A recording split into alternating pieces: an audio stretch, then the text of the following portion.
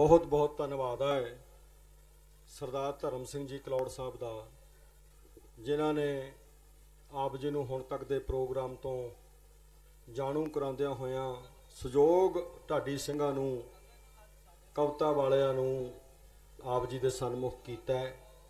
बहुत ਵੱਡੇ जथे ले करके संगत आ रही है। कुछ नाम सरदार धर्म सिंह जी ने बोले ने, सरदार परमिंदर सिंह जी बालियां वाली बठिंडे के साडे प्रधान ने, वो भी बड़ा जत्था लैके आए ने।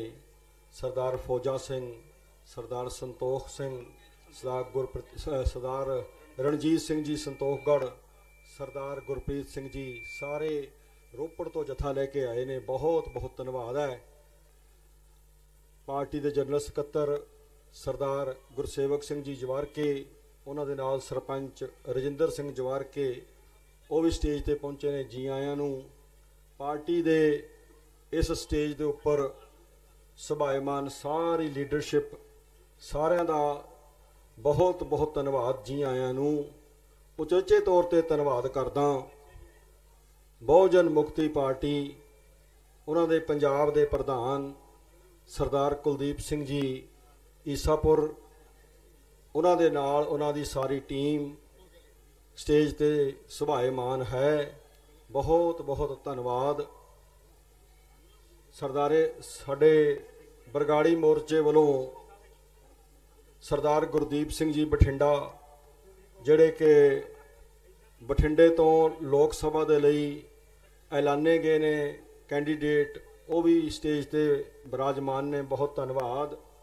सरदार रेशम सिंह जी कैलीफोर्निया, जिहड़े कि पार्टी दे अमरीका स्टेट दे, अमरीका देश दे सीनियर मीत प्रधान ने, वो भी स्टेज ते विराजमान ने। बहुत बहुत धन्यवाद। जी आयां नूं। बाबा मुख्तियार सिंह जी मुखी विद्यार्थी दमदमी टकसाल, वो भी अमरीका तो आए ने, उन्हों का भी बहुत बहुत धन्यवाद। जी आयां नूं। सारे मास्टर करनैल सिंह जी नारीके साहब, जिहड़े कि पार्टी के जनरल सैकटरी ने, उन्हों का भी बहुत बहुत धन्यवाद। जी आयां नूं। किशन चंद्र जी आहूजा, वो भी जानी मानी शख्सियत ने, स्टेज ते विराजमान ने, उन्हों का भी बहुत बहुत धन्यवाद। मैं अज दा इस दिन का आगाज़ करन दा आप सब तो आग्या लेना। जिवें कि आपां सारे जानते हैं, ये कोई अतकथनी नहीं है, ये कोई असी कहानियां बना के नहीं दसदे। मेरे सामने सरदार किशन सिंह जी, सरदार भुपिंदर सिंह जी, भुपिंदर सिंह, सरदार किशन सिंह जी सलाणा, सरदार भुपिंदर सिंह जी फतेहपुर, रिंकू जी, बोबा राय, रघबीर सिंह जी, ये सारे ही अमलो ते पायल तो जथा लैके आए ने। इन्हां दा बहुत बहुत धन्यवाद। जी आयां नूं। मैं बेनती कर रहा सी 2-3 मिनट लिए मैं अपनी गल रख के फिर सिर्फ स्टेज सकत्तर की ड्यूटी निभाऊंगा कि अज जिहड़ा दिन असी मना रहे हाँ, इस दिन नूं रोकण दे लई सरकारां ने अरबां खरबां रुपया एक पासे खर्चिया ते अपना बल वरतिया दो तरीके दे नाल। जिसमानी तौर ते साडे ते डंडे वराए, इखलाकी तौर ते सानू तोड़न की कोशिश की, साडे विचों ही बंदे खरीद के ते अड अड केसां दे विच आ मेरे सामने जथा आ रहा है। भाई सुरजीत सिंह जी अराइयां वाला फरीदकोट तो बहुत बड़ा जथा लैके आए ने। बहुत बहुत धन्यवाद। जी आयां नूं। सरदार स्वर्ण सिंह जी पंजगराई साहब, ये सारे इकट्ठे फरीदकोट तो आए ने। बहुत बहुत धन्यवाद है।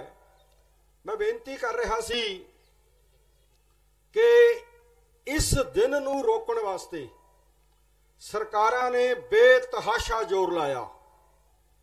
ये श्रोमणी अकाली दल ਅੰਮ੍ਰਿਤਸਰ ਨੂੰ ਤੇ ਖਾਸ ਕਰ ਪ੍ਰਧਾਨ ਸਾਹਿਬ ਸਰਦਾਰ ਸਿਮਰਨਜੀਤ ਸਿੰਘ ਮਾਨ ਨੂੰ ਇਹ ਤਮਗਾ ਗੁਰੂ ਗ੍ਰੰਥ ਸਾਹਿਬ ਜੀ ਵੱਲੋਂ ਜਿੰਦੇ ਜੀ ਮਿਲ ਗਿਆ ਕਿ ਇੱਕ ਐਟਮੀ ਤਾਕਤ ਭਾਰਤ ਨੇ 2 ਐਟਮੀ ਤਾਕਤਾਂ रूस ते इंग्लैंड नाल मिल के जिथे दरबार साहब तुहाडे मुकद्दस स्थान दे उपर हमला किया, उत्थे उन्होंने कोशिश की कि 1984 तो बाद संत जरनैल सिंह जी भिंडरावाला दा नाम लैण वाला कोई ना होवे।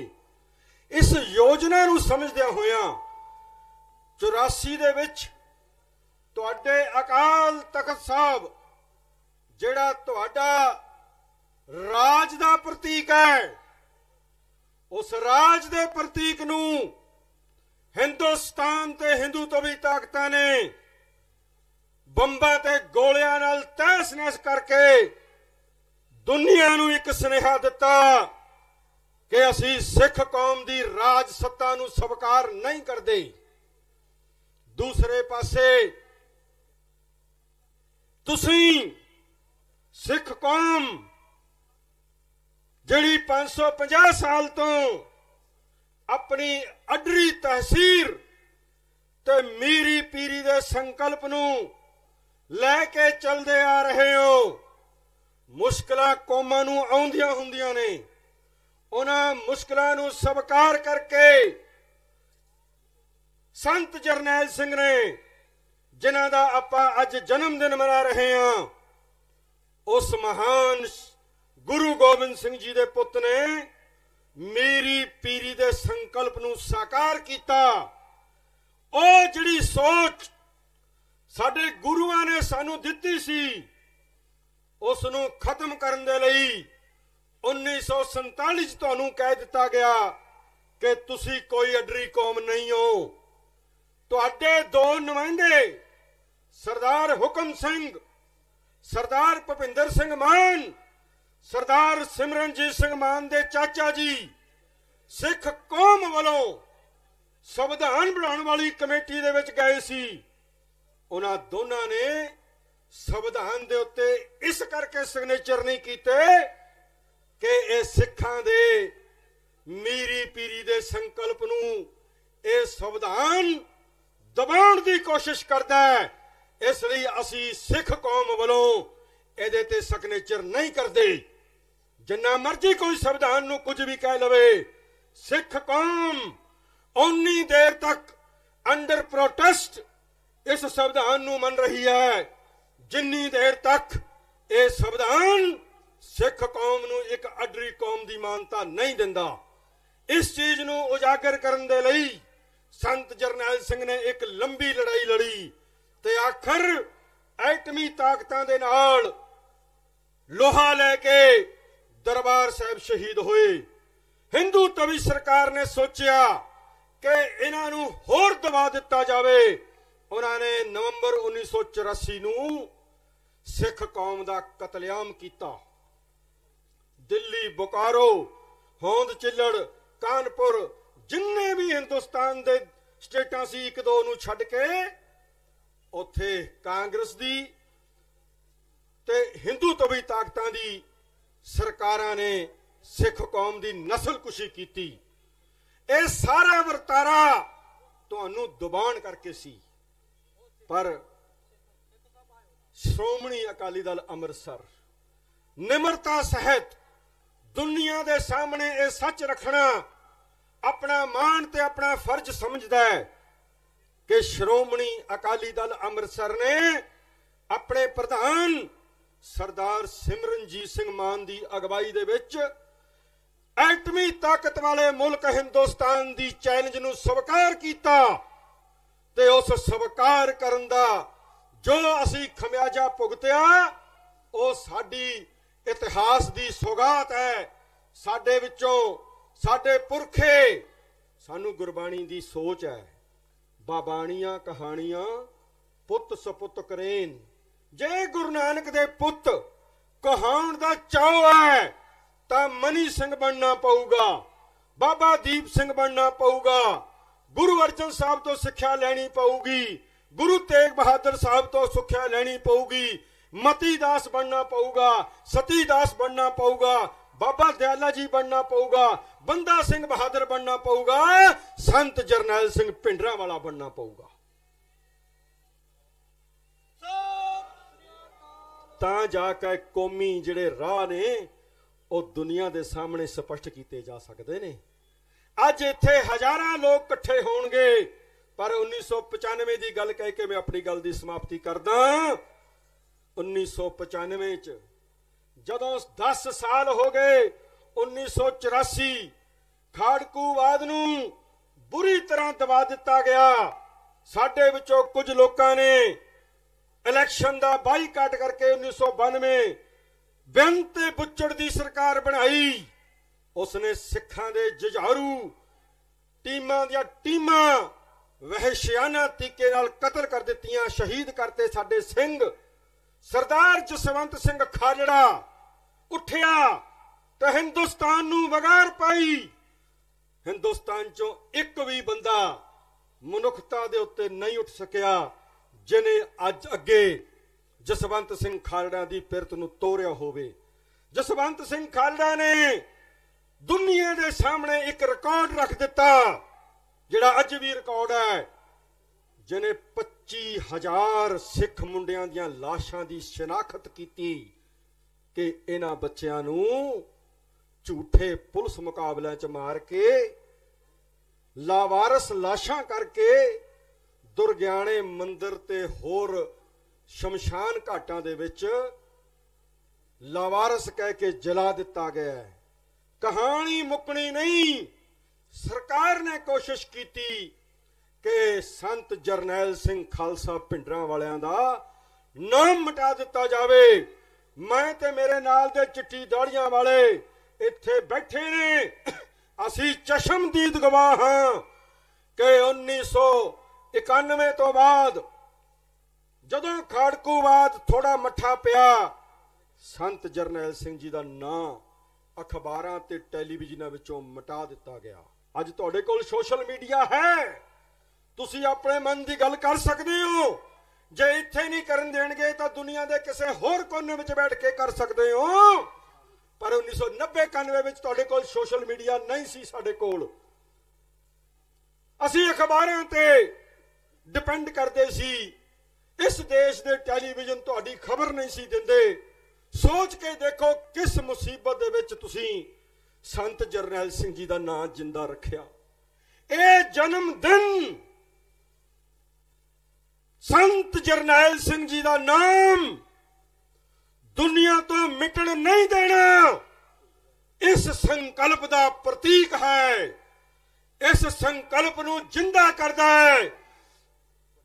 ਇਹ ਜਿਹੜੀ ਧਰਤੀ ਹੈ, ਇਹ ਇੰਨੀ ਮੁਕੱਦਸ ਧਰਤੀ ਹੈ ਫਤਿਹਗੜ੍ਹ ਸਾਹਿਬ। ਦੁਨੀਆ ਵਿੱਚ ਕੋਈ ਕਿਤਾਬ ਨਹੀਂ ਛਪ ਸਕੀ, ਦੁਨੀਆ ਵਿੱਚ ਕੋਈ ਜ਼ੁਬਾਨ ਨਹੀਂ ਹੋ ਸਕੀ ਜਿਹੜੀ ਇਸ ਧਰਤੀ ਦੀ ਮਹਾਨਤਾ ਦਾ ਪੂਰਾ ਜ਼ਿਕਰ ਕਰ ਸਕੇ। ਪਰ ਮੈਂ ਗੁਰੂ ਗ੍ਰੰਥ ਸਾਹਿਬ ਜੀ ਤੋਂ ਬਲਿਹਾਰੇ ਜਾਨਾ ਕਿ ਸਰਦਾਰ ਸਿਮਰਨਜੀਤ ਸਿੰਘ ਮਾਨ ਦਾ ਟਿਕਾਣਾ ਵੀ ਪਾਕਿਸਤਾਨ ਤੋਂ ਬਾਅਦ ਫਤਿਹਗੜ੍ਹ ਸਾਹਿਬ ਦੀ ਧਰਤੀ ਤੇ ਕਰ ਦਿੱਤਾ ਮਹਾਰਾਜ ਨੇ। ਤੇ ਅੱਗੋਂ ਅਸੀਂ ਸ਼੍ਰੋਮਣੀ, ਤੁਸੀਂ ਸਾਰੇ ਸ਼੍ਰੋਮਣੀ ਅਕਾਲੀ ਦਲ ਅੰਮ੍ਰਿਤਸਰ ਦੇ ਵਰਕਰ, ਲੀਡਰ ਸਾਹਿਬਾਨ, ਪਰਿਵਾਰ ਹੈ ਸਾਡਾ ਸ਼੍ਰੋਮਣੀ ਅਕਾਲੀ ਦਲ ਅੰਮ੍ਰਿਤਸਰ। ਉਹਨੇ ਤਹਈਆ ਕਰ ਲਿਆ ਕਿ ਚਾਹੇ ਸਾਨੂੰ ਸੰਤ ਜੀ ਦਾ ਜਨਮ ਦਿਨ ਮਨਾਉਣਾ ਪਵੇ, ਸ਼ਹੀਦੀ ਦਿਨ ਬਾਰੇ ਭੰਬਲ ਭੁੱਸੇ ਸੀ, ਇਸ ਲਈ ਜਨਮ ਦਿਨ ਮਨਾ ਕੇ ਸਰਦਾਰ ਸਿਮਰਨਜੀਤ ਸਿੰਘ ਮਾਨ ਕਹਿੰਦੇ ਹੁੰਦੇ ਨੇ, ਅਸੀਂ ਆਪਣੇ ਯਾਰ ਨੂੰ ਯਾਦ ਕੀਤਾ। ਹੋ ਸਕਦਾ ਹੈ ਬਹੁਤ ਲੋਕਾਂ ਨੂੰ ਇਹ ਲਫ਼ਜ਼ ਥੋੜਾ ਸਧਾਰਨ ਲੱਗਦਾ ਹੋਵੇ, ਪਰ ਮੈਂ ਅੱਜ ਦੁਨੀਆ ਭਰ ਦੇ ਟੈਲੀਵਿਜ਼ਨ ਮੇਰੀ ਗੱਲ ਨੂੰ ਦੁਨੀਆ ਭਰ ਚ ਲੈ ਕੇ ਜਾ ਰਹੇ ਨੇ। ਸਾਰਿਆਂ ਨੂੰ ਮੈਂ ਬੇਨਤੀ ਕਰਕੇ ਦੱਸਣਾ ਚਾਹੁੰਦਾ ਕਿ ਸੰਤ ਜਰਨੈਲ ਸਿੰਘ ਖਾਲਸਾ ਭਿੰਡਰਾਂਵਾਲਿਆਂ ਨੇ 2 ਘੰਟੇ ਸਰਦਾਰ ਸਿਮਰਨਜੀਤ ਸਿੰਘ ਮਾਨ ਨੂੰ ਆਪਣੇ ਕੋਲ ਬਿਠਾ ਕੇ ਸਮਝਾਇਆ ਕਿ ਤੂੰ ਮੇਰਾ ਯਾਰ ਹੈ। ਗੁਰਬਾਣੀ ਦੀਆਂ ਉਦਾਹਰਨਾਂ ਦੇ ਕੇ ਸਰਦਾਰ ਸਿਮਰਨਜੀਤ ਸਿੰਘ ਮਾਨ ਕਹਿੰਦੇ ਕਿ ਮੈਨੂੰ ਨਹੀਂ ਸੀ ਪਤਾ ਕਿ ਇਸ ਲਫ਼ਜ਼ ਦੇ ਕਿੰਨੇ ਡੂੰਘੇ ਅਰਥ ਗੁਰੂ ਗ੍ਰੰਥ ਸਾਹਿਬ ਵਿੱਚ ਦਰਜ ਨੇ, ਜੋ ਸੰਤ ਜਰਨੈਲ ਸਿੰਘ ਖਾਲਸਾ ਭਿੰਡਰਾਂ ਵਾਲਿਆਂ ਨੇ ਖੁਦ ਸਰਦਾਰ ਸਿਮਰਨਜੀਤ ਸਿੰਘ ਮਾਨ ਨੂੰ ਕੋਲ ਬਿਠਾ ਕੇ ਸਮਝਾਏ ਸੀ। ਲੋਕਾਂ ਨੂੰ ਇਹ ਗੱਲ ਪਤਾ ਲੱਗਣੀ ਚਾਹੀਦੀ ਹੈ ਤੁਹਾਡੇ ਰਾਹੀਂ। ਉਸ ਯਾਰ ਦਾ ਨਾਂ ਨਾ ਮਿਟ ਜਾਵੇ। ਵੈਸੇ ਦੁਨੀਆ ਦੀ ਕੋਈ ਤਾਕਤ ਨਹੀਂ ਹੈ ਜਿਹੜੀ ਕਿਸੇ ਸ਼ਹੀਦੀ ਨੂੰ ਮਿਟਾ ਸਕੇ। ਸ਼ਹਾਦਤ ਦਾ ਆਪਣਾ ਇੱਕ ਜ਼ੋਰ ਹੁੰਦਾ ਹੈ, ਉਹਦਾ ਆਪਣਾ ਇੱਕ ਵਜਦ ਹੁੰਦਾ ਹੈ। ਪਰ ਸਾਡਾ ਫਰਜ਼ ਬਣਦਾ ਸੀ, ਸਾਡੇ ਲੀਡਰ ਸਰਦਾਰ ਸਿਮਰਨਜੀਤ ਸਿੰਘ ਮਾਨ ਨੇ ਜੋ ਸਾਨੂੰ ਸਮਝਾਇਆ, ਜੋ ਸਾਨੂੰ ਕਿਹਾ ਕਿ ਅੱਜ ਤੋਂ ਬਾਅਦ 12 ਫਰਵਰੀ ਨੂੰ ਅਸੀਂ ਸਾਰੇ ਸੰਤ ਜਰਨੈਲ ਸਿੰਘ ਭਿੰਡਰਾਂ ਵਾਲਿਆਂ ਦਾ ਜਨਮ ਦਿਨ ਮਨਾ ਕੇ ਉਹਨੂੰ ਯਾਦ ਕਰਾਂਗੇ। ਸਰਕਾਰਾਂ ਬੌਂਦਲ ਗਈਆਂ, ਭੱਜ ਉੱਠੇ ਬਾਦਲ ਤੇ ਉਹਦੇ ਦਿੱਲੀ ਦੇ ਸ਼ਾਸਕ ਅਮਰਿੰਦਰ ਤੇ ਬੇਅੰਤੇ ਤੇ ਪਠਲਾ ਤੇ ਸਾਰੇ ਤੜਪ ਉੱਠੇ ਕਿ ਇਹ ਤਾਂ ਭਿੰਡਰਾਂ ਵਾਲਿਆਂ ਦਾ ਨਾਂ ਫਿਰ ਜਿੰਦਾ ਕਰ ਰਹੇ ਨੇ। ਹੁਣ ਇਹਨਾਂ ਨੂੰ ਰੋਕੀਏ ਕਿਵੇਂ? ਇਹ ਤਾਂ ਕਹਿੰਦੇ ਅਸੀਂ ਜਨਮ ਦਿਨ ਮਨਾਵਾਂਗੇ। ਪਹਿਲੀ ਵਾਰ 177 ਬੰਦਾ ਜਨਮ ਦਿਨ ਮਨਾਉਣ ਆਇਆ ਤੇ 1000 ਪੁਲਿਸ ਉਹਨੂੰ ਰੋਕਣ ਵਾਸਤੇ ਆਈ। ਆ ਬੈਠੇ ਨੇ ਕੁਝ ਨਾ ਚੋਂ, ਤੁਸੀਂ ਤੁਹਾਡੇ ਵਿੱਚੋਂ ਵੀ ਬੈਠੇ ਹੋਣਗੇ। 95 ਬੀਤਿਆ, 96 ਬੀਤਿਆ, ਉਹੀ ਜ਼ਬਰ। 97 ਬੀਤਿਆ, ਉਹੀ ਜ਼ਬਰ। ਪਰ ਸਿਮਰਨਜੀਤ ਸਿੰਘ ਮਾਨ ਨੂੰ ਰੋਕਣ ਵਾਲਾ ਕੌਣ ਹੈ? ਜਿਹਦੇ ਤੇ ਗੁਰੂ ਦਾ ਹੱਥ ਹੋਵੇ। ਉਹ ਚੱਲਦਾ ਰਿਹਾ।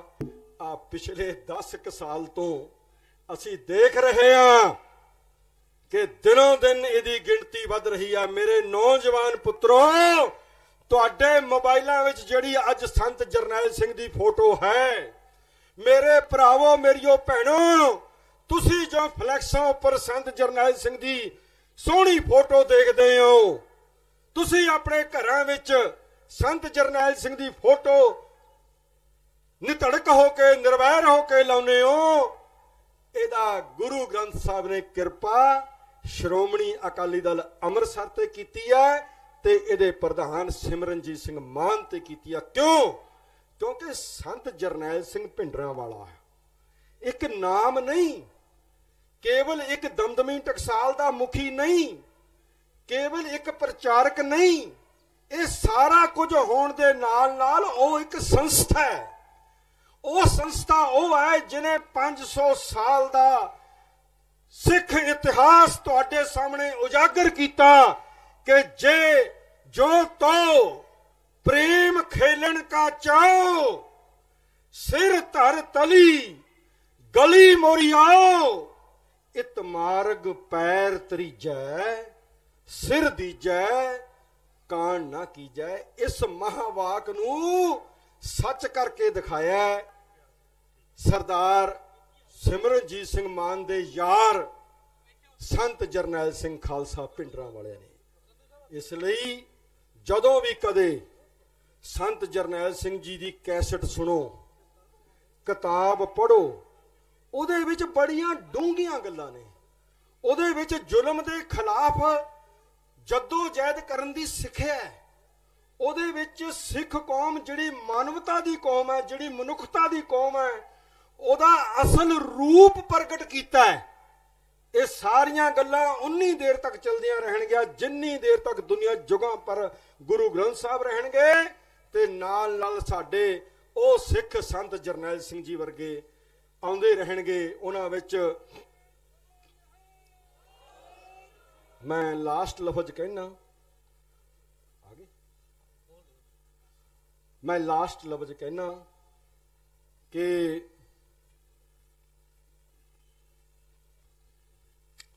ਚਲੋ ਵਿਸਰ ਗਿਆ ਮਨ ਚੋਂ, ਗੱਲ ਵਿਸਰ ਜਾਂਦੀ। ਮੈਨੂੰ ਹੁਕਮ ਹੋਇਆ ਕਿ ਜਿਹੜਾ 84 ਦਾ ਮੈਂ ਜ਼ਿਕਰ ਕਰ ਰਿਹਾ ਸੀ, ਦਿੱਲੀ ਤੇ ਹੋਰ ਸ਼ਹਿਰਾਂ ਦੇ ਵਿੱਚ ਕਤਲੇਆਮ ਹੋਇਆ। ਤੁਸੀਂ ਪਿਛਲੇ ਦਿਨਾਂ 'ਚ ਪੜ੍ਹਿਆ ਅਖਬਾਰਾਂ ਰਾਹੀਂ, ਟੈਲੀਵਿਜ਼ਨਾਂ ਰਾਹੀਂ ਕਿ 34 ਸਾਲ ਦੇ ਲੰਬੇ ਸੰਘਰਸ਼ ਸਾਡੀ ਮਾਂ, ਤੁਹਾਡੀ ਕੌਮ ਦੀ ਧੀ ਬੀਬੀ ਜਗਦੀਸ਼ ਕੌਰ ਨੇ ਅਨੇਕਾਂ ਉਤਰਾਈਆਂ ਚੜਾਈਆਂ ਤੇ ਹਰ ਤਰ੍ਹਾਂ ਦਾ ਕਸ਼ਟ ਝੱਲ ਕੇ ਸਰਕਾਰਾਂ ਜਿਹੜੀਆਂ ਇਨਸਾਫ ਤੋਂ ਮੂੰਹ ਮੋੜ ਗਈਆਂ ਸੀ, ਉਹਨਾਂ ਨੂੰ ਕਟਹਿਰੇ ਵਿੱਚ ਖੜਾ ਕਰਕੇ ਸੱਜਣ ਕੁਮਾਰ ਨੂੰ ਜੇਲ੍ਹ ਭੇਜਿਆ।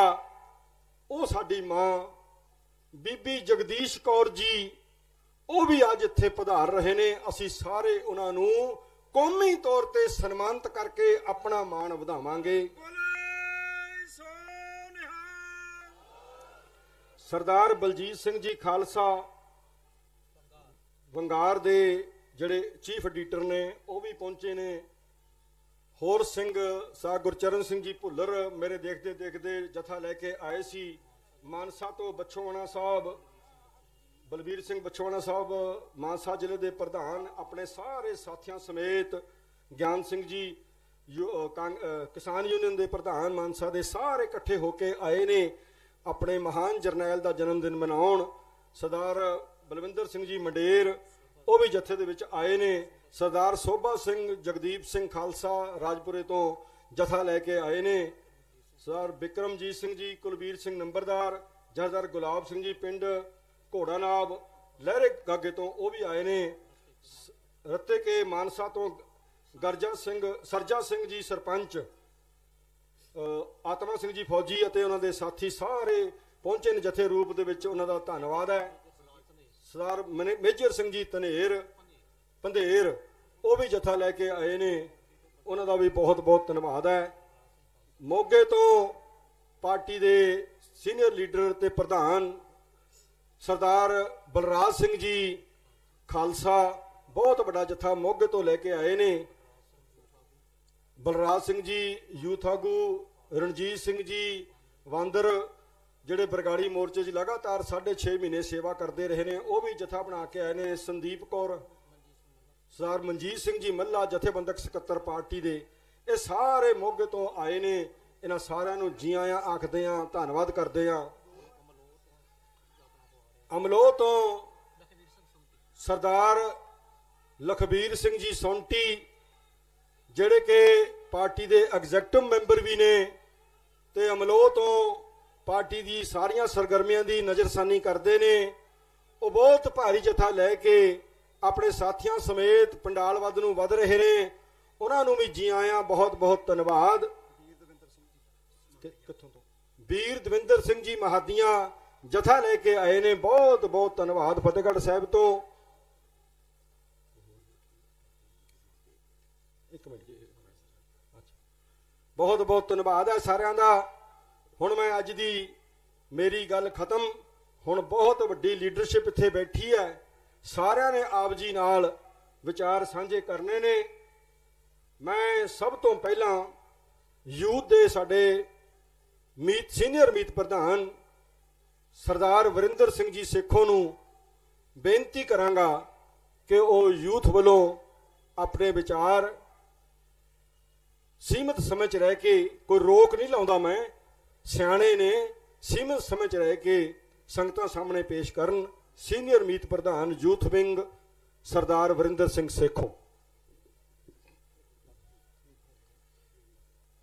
ਸ਼੍ਰੀ ਫਤਿਹਗੜ੍ਹ ਸਾਹਿਬ ਦੀ ਪਾਵਨ ਪਵਿੱਤਰ ਧਰਤੀ ਤੇ ਸ਼੍ਰੀ ਗੁਰੂ ਗ੍ਰੰਥ ਸਾਹਿਬ ਜੀ ਪਾਵਨ ਹਜ਼ੂਰੀ ਵਿੱਚ ਬੈਠੀ ਸ਼੍ਰੋਮਣੀ ਅਕਾਲੀ ਦਲ ਅੰਮ੍ਰਿਤਸਰ ਦੀ ਸੀਨੀਅਰ ਲੀਡਰਸ਼ਿਪ ਤੇ ਅਕਾਲੀ ਦਲ ਅੰਮ੍ਰਿਤਸਰ ਦੇ ਜੁਝਾਰੀ ਵਰਕਰੋ, ਸਭ ਤੋਂ ਪਹਿਲਾਂ ਮੈਂ ਤੁਹਾਨੂੰ ਫਤਿਹ ਅਰਜ ਆਖਦਾ। ਵਾਹਿਗੁਰੂ ਜੀ ਕਾ ਖਾਲਸਾ, ਵਾਹਿਗੁਰੂ ਜੀ ਕੀ ਫਤਿਹ। ਅੱਜ ਆਪਾਂ ਇੱਥੇ 20ਵੀਂ ਸਦੀ ਦੇ ਮਹਾਨ ਸ਼ਹੀਦ ਸੰਤ ਜਰਨੈਲ ਸਿੰਘ ਜੀ ਖਾਲਸਾ ਭਿੰਡਰਾਂ ਵਾਲਿਆਂ ਦਾ ਜਨਮ ਦਿਨ ਮਨਾਉਣ ਲਈ ਇਕੱਤਰ ਹੋਏ ਆ।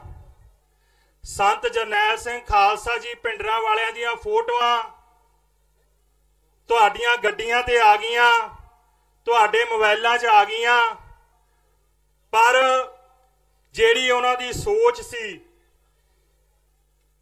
ਉਹਨੂੰ ਹਜੇ ਸਾਡੇ ਨੌਜਵਾਨਾਂ ਨੇ ਨਹੀਂ ਅਪਣਾਇਆ। ਕੱਲੀ ਫੋਟੋ ਦੇ ਨਾਲ ਨਹੀਂ ਕੰਮ ਚੱਲਣਾ। ਸੰਤ ਜਰਨੈਲ ਸਿੰਘ ਖਾਲਸਾ ਜੀ ਭਿੰਡਰਾਂ ਵਾਲਿਆਂ ਨੇ ਕਿਹਾ ਸੀ, ਜਿਸ ਦਿਨ हिंदुस्तान दी हुकूमत ने दरबार साहब श्री अकाल तख्त साहब ते हमला किया, उस दिन खालिस्तान दी नींह रखी जाऊगी, खालिस्तान दी नींह रखी गई। श्रोमणी अकाली दल अंमृतसर सरदार सिमरनजीत सिंह मान, जसकरण सिंह कान सिंह वाला, प्रोफैसर महिंदरपाल, मास्टर करनैल सिंह नारी के साडी होर दर्जा बर दर्जा लीडरशिप उस नींह नूं पक्के करके उत्थे खालिस्तान उसार रहे ने। पर साडे नौजवान वीरो,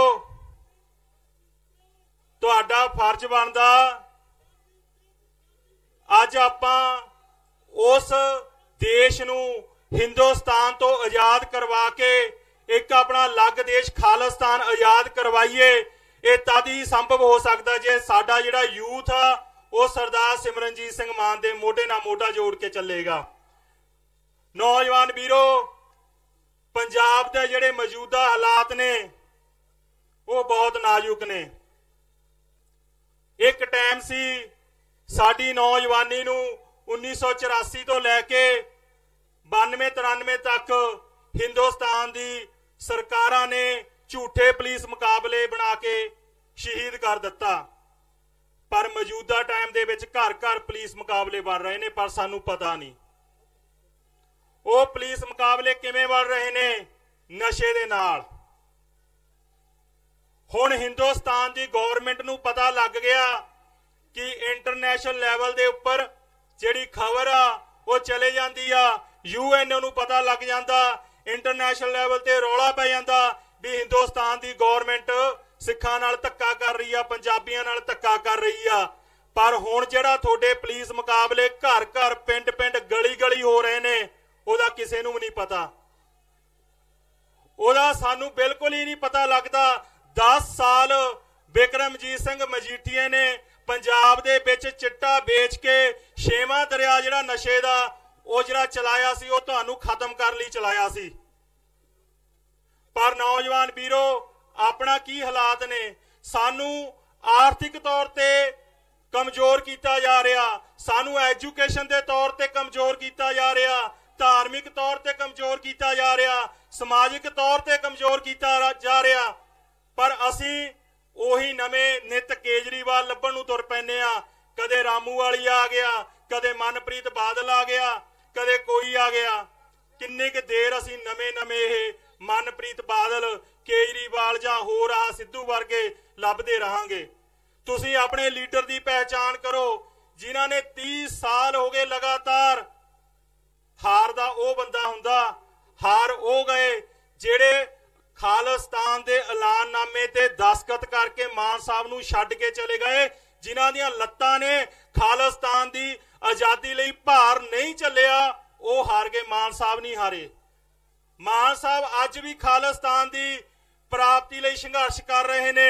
ये सब तो बड़ी मान साहब की देन आ, जिहड़े कमजोर सी, बुज्जल सी, जिन्हां ने हिंदुस्तान की जिहड़ी गुलामी आ ओनू मन लिया, वो छड्ड के चले गए। पर मान साहब अज उत्थे ही खड़े ने। अज तुहाडी लोड़ आ मान साहब नूं, क्योंकि जिहड़ा यूथ हुंदा, नौजवान हुंदे ने, वो किसी भी कौम दे, समाज दे, देश दे रीढ़ की हड्डी मन्नी जाती आ।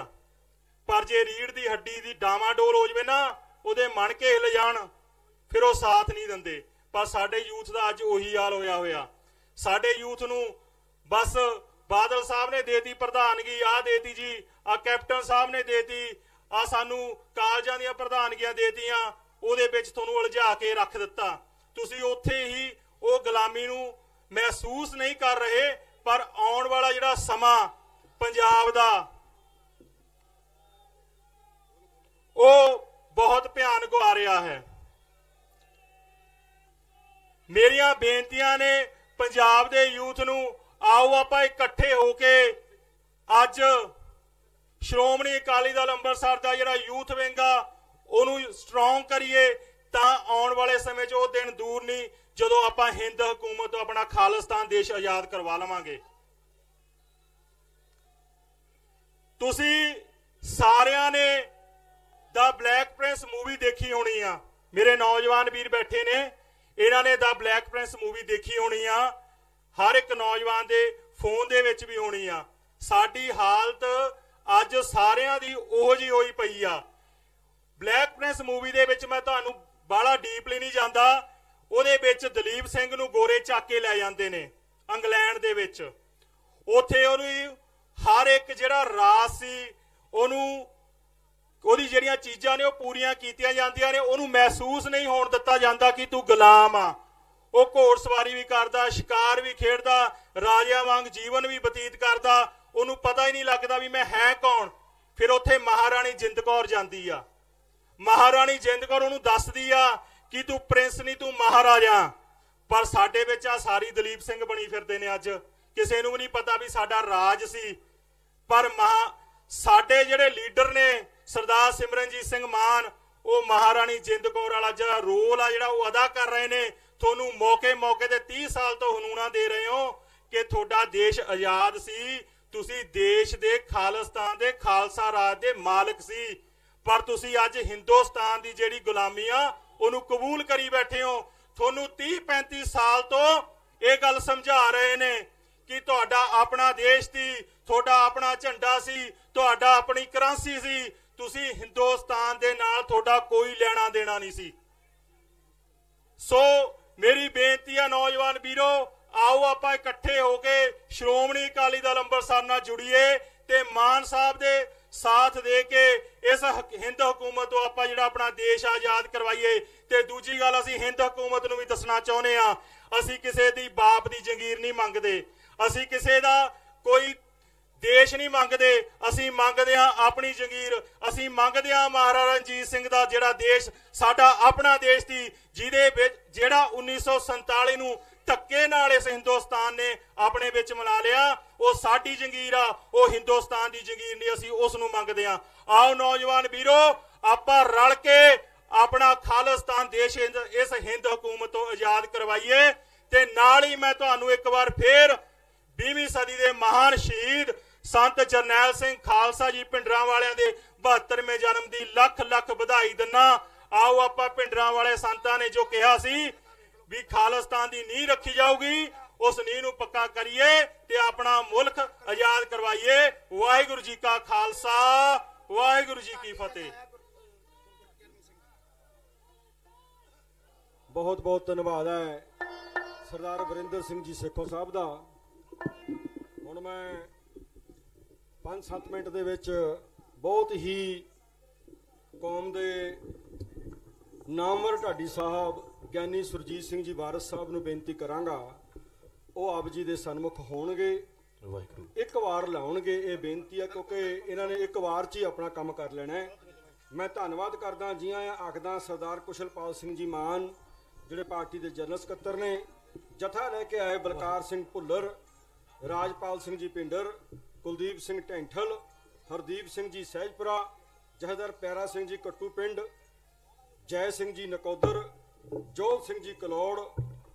ਬਹੁਤ ਖੁਸ਼ੀ ਨਾਲ ਮੈਂ ਇਹ ਐਲਾਨ ਕਰਦਾ ਕਿ ਸਰਦਾਰ ਜਸਵੰਤ ਸਿੰਘ ਜੀ ਚੀਮਾ ਸਾਰਾ ਲੁਧਿਆਣਾ ਸ਼ਹਿਰ ਹੀ ਚੁੱਕ ਕੇ ਲਿਆਏ ਨੇ। ਉਹਨਾਂ ਦੇ ਨਾਲ ਸਰਦਾਰ ਹਰਜਿੰਦਰ ਸਿੰਘ ਜੀ ਸ਼੍ਰੋਮਣੀ ਕਮੇਟੀ ਮੈਂਬਰ ਤੇ ਸਰਦਾਰ ਕੁਲਵੰਤ ਸਿੰਘ ਜੀ ਸਲੇਮ ਟਾਬਰੀ, ਇਹ ਮੁਖੀ ਲੀਡਰ ਵੀ ਨਾਲ ਆਏ ਨੇ। ਸੁਖਦੇਵ ਸਿੰਘ ਜੀ ਪੰਜਗਰਾਈ, ਚਮਕੌਰ ਸਿੰਘ ਜੀ ਸਮਾਲਸਰ, ਪ੍ਰਗਟ ਸਿੰਘ ਜੀ, ਇਹ ਸਾਰੇ ਜਥੇ ਲੈ ਕੇ ਆਏ ਨੇ। ਬਹੁਤ ਧੰਨਵਾਦ ਹੈ।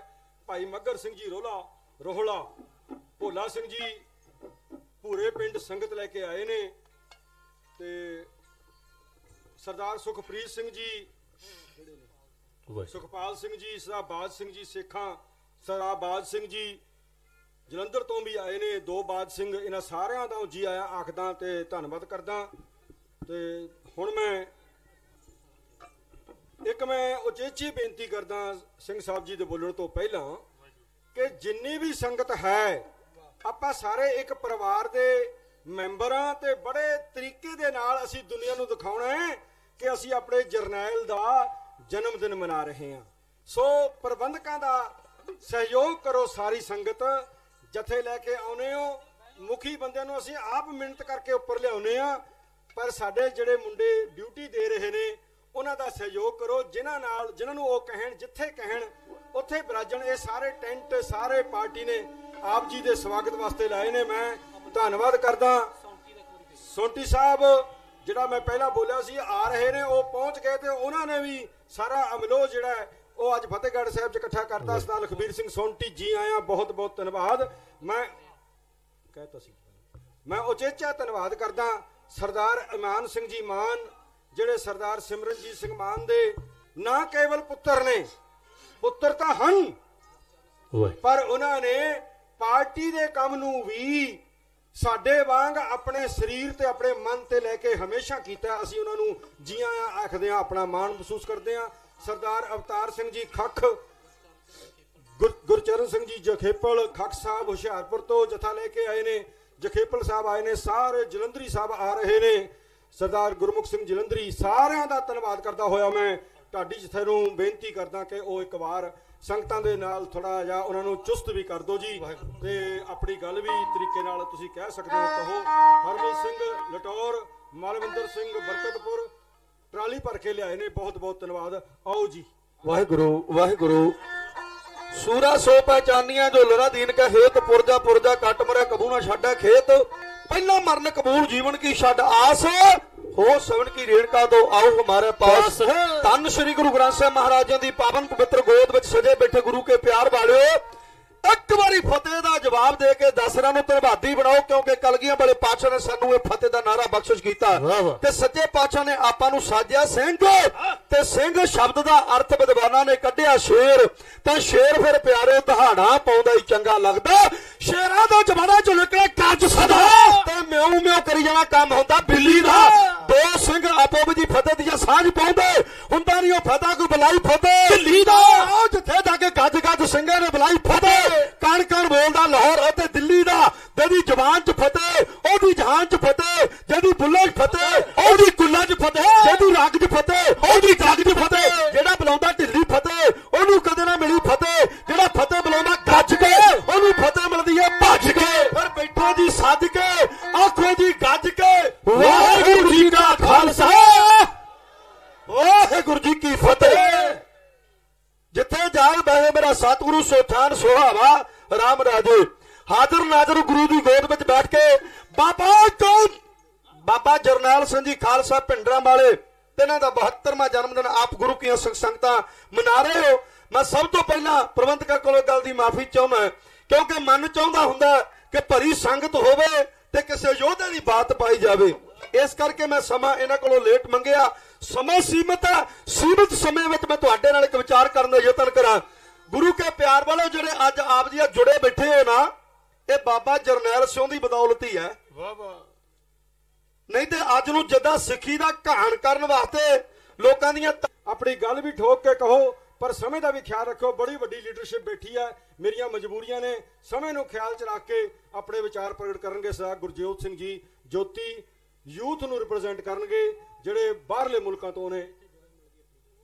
ਜਿੱਥੇ ਜਿੱਥੇ ਵੀ ਜਗ੍ਹਾ ਆਪ ਜੀ ਨੂੰ ਮਿਲ ਰਹੀ ਹੈ, ਮੈਂ ਸੰਗਤ ਦੇ ਚਰਨਾਂ 'ਚ ਬੇਨਤੀ ਕਰਦਾ, ਉੱਥੇ ਉੱਥੇ ਹੀ ਬਿਰਾਜਮਾਨ ਹੋ ਜਾਓ। ਅਸੀਂ ਕੋਸ਼ਿਸ਼ ਕਰਾਂਗੇ, ਹੋਰ ਵਿਛਾਈ ਵੀ ਕਰਾਂਗੇ। ਮਾਸਟਰ ਕੁਲਦੀਪ ਸਿੰਘ ਜੀ ਟਾਂਡੇ ਤੋਂ ਆਏ ਨੇ, ਜਥਾ ਲੈ ਕੇ ਸਾਰੇ ਸਾਥੀ ਨਾਲ ਆਏ ਨੇ, ਉਹਨਾਂ ਦਾ ਸਾਰਿਆਂ ਦਾ ਧੰਨਵਾਦ। ਗੁਰਜੋਤ ਸਿੰਘ ਜੀ ਜੋਤੀ।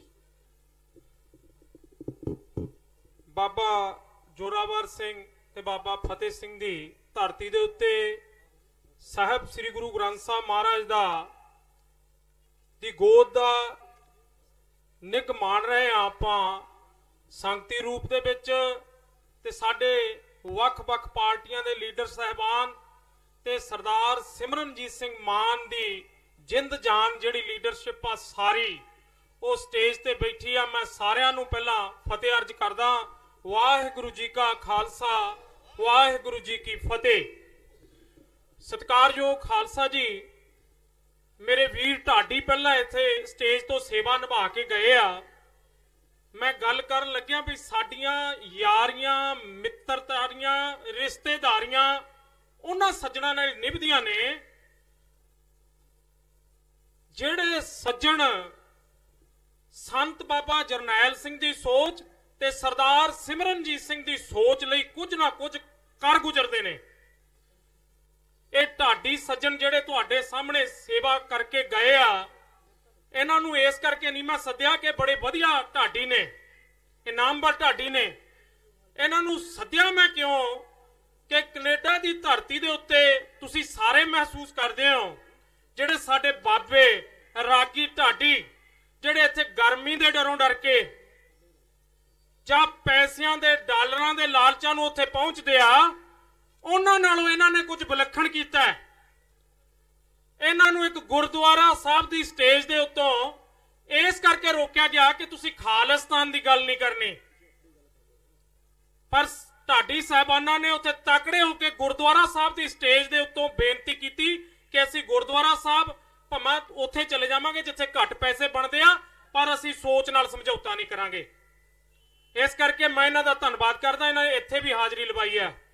ਪ੍ਰੋਫੈਸਰ ਸਾਹਿਬ ਦਾ, ਕੱਟੂ ਸਾਹਿਬ ਦਾ ਵੀ, ਇਹਨਾਂ ਦਾ ਵੀ ਧੰਨਵਾਦ ਕਰਦਾ, ਇਹਨਾਂ ਨੇ ਬਹੁਤ ਕੀਮਤੀ ਸਮੇਂ ਚੋਂ ਸਮਾਂ ਦਿੱਤਾ ਹੈ।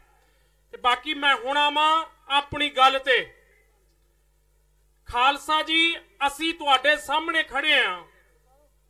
ਸਰਦਾਰ ਸਿਮਰਨਜੀਤ ਸਿੰਘ ਮਾਨ ਨੇ ਕਈ ਸਾਲ ਪਹਿਲਾਂ ਇਸੋ ਹੀ ਧਰਤੀ ਤੋਂ, ਇਸੇ ਹੀ ਸਟੇਜ ਦੇ ਉੱਤੋਂ ਇੱਕ ਗੱਲ ਕਹੀ, ਮੈਂ ਇਹੋ ਗੱਲ ਕਰਕੇ ਆਪਣੀ ਗੱਲ ਸਮਾਪਤ ਕਰ ਦੇਣੀ ਆ। ਉਹਨਾਂ ਨੇ ਕਿਹਾ ਸੀ ਕਿ ਮੈਂ ਇੱਕ ਸੁਪਨੇ ਲਈ ਐਡੀ ਵੱਡੀ ਨੌਕਰੀ ਜਾਂ ਆਪਣਾ ਸਾਰਾ ਜੀਵਨ ਵਿਅਰਥ ਨਹੀਂ ਗਵਾ ਸਕਦਾ, ਕਿ ਖਾਲਿਸਤਾਨ ਹਕੀਕਤ ਦੇ ਵਿੱਚ ਨਹੀਂ, ਇੱਕ ਸੁਪਨਾ ਹੈ। ਅੱਜ ਮੈਨੂੰ ਸਵਾਲ ਹੁੰਦੇ ਸੀ ਕਿ ਮਾਨ ਸਾਹਿਬ ਬਜ਼ੁਰਗ ਹੋ ਗਏ ਆ, ਮਾਨ ਸਾਹਿਬ ਦੀ ਤਬੀਅਤ ਢਿੱਲੀ ਰਹਿੰਦੀ ਆ, ਪਰ ਮੈਂ ਇੱਕ ਗੱਲ ਅੱਜ ਫਤਿਹਗੜ੍ਹ ਸਾਹਿਬ ਦੀ ਧਰਤੀ ਤੇ ਸਾਹਿਬ ਸ੍ਰੀ ਗੁਰੂ ਗ੍ਰੰਥ ਸਾਹਿਬ ਮਹਾਰਾਜ ਦੀ ਹਜ਼ੂਰੀ 'ਚ ਬੇਨਤੀ ਕਰਨ ਲੱਗੇ ਆ। ਸਾਡੇ ਲੀਡਰ ਸਾਹਿਬਾਨ ਬੈਠੇ ਆ, ਅਸੀਂ ਵੀ ਸਰਦਾਰ ਸਿਮਰਨਜੀਤ ਸਿੰਘ ਮਾਨ ਦੇ ਨਾਲ ਕੋਈ ਸੁਪਨਾ ਦੇਖ ਕੇ ਨਹੀਂ ਲੱਗੇ, ਕੋਈ ਬੇਵਕੂਫੀ ਦੇ ਤੌਰ ਤੇ ਨਹੀਂ ਲੱਗੇ। ਸਾਨੂੰ ਇਸ ਗੱਲ ਦਾ ਪਤਾ ਹੈ ਕਿ ਸਾਹਿਬ ਸ੍ਰੀ ਗੁਰੂ ਗ੍ਰੰਥ ਸਾਹਿਬ ਮਹਾਰਾਜ ਦੇ ਵਿੱਚ ਇਹ ਗੱਲ ਲਿਖੀ ਗਈ ਹੈ, ਇਹ ਸਾਨੂੰ ਸਿੱਖਿਆ ਦਿੱਤੀ ਗਈ ਹੈ ਕਿ ਕੂੜਨ ਕੁੱਟੇ ਨਾਨਕਾ ਔੜਕ ਸੱਚ ਰਹੀ। ਇਹ ਇੱਕ ਨਾ ਇੱਕ ਦਿਨ ਹਿੰਦੁਸਤਾਨ ਦੀ ਧਰਤੀ ਦੇ ਉੱਤੇ ਕੋਈ ਨਵਾਂ ਰਾਜ ਨਹੀਂ ਅਸੀਂ ਪੈਦਾ ਕਰਨਾ, ਨਾ ਸਾਡਾ ਕੋਈ ਹਿੰਦੁਸਤਾਨ ਦੇ ਨਾਲ ਇਹਦੇ ਗੱਲ ਤੇ ਰੌਲਾ ਹੈ। ਸਾਡਾ 1849 ਵਾਲਾ ਰਾਜ ਉਹੀ ਅਸੀਂ ਦੁਬਾਰਾ ਸੁਰਜੀਤ ਕਰਨਾ ਹੈ। ਸਾਡੇ ਬਹੁਤ ਹੀ ਸਤਿਕਾਰਯੋਗ ਸਰਬੱਤ ਖਾਲਸੇ ਵੱਲੋਂ, ਤੁਹਾਡੇ ਸਾਰਿਆਂ ਵੱਲੋਂ ਥਾਪੇ ਗਏ ਜਥੇਦਾਰ, ਕਾਰਜਕਾਰੀ ਜਥੇਦਾਰ ਸ੍ਰੀ ਅਕਾਲ ਤਖਤ ਸਾਹਿਬ ਜਥੇਦਾਰ ਧਿਆਨ ਸਿੰਘ ਜੀ ਮੰਡ, ਉਹ ਸਾਡੇ ਵਿੱਚ ਪਹੁੰਚੇ ਆ। ਮੈਂ ਸਾਰੀ ਸਟੇਜ ਵੱਲੋਂ, ਸਾਰੀ ਪਾਰਟੀ ਵੱਲੋਂ ਜਥੇਦਾਰ ਸਾਹਿਬਾਨ ਨੂੰ ਜਿਉਂ ਆਖਦਾ।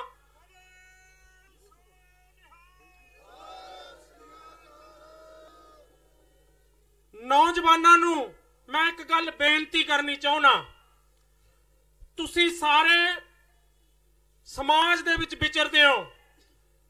ਦੋ ਚੀਜ਼ਾਂ ਹੋਈਆਂ ਨੇ ਵਿਲੱਖਣ, ਮੀਰੀ ਤੇ ਪੀਰੀ। ਇੱਕ ਚੀਜ਼ ਦੀ ਸਿੱਖਿਆ ਸਾਨੂੰ ਸੰਤ ਬਾਬਾ ਜਰਨੈਲ ਸਿੰਘ ਜੀ ਨੇ ਦਿੱਤੀ ਕਿ ਜੇ ਕੋਈ ਸੰਤ ਹੋਵੇ, ਕੋਈ ਧਾਰਮਿਕ ਸ਼ਖਸੀਅਤ ਹੋਵੇ, ਉਹ ਕਿਸ ਤਰ੍ਹਾਂ ਦੀ ਹੋਵੇ। ਜਦੋਂ ਅੱਜ ਕੋਈ ਬੰਦਾ ਇਹ ਗੱਲ ਕਹਿੰਦਾ ਹੈ, ਕੋਈ ਪ੍ਰਚਾਰਕ ਕਹਿੰਦਾ ਹੈ ਕਿ ਮੈਂ ਦਮਦਮੀ ਟਕਸਾਲ ਨਾਲ ਸੰਬੰਧਿਤ ਹਾਂ, ਤਾਂ ਉਹਨੂੰ ਸਿੱਖ ਪੁੱਛਦਾ ਹੈ, ਦੱਸ ਤੂੰ ਖਾਲਿਸਤਾਨ ਦੇ ਨਾਲ ਸੰਬੰਧ ਰੱਖਦਾ ਹੈ ਕਿ ਨਹੀਂ ਰੱਖਦਾ। ਜੇ ਕੋਈ ਦਮਦਮੀ ਟਕਸਾਲ ਦਾ ਪ੍ਰਚਾਰਕ ਇਹ ਗੱਲ ਕਹਿ ਦੇਵੇ ਕਿ ਮੇਰਾ ਖਾਲਿਸਤਾਨ ਦੇ ਉੱਤੇ ਕੋਈ ਸਟੈਂਡ ਨਹੀਂ, ਤਾਂ ਜਦੋਂ ਹੀ ਸਿੱਖ ਕਹਿ ਦਿੰਦਾ ਤੂੰ ਭਾਈ ਦਮਦਮੀ ਟਕਸਾਲ ਦਾ ਵਿਦਿਆਰਥੀ ਨਹੀਂ ਹੋ ਸਕਦਾ, ਤੂੰ ਪ੍ਰਚਾਰਕ ਹੀ ਨਹੀਂ ਹੋ ਸਕਦਾ। ਇਸੇ ਤਰ੍ਹਾਂ ਸਰਦਾਰ ਸਿਮਰਨਜੀਤ ਸਿੰਘ ਮਾਨ ਨੇ ਸਿਆਸੀ ਤੌਰ ਤੇ ਸਾਨੂੰ ਅਵੇਅਰ ਕੀਤਾ ਹੈ। ਜੇ ਕੋਈ ਸਿੱਖ ਸ਼੍ਰੋਮਣੀ ਅਕਾਲੀ ਦਲ ਅੰਮ੍ਰਿਤਸਰ ਦੇ ਕਿਸੇ ਲੀਡਰ ਨੂੰ, ਕਿਸੇ ਵਰਕਰ ਨੂੰ ਇਹ ਗੱਲ ਪੁੱਛੇ ਭਾਈ ਦੱਸ ਭਾਈ ਤੇਰਾ ਖਾਲਿਸਤਾਨ ਤੇ ਕੀ ਸਟੈਂਡ ਹੈ, ਤਾਂ ਸ਼੍ਰੋਮਣੀ ਅਕਾਲੀ ਦਲ ਅੰਮ੍ਰਿਤਸਰ ਦਾ ਲੀਡਰ ਕਹਿੰਦਾ ਹੈ ਕਿ ਸਾਰੀਆਂ ਕੁਰਸੀਆਂ, ਸਾਰੀ ਦੁਨੀਆ ਦੀ ਤਾਕਤ ਛੱਡ ਕੇ ਮੈਂ ਖਾਲਿਸਤਾਨ ਦੇ ਪਿੰਡ ਦੇ ਵਿੱਚ ਖੜਾ। ਤਾਂ ਸਿੱਖ ਮੰਨਦਾ ਹੈ ਵੀ ਇਹ ਸ਼੍ਰੋਮਣੀ ਅਕਾਲੀ ਦਲ ਅੰਮ੍ਰਿਤਸਰ ਦਾ ਸਿਆਸੀ ਲੀਡਰ ਹੈ। ਅੰਤ ਦੇ ਵਿੱਚ ਮੈਂ ਤੁਹਾਨੂੰ ਮੁਬਾਰਕਬਾਦ ਦਿੰਨਾ। ਅਸੀਂ ਤਾਂ ਆਪਣਾ ਇੱਥੋਂ ਬੋਲ ਕੇ ਆਪਣਾ ਦਿਲ ਹੌਲਾ ਕਰਕੇ ਚਲੇ ਜਾਵਾਂਗੇ। ਖਾਲਸਾ ਜੀ, ਤੁਸੀਂ ਸਾਨੂੰ ਜਿਉਂਦਾ ਰੱਖਿਆ ਹੈ, ਤੁਸੀਂ ਸਾਨੂੰ ਖਾਲਿਸਤਾਨ ਤੇ ਖੜਨ ਲਈ ਮਜਬੂਰ ਕੀਤਾ ਹੋਇਆ ਹੈ।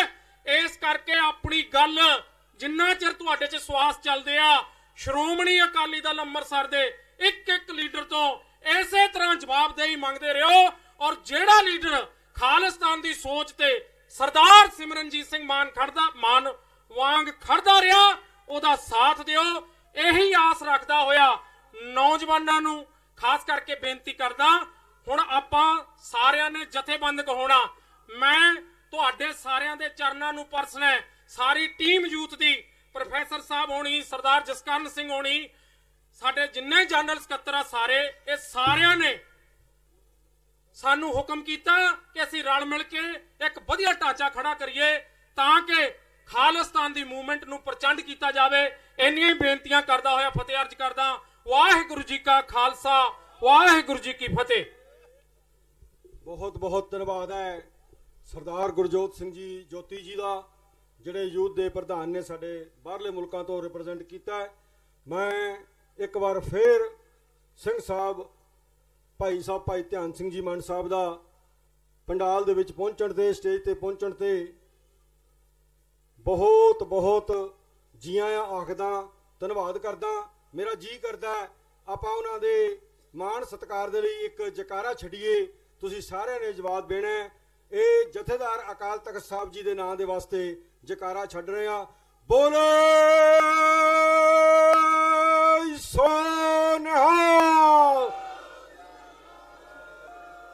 ਬਹੁਤ ਬਹੁਤ ਧੰਨਵਾਦ। ਮੈਂ ਧੰਨਵਾਦੀ ਹਾਂ ਬਾਬਾ ਬਲਵਿੰਦਰ ਸਿੰਘ ਜੀ, ਜਿਹੜੇ ਗੁਰਦੁਆਰਾ ਸਾਹਿਬ ਫਤਿਹਗੜ੍ਹ ਸਾਹਿਬ ਜੋਤੀ ਸਰੂਪ ਤੋਂ ਆਏ ਨੇ, ਉਹਨਾਂ ਦਾ ਬਹੁਤ ਬਹੁਤ ਧੰਨਵਾਦ ਹੈ ਸਟੇਜ ਵੱਲੋਂ। ਅਰਜਨ ਸਿੰਘ ਜੀ, ਨਿਆਮਪੁਰਾ, ਜਗਜੀਤ ਸਿੰਘ ਜੀ, ਮਲਕੀਤ ਸਿੰਘ ਜੀ, ਸਾਰਿਆਂ ਦਾ, ਵਜ਼ੀਰ ਸਿੰਘ ਜੀ, ਸਭ ਦਾ ਧੰਨਵਾਦ ਕਰਦਾ ਹੋਇਆ ਮੈਂ ਜਸਵੀਰ ਸਿੰਘ ਸਾਹੋਕੇ, ਤਰਲੋਕ ਸਿੰਘ ਸਾਹੋਕੇ, ਬਹੁਤ ਧੰਨਵਾਦ ਹੈ। ਬੀਬੀ ਸਿਮਰਜੀਤ ਕੌਰ ਜੀ ਰਾਮਪੁਰਾ ਫੁੱਲ, ਉਹਨਾਂ ਦਾ ਬਹੁਤ ਧੰਨਵਾਦ ਹੈ। ਮੱਖਣ ਸਿੰਘ ਤਾਰਪੁਰੀ ਸਾਹਿਬ, ਅਮਰਜੀਤ ਸਿੰਘ ਜੀ ਬਾਦਸ਼ਾਹਪੁਰ, ਜਿਹੜੇ ਧੂਰੀ ਤੋਂ ਪਾਰਟੀ ਲਈ ਇਲੈਕਸ਼ਨ ਵਿੱਚ ਵੀ ਕੰਮ ਕਰ ਰਹੇ ਨੇ ਇੰਚਾਰਜ ਤੌਰ ਤੇ, ਉਹਨਾਂ ਦਾ ਬਹੁਤ ਬਹੁਤ ਧੰਨਵਾਦ ਹੈ। ਬਾਬਾ ਅਵਤਾਰ ਸਿੰਘ ਜੀ ਮਹੋਲੀ ਖੁਰਦ, ਬਾਬਾ ਅਮਰਜੀਤ ਸਿੰਘ ਜੀ ਕਿਲਾ ਹਕੀਮਾ, ਜਿਹੜੇ ਸਾਡੀ ਪਾਰਟੀ ਦੀ ਰੀੜ੍ਹ ਦੀ ਹੱਡੀ ਸੀ, ਉਹਨਾਂ ਦੇ ਭਾਣਜਾ ਜੀ ਨੇ, ਉਹਨਾਂ ਦਾ ਬਹੁਤ ਬਹੁਤ ਜੀ ਆਇਆਂ, ਧੰਨਵਾਦ। ਸਰਦਾਰ ਤਰਲੋਕ ਸਿੰਘ ਜੀ ਡੱਲਾ, ਜਿਹੜਾ ਕਿ ਸਾਡੇ ਜਗਰਾਉਂ ਦੇ ਪ੍ਰਧਾਨ ਨੇ, ਉਹ ਬਹੁਤ ਵੱਡਾ ਜਥਾ ਲੈ ਕੇ ਆਏ ਨੇ, ਉਹਨਾਂ ਦੇ ਨਾਲ ਉਹਨਾਂ ਦੀ ਸਮੁੱਚੀ ਟੀਮ ਦਾ ਬਹੁਤ ਬਹੁਤ ਧੰਨਵਾਦ। ਬਹੁਤ ਧੰਨਵਾਦ ਹੈ ਅਰਜਨ ਸਿੰਘ ਕਿਸ਼ਨਪੁਰਾ, ਜਗਦੇਵ ਸਿੰਘ ਅਤੇ ਉਹਨਾਂ ਦੇ ਸਾਥੀਆਂ ਦਾ, ਪਰਮਜੀਤ ਸਿੰਘ ਜੀ ਰਿੰਕਾ ਯੂਥ ਪ੍ਰਧਾਨ ਤੇ ਉਹਨਾਂ ਦੇ ਸਾਥੀ ਜਿੰਨੇ ਵੀ ਆਏ ਨੇ, ਸਾਰਿਆਂ ਦਾ ਬਹੁਤ ਬਹੁਤ ਧੰਨਵਾਦ। ਸਰਦਾਰ ਮਨਜੀਤ ਸਿੰਘ ਜੀ ਸਿਆਲਕੋਟੀ, ਗੁਰਸੇਵਕ ਸਿੰਘ ਜੀ ਆਨੰਦਪੁਰੀ, ਗੁਰਸੁਖਚੈਨ ਸਿੰਘ ਜੀ ਵਲਟੋਆ, ਜਤਿੰਦਰ ਸਿੰਘ ਜੀ ਮਹਿਲ ਕਲਾਂ, ਸਾਰਿਆਂ ਦਾ ਬਹੁਤ ਬਹੁਤ ਧੰਨਵਾਦ। ਕੱਕੇਪੁਰ ਤੋਂ ਸਰਦਾਰ ਲਖਵਿੰਦਰ ਸਿੰਘ ਜੀ ਲੱਖੀ, ਪੂਰਾ ਵੱਡਾ ਜਥਾ ਲੈ ਕੇ ਆਏ ਨੇ ਪਟਿਆਲਾ ਕੱਕੇਪੁਰ ਤੋਂ, ਬਹੁਤ ਬਹੁਤ ਧੰਨਵਾਦ।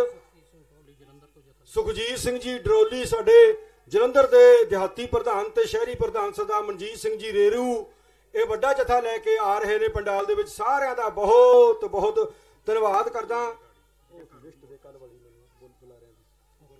ਮੈਂ ਹੁਣ ਬੇਨਤੀ ਕਰਦਾ ਕਿ ਜਿਹੜੇ ਸਾਡੇ ਸੰਤ ਮਹਾਂਪੁਰਖ ਨੇ, ਉਹਨਾਂ ਵੱਲੋਂ ਦਮਦਮੀ ਟਕਸਾਲ ਦੇ ਵਿਦਿਆਰਥੀ ਬਾਬਾ ਮੁਖਤਿਆਰ ਸਿੰਘ ਜੀ ਟੋਡਰਵਾਲ 5 ਮਿੰਟ ਲਈ ਆਪਣੀ ਹਾਜ਼ਰੀ ਲਵਾਉਣਗੇ। ਬਾਬਾ ਮੁਖਤਿਆਰ ਸਿੰਘ ਜੀ ਮੁਖੀ ਟੋਡਰਵਾਲ, ਇਹ ਮੈਂ ਜ਼ਰੂਰ ਅਚੇਚਾ ਤੁਹਾਨੂੰ ਕਹਿਣਾ ਚਾਹੁੰਦਾ ਕਿ ਸੰਤ ਜਰਨੈਲ ਸਿੰਘ ਜੀ ਭਿੰਡਰਾਂ ਵਾਲੇ ਜਦੋਂ ਅਕਾਲ ਤਖਤ ਸਾਹਿਬ ਤੋਂ ਬਾਹਰ ਨਿਕਲ ਕੇ ਸ਼ਹੀਦੀ ਪਾਉਣ ਲਈ ਜਾ ਰਹੇ ਸੀ, ਤਾਂ ਭਾਈ ਮੁਖਤਿਆਰ ਸਿੰਘ ਜੀ ਉਹਨਾਂ ਦੇ ਨਾਲ ਸੀ। ਸੰਤਾਂ ਨੇ ਇਹਨਾਂ ਨੂੰ ਹੁਕਮ ਕਰਕੇ ਦੂਸਰੇ ਰਸਤੇ ਤੋਂ ਤੋਰਤਾ। ਉਸ ਤੋਂ 5 ਜਾਂ 10 ਮਿੰਟ ਬਾਅਦ ਸੰਤਾਂ ਦੀ ਸ਼ਹੀਦੀ ਹੋਈ ਹੈ। ਮੈਂ ਬਾਬਾ ਮੁਖਤਿਆਰ ਸਿੰਘ ਮੁਖੀ ਸਾਹਿਬ ਨੂੰ ਬੇਨਤੀ ਕਰਦਾ ਕਿ ਉਹ ਸਾਡੇ ਜਲੰਧਰ ਤੋਂ ਮੂਲ ਨਿਵਾਸੀ, ਜਿਹੜੇ ਕਿ ਸਾਡੀ ਸ਼ਾਨ ਨੇ, ਰਾਸ਼ਟਰੀ ਮੂਲ ਨਿਵਾਸੀ ਮਜ਼ਦੂਰ ਸੰਘ ਬਹੁਜਨ ਮੁਕਤੀ ਮੋਰਚੇ ਦੇ ਵੱਲੋਂ ਆਏ ਨੇ, ਉਹਨਾਂ ਦਾ ਜੀ ਆਇਆਂ, ਧੰਨਵਾਦ। ਬਾਬਾ ਮੁਖਤਿਆਰ ਸਿੰਘ ਜੀ ਟੋਡਰਵਾਲ, ਇਹਨਾਂ ਨੂੰ ਮੁਖੀ ਜੀ ਵੀ ਕਹਿੰਦੇ ਨੇ ਟਕਸਾਲ ਵਾਲੇ ਸਾਰੇ, ਇਹਨਾਂ ਨੂੰ ਮੈਂ ਬੇਨਤੀ ਕਰਦਾ ਕਿ 5 ਮਿੰਟ 'ਚ ਆਪਣੀ ਸਾਰੀ ਗੱਲ ਜਿਹੜੀ ਆ ਸੰਗਤ ਦੇ ਸਾਹਮਣੇ ਰੱਖੋ। ਸ੍ਰੀ ਅਕਾਲ। ਪਰਮ ਸਤਿਕਾਰਯੋਗ ਗੁਰੂ ਰੂਪ ਰੂਪ ਗੁਰੂ ਖਾਲਸਾ ਸਾਧ ਸੰਗਤ ਜੀਓ, ਗੱਜ ਵੱਜ ਕੇ ਬੁਲਾਓ ਫਤਿਹ। ਵਾਹਿਗੁਰੂ ਜੀ ਕਾ ਖਾਲਸਾ, ਵਾਹਿਗੁਰੂ ਜੀ ਕੀ ਫਤਿਹ। ਅੱਜ ਆਪਾਂ ਸਾਰੇ ਹੀ ਮਾਈ ਭਾਈ ਉਸ ਮਹਾਨ ਸ਼ਹੀਦ ਸੰਤ ਬਾਬਾ ਜਰਨੈਲ ਸਿੰਘ ਜੀ ਦੇ 72ਵੇਂ ਜਨਮ ਦਿਨ ਦੀ ਖੁਸ਼ੀ ਨੂੰ ਮੁੱਖ ਰੱਖਦਿਆਂ ਹੋਇਆਂ ਇਕੱਤਰਤ ਹੋਏ ਹਾਂ ਅਤੇ ਬਹੁਤ ਕੁਝ ਆਪ ਜੀ ਨੂੰ ਬੁਲਾਰੇ ਸਿੰਘਾਂ ਨੇ ਜਾਣਕਾਰੀ ਦਿੱਤੀ ਹੈ ਅਤੇ ਮੇਰਾ ਜੋ ਵਿਸ਼ਾ ਭਾਵੇਂ ਪ੍ਰੋਫੈਸਰ ਮਹਿੰਦਰਪਾਲ ਸਿੰਘ ਜੀ ਹੁਣਾਂ ਨੇ ਆਪ ਦੇ ਨਾਲ ਕੁਝ ਸਾਂਝਾ ਕੀਤਾ, ਪਰ ਸਮਾਂ ਨਹੀਂ ਕਿ ਮੈਂ ਉਸ ਸਾਰੇ ਬਰਤਾਂਤ ਨੂੰ ਆਪ ਦੇ ਨਾਲ ਸਾਂਝਾ ਕਰ ਸਕਾਂ, ਕਿਉਂਕਿ ਮੇਰੇ ਤੋਂ ਬਹੁਤ ਸਿਆਣੇ ਸੂਝਵਾਨ ਗੁਰੂ ਘਰ ਦੇ ਮਹਾਨ ਬੁਲਾਰੇ, ਰਾਜਨੀਤਿਕ, ਧਾਰਮਿਕ, ਰੂਹਾਨੀਅਤ ਦੇ ਰਾਹ ਤੇ ਚੱਲਣ ਵਾਲੇ ਗੁਰੂ ਦੀਆਂ ਸਿੱਖ ਸੰਗਤਾਂ ਬੈਠੀਆਂ ਹਨ। ਸੋ ਮੈਂ ਉਹਨਾਂ ਮਹਾਂਪੁਰਸ਼ਾਂ ਦੇ ਚਰਨਾਂ ਵਿੱਚ ਅਤੇ ਇਸ ਮਹਾਨ ਪਵਿੱਤਰ ਸਥਾਨ ਦੇ ਉੱਤੇ ਜੋ ਸਤਿਕਾਰਯੋਗ ਸ਼੍ਰੀਮਾਨ ਸਰਦਾਰ ਸਿਮਰਨਜੀਤ ਸਿੰਘ ਜੀ ਮਾਨ ਹੁਣਾਂ ਨੇ 1995 ਦੇ ਵਿੱਚ ਜਦੋਂ ਕੋਈ ਵੀ ਗੱਲ, ਜਿਵੇਂ ਪ੍ਰੋਫੈਸਰ ਸਾਹਿਬ ਜੀ ਨੇ ਬਹੁਤ ਵਿਸਥਾਰ ਦੇ ਨਾਲ ਦੱਸ ਦਿੱਤਾ ਕਿ ਉਸ ਸਮੇਂ 177 ਦੇ ਕਰੀਬ ਬੰਦੇ ਸਿੰਘ ਜਿਹੜੇ ਸੀ ਇਕੱਠੇ ਹੋ ਕੇ ਉਸ ਮਹਾਨ ਸ਼ਖਸੀਅਤ ਦੀ ਯਾਦ ਨੂੰ ਤਾਜ਼ਾ ਕਰਨ ਦੇ ਰੱਖਣ ਦੇ ਲਈ, ਉਹਦੀ ਸੋਚ ਨੂੰ ਹਮੇਸ਼ਾ ਸਿੱਖ ਸੰਗਤਾਂ ਦੇ ਤੱਕ ਪਹੁੰਚਾਉਣ ਦੇ ਲਈ ਉਪਰਾਲਾ ਕੀਤਾ। ਮੈਂ ਇਸ ਵਿਸ਼ੇ ਨੂੰ ਨਾ ਛੂੰਹਦਾ ਹੋਇਆ ਅਤੇ ਚੰਦ ਲਾਈਨਾਂ ਜਿਹੜੀਆਂ ਮੇਰੇ ਸਤਿਕਾਰਯੋਗ ਭਾਈ ਅਮਰ ਸਿੰਘ ਜੀ ਸਾਜਨ ਜੋ ਗੁਰੂ ਘਰ ਦੇ ਮਹਾਨ ਕੀਰਤਨੀਏ ਨੇ ਕੁਝ ਦਿਨ ਪਹਿਲਾਂ ਮੇਰੇ ਨਾਲ ਉਹਨਾਂ ਨੇ ਵਿਚਾਰ ਸਾਂਝੇ ਕੀਤੇ, ਜੋ ਚੰਦ ਸ਼ਬਦ ਮੈਂ ਕਵਿਤਾ ਦੇ ਹਨ ਉਹ ਆਪਦੇ ਨਾਲ ਉਸ ਮਹਾਨ ਸ਼ਖਸੀਅਤ ਦੀ ਵਿਚਾਰ ਕਰਾਂਗਾ। ਉਹਨਾਂ ਨੇ ਲਿਖਦੇ ਨੇ ਕਿ 9 ਅੱਖਰ ਨੇ ਮਹਾਂਪੁਰਖਾਂ ਦੇ ਨਾਮ ਨੂੰ ਲੱਗੇ, ਜੱਜਾ, ਰਾਰਾ, ਨੰਨਾ, ਲੱਲਾ, ਸੱਸਾ, ਕੱਗਾ ਤੇ ਖਾਲਸੇ 3 ਅੱਖਰ। ਇਹ 9 ਅੱਖਰਾਂ ਦੀ ਉਹਨਾਂ ਨੇ ਬਣਤਰ ਬੜੇ ਢੰਗ ਨਾਲ ਬੰਨੀ ਹੈ ਤੇ ਸਾਰਾ ਇਤਿਹਾਸ ਜਿਵੇਂ ਕੁੱਜੇ ਵਿੱਚ ਸਮੁੰਦਰ ਬੰਦ ਕਰਨ ਦੀ ਗੱਲ ਕੀਤੀ ਹੈ, ਉਸ ਨੂੰ ਬੜੇ ਧਿਆਨ ਦੇ ਨਾਲ ਆਪ ਜੀ ਨੇ ਸਰਵਣ ਕਰਨਾ। ਕਾਬਲੇ ਤਾਰੀਫ ਲਾਈਨਾਂ ਨੇ, ਉਹ ਕਹਿੰਦੇ ਹਨ, ਜੱਜਾ ਜੀਵਨ ਵਿੱਚ ਅਗਾਂਹ ਦੀ ਰਿਹਾ ਵੱਧਦਾ।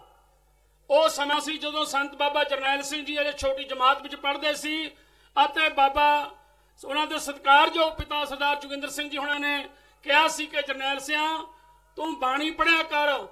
5 ਜਪਜੀ ਸਾਹਿਬ ਦੇ ਪਾਠ ਸ਼ੁਰੂ ਕੀਤੇ ਤੇ ਇੰਨੀ ਰੂਹਾਨੀਅਤ ਦੀ ਮਾਲਕ ਦੀ ਕਿਰਪਾ ਹੋਈ, ਤਕਰੀਬਨ 101 ਜਪਜੀ ਸਾਹਿਬ ਦੇ ਪਾਠ ਦੇ ਉਹ ਨਿਤਨੇਮੀ ਬਣੇ।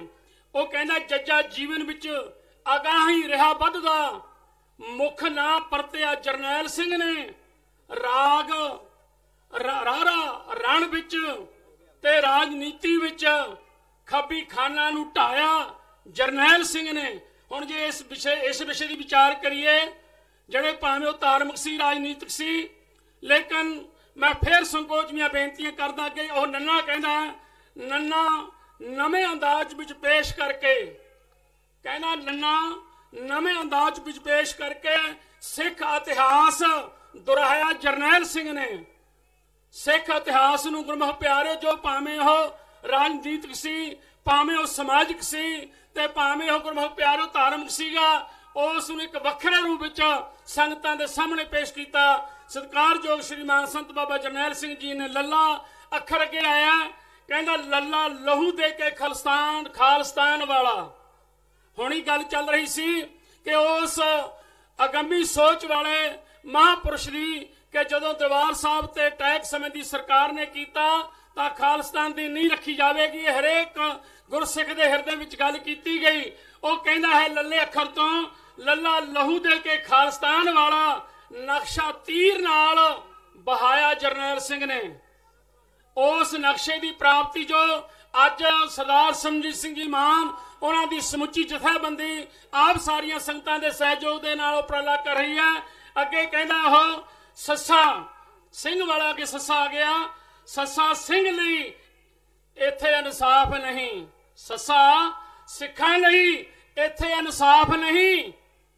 ਇਹ ਰਸਤਾ ਇਹ ਸਾਬਤ ਕਰਕੇ ਵਿਖਾਇਆ ਜਰਨੈਲ ਸਿੰਘ ਨੇ। ਤੁਹਾਡੇ ਸਾਹਮਣੇ ਆ ਚੰਦ ਦਿਨ ਹੋਏ ਨੇ, ਜਿਹੜੀਆਂ ਮਹਾਂਪੁਰਸ਼ਾਂ ਦੀਆਂ ਤਸਵੀਰਾਂ ਜਾਂ ਸ਼ਹੀਦਾਂ ਸਿੰਘਾਂ ਦੀਆਂ ਸਾਖੀਆਂ ਜਾਂ ਕਿਤਾਬਾਂ ਉਹਨਾਂ ਦੀਆਂ ਜੀਵਨੀਆਂ ਸਿੰਘਾਂ ਨੇ ਰੱਖੀਆਂ, ਉਹਨਾਂ ਨੂੰ ਸਮੇਂ ਦੀ ਸਰਕਾਰ ਨੇ ਉਮਰ ਕੈਦ ਕੀਤੀ 3 ਸਿੰਘਾਂ ਨੂੰ, ਅਤੇ ਉਹ ਲੋਕ ਦੰਦ ਲਾਉਂਦੇ ਫਿਰਦੇ ਨੇ ਜਿਨ੍ਹਾਂ ਨੇ ਦਿਨ ਦਿਹਾੜੇ ਸਿੱਖ ਕਤਲੇਆਮ ਕੀਤਾ ਤੇ ਨਸਲਕੁਸ਼ੀ ਕੀਤੀ।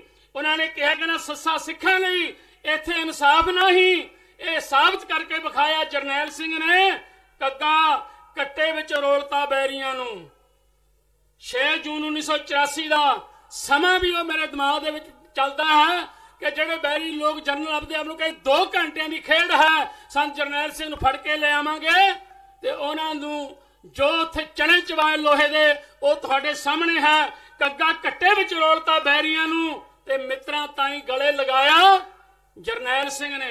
ਮਿੱਤਰ ਸੰਤਾਂ ਦੇ ਗੁਰਮੁਖ ਪਿਆਰੇ ਹੁਣ ਯਾਰ ਦੀ ਗੱਲ ਕਰ ਰਹੇ ਸੀ ਪ੍ਰੋਫੈਸਰ ਮਹਿੰਦਰਪਾਲ ਸਿੰਘ ਜੀ ਕਿ ਸੰਤ ਬਾਬਾ ਜਰਨੈਲ ਸਿੰਘ ਜੀ ਨੂੰ ਅਤੇ ਉਹਨਾਂ ਨੇ ਮਾਨ ਸਾਹਿਬ ਨੂੰ ਯਾਰ ਕਿਹਾ।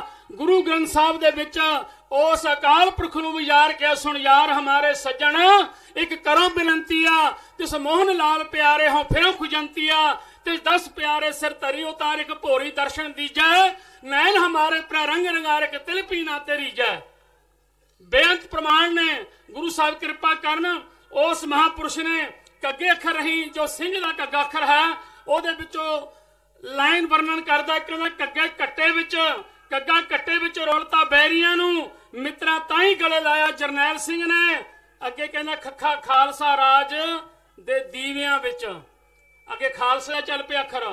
ਖੱਖਾ ਖਾਲਸਾ ਰਾਜ ਦੇ ਦੀਵਿਆਂ ਵਿੱਚ ਤੇਲ ਜਿਗਰ ਦਾ ਪਾਇਆ ਜਰਨੈਲ ਸਿੰਘ ਨੇ। ਉਹ ਸਮਾਂ ਗੁਰਮੁਖ ਪਿਆਰਿਓ 6 ਜੂਨ 1984 ਦਾ 9:30 ਵਜੇ ਦੇ ਜੋ ਕਰੀਬ ਸ਼੍ਰੀ ਅਕਾਲ ਤਖਤ ਦੇ ਸਨਮੁਖ ਖੜ ਕੇ ਅਰਦਾਸ ਕੀਤੀ ਕਿ ਧੰਨ ਧੰਨ ਸ਼੍ਰੀ ਗੁਰੂ ਹਰਗੋਬਿੰਦ ਸਾਹਿਬ ਮਹਾਰਾਜੇ ਪਾਤਸ਼ਾਹ ਜੀ ਸਾਨੂੰ ਸਮੇਂ ਦੀ ਜ਼ਾਲਮ ਨਾਲ ਜੂਝਣ ਦਾ ਬਲ ਤੇ ਉਦਮ ਬਖਸ਼ ਅਤੇ ਉਹਨਾਂ ਚਿਰ ਮੈਂ ਤੁਹਾਡੇ ਚਰਨਾਂ 'ਚ ਅਰਦਾਸ ਕਰਦਾ ਬਾਰ-ਬਾਰ ਜਨਮ ਲਵਾਂ ਜਿੰਨਾ ਚਿਰ ਸੇ ਕੌਮ ਦਾ ਘਰ ਨਹੀਂ ਬਣਦਾ। ਖੱਖਾ ਖਾਲਸਾ ਰਾਜ ਦੇ ਦੀਵਿਆਂ ਵਿੱਚ ਤੇਲ ਜਿਗਰ ਦਾ ਪਾਇਆ ਜਰਨੈਲ ਸਿੰਘ ਨੇ। ਲੱਲਾ ਲੱਖਾਂ ਅੱਜ ਵੀ ਡਰਨ ਉਹਨਾਂ ਦੀ ਫੋਟੋ ਤੋਂ। ਲੱਲਾ ਲੱਖਾਂ ਅੱਜ ਵੀ ਡਰਨ ਫੋਟੋ ਤੋਂ ਹੀ। ਐਸਾ ਦਾਬਾ ਬਣਾਇਆ ਜਰਨੈਲ ਸਿੰਘ ਨੇ। ਸੱਸਾ ਸਦਾ ਰਹੂ ਅਮਰ ਇਤਿਹਾਸ ਵਿੱਚ ਐਸਾ ਨਾਮ ਕਮਾਇਆ ਜਰਨੈਲ ਸਿੰਘ ਨੇ।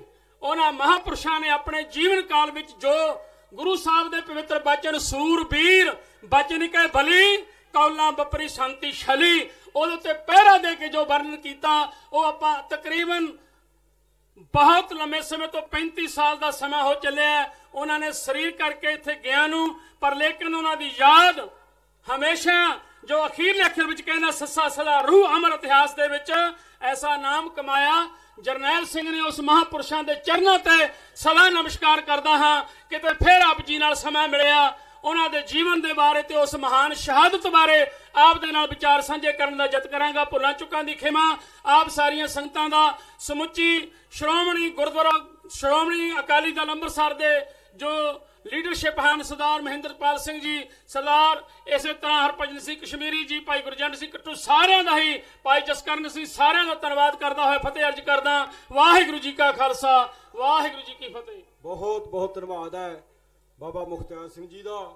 ਮੈਂ ਉਚੇਚਾ ਧੰਨਵਾਦ ਕਰਦਾ ਸਾਰੀ ਸੰਗਤ ਵੱਲੋਂ ਕਿ ਸੰਤ ਜਰਨੈਲ ਸਿੰਘ ਜੀ ਦੇ ਨਾਨਕੇ ਪਿੰਡ ਗਾਲਬ ਕਲਾਂ ਤੋਂ ਵੀ, ਸੰਤਾਂ ਦੇ ਨਾਨਕੇ ਪਰਿਵਾਰ ਵਿੱਚੋਂ ਵੀ ਪਿੰਡ ਚੋਂ ਸੰਗਤ ਦਾ ਜਥਾ ਪੂਰਾ ਆਇਆ ਹੈ। ਉਹਨਾਂ ਦਾ ਧੰਨਵਾਦ ਹੈ, ਜੀ ਆਇਆਂ ਆਖਦੇ ਹਾਂ।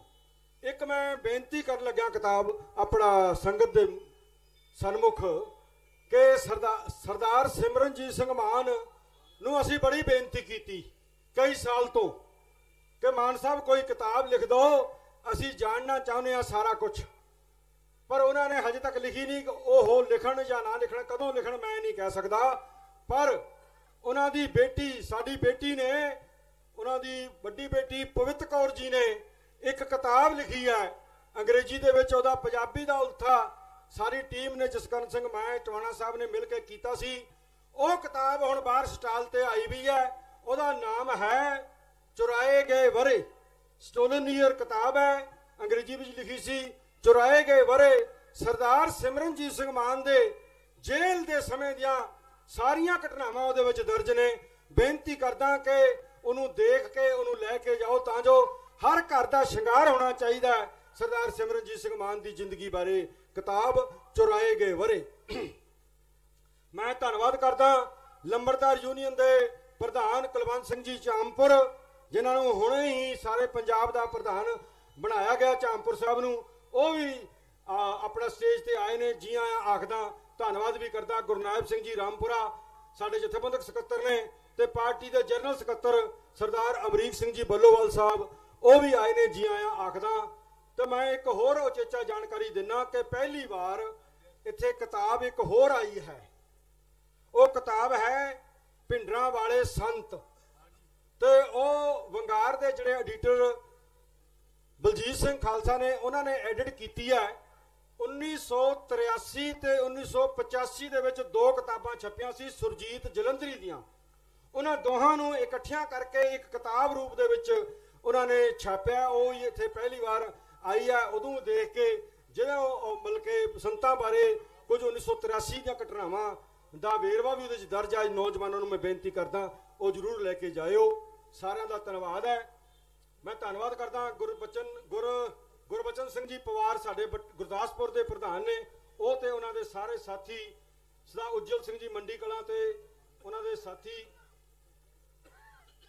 ਸਾਰਿਆਂ ਦਾ ਧੰਨਵਾਦ ਕਰਦਾ ਹੋਇਆ ਹੁਣ ਮੈਂ ਬੇਨਤੀ ਕਰਦਾ ਸਰਦਾਰ ਇਮਾਨ ਸਿੰਘ ਮਾਨ ਨੂੰ, ਜਿਹੜੇ ਕਿ ਸਾਡੇ ਯੂਥ ਵਿੰਗ ਦੇ ਸਰਪ੍ਰਸਤ ਵੀ ਨੇ, ਸਾਡੇ ਪਾਰਟੀ ਦੇ ਸਾਡੇ ਜਨਰਲ ਸਕੱਤਰਾਂ ਦੇ ਸਾਥੀ ਵੀ ਨੇ, ਤੇ ਮੈਂ ਮਾਣ ਨਾਲ ਕਹਿਣਾ ਕਿ ਸਰਦਾਰ ਸਿਮਰਨਜੀਤ ਸਿੰਘ ਮਾਨ ਦੇ ਉਹ ਬੇਟੇ ਵੀ ਨੇ, ਸਰਦਾਰ ਇਮਾਨ ਸਿੰਘ ਜੀ ਮਾਨ।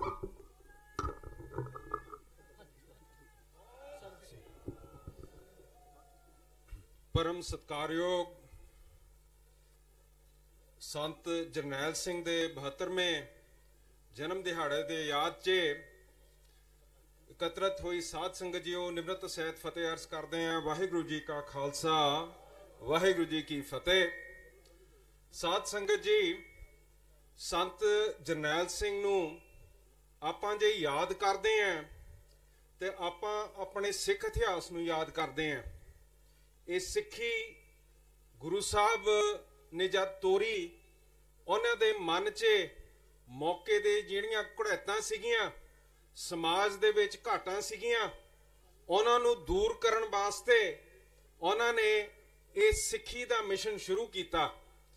ਜਿੱਥੇ ਗੁਰੂ ਨਾਨਕ ਸਾਹਿਬ ਨੇ ਸਪਸ਼ਟ ਕਹਿ ਕੇ ਕਿ ਨਾ ਮੈਂ ਹਿੰਦੂ ਨਾ ਮੈਂ ਮੁਸਲਮਾਨ, ਜਿਹੜੇ ਉਸ ਸਮੇਂ ਦੇ ਜਨੇਊ ਪਿੰਡ ਦੇ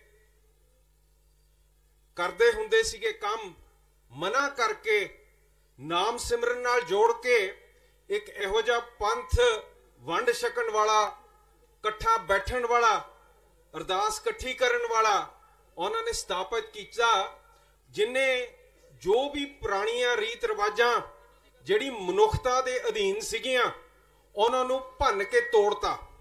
ਸਾਧ ਸੰਗਤ ਜੀ, ਗੁਰੂ ਅੰਗਦ ਸਾਹਿਬ ਮਹਾਰਾਜ ਨੇ ਜੇ ਅੱਜ ਸਾਨੂੰ ਗੁਰਮੁਖੀ ਦਾ ਲੇਖ ਦਿੱਤਾ, ਜਿਹਦੇ ਵਿੱਚ ਹਾਜ਼ਰ ਨਾਜ਼ਰ ਸ੍ਰੀ ਗੁਰੂ ਗ੍ਰੰਥ ਸਾਹਿਬ ਦਾ ਲੇਖ ਲਿਖਿਆ ਗਿਆ, ਉਹ ਕਿਸ ਸੋਚ ਨਾਲ ਲਿਖਿਆ, ਕਿਸ ਸੋਚ ਨਾਲ ਦਿੱਤਾ ਕਿ ਇੱਕ ਪੜ੍ਹੀ ਲਿਖੀ ਕੌਮ ਸਥਾਪਿਤ ਕੀਤੀ ਜਾਵੇ, ਜਿਹਦੇ ਉੱਤੇ ਸੰਸਕ੍ਰਿਤ ਹਾਵੀ ਨਾ ਹੋਵੇ, ਕਿਉਂਕਿ ਸੰਸਕ੍ਰਿਤ ਮਨੂਵਾਦੀ ਸੋਚ ਦੇ ਅਧੀਨ ਸਿਰਫ ਪੰਡਤਾਂ ਤੇ ਬਾਹਮਣਾਂ ਨਾਲ ਸੰਬੰਧਿਤ ਸੀ, ਹੋਰ ਕਿਸੇ ਨੂੰ ਪੜ੍ਹਨ ਦਾ ਹੱਕ ਨਹੀਂ ਦਿੱਤਾ।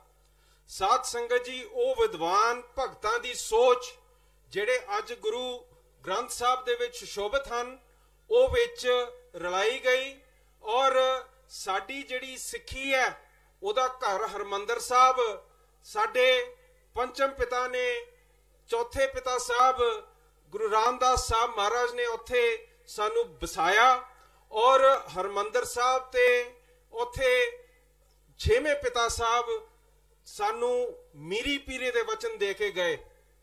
ਜਿੱਥੇ ਪੰਥ ਤੇ ਕੌਮ ਇਕੱਠੀ ਹੋ ਗਈ ਸੀ, ਜਿੱਥੇ ਮੁਗਲਾਂ ਦਾ ਰਾਜ ਸੀਗਾ, ਉੱਥੇ ਜਿਹੜੀ ਹਦਕ ਤੇ ਬੇਅਦਬੀ ਸਾਡੀ ਹੁੰਦੀ ਸੀਗੀ, ਜਿਹੜਾ ਸਾਨੂੰ ਨੀਚ ਤੇ ਨੀਵਾਂ ਸੋਚਿਆ ਜਾਂਦਾ ਸੀ, ਸਾਨੂੰ ਹੱਕ ਨਹੀਂ ਸੀ ਘੋੜੇ ਤੇ ਚੜ੍ਹਨ ਦਾ, ਸਾਨੂੰ ਬਾਜ ਰੱਖਣ ਦਾ ਨਹੀਂ ਸੀ, ਉਹ ਸਾਰਾ ਛੇਵੇਂ ਪਾਤਸ਼ਾਹ ਨੇ ਸਾਨੂੰ ਇਸ ਕੌਮ ਨੂੰ ਬਖਸ਼ਿਆ। ਸ਼ਿਕਾਰ ਵੀ ਖੇਡੇ, ਜੰਗਾਂ ਵੀ ਲੜੀਆਂ, ਔਰ ਸਾਨੂੰ ਸਮਝਾਇਆ ਕਿ ਜਿੱਥੇ ਆਪਾਂ ਨੇ ਆਪਣੇ ਮਨ ਆਤਮਾ ਨੂੰ ਉਸ ਬ੍ਰਹਮ ਆਤਮਾ ਨਾਲ ਜੋੜਨ ਦਾ ਯਤਨ ਕਰਨਾ ਹੈ, ਜੋ ਸਾਡੇ ਆਲੇ ਦੁਆਲੇ ਬੀਤਦਾ ਉਹਨੂੰ ਅੰਨੀ ਅੱਖ ਨਾਲ ਨਹੀਂ ਅਸੀਂ ਦੇਖਣਾ।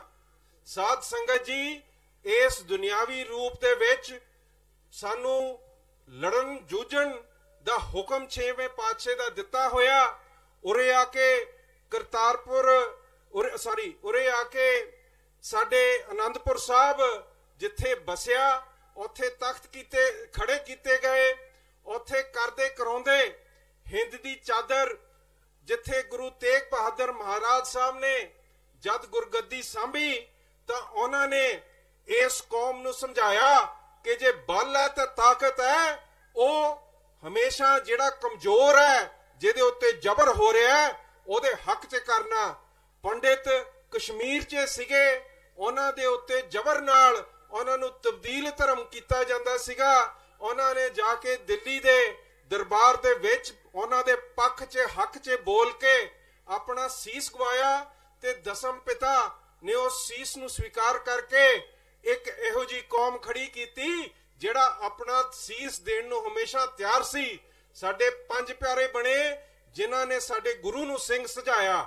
ਸਾਧ ਸੰਗਤ ਜੀ, ਗੁਰੂ ਸਾਹਿਬ ਨੇ ਉਸ ਸਮੇਂ ਕਿਤੇ ਇਹ ਨਹੀਂ ਕਿਹਾ ਕਿ ਆਪਾਂ ਨੇ ਕੱਲਾ ਆਪਣਾ ਪਾਠ ਤੇ ਗੁਰੂ ਸਾਹਿਬ ਦੇ ਉੱਤੇ ਟੇਕ ਰੱਖਣੀ ਹੈ।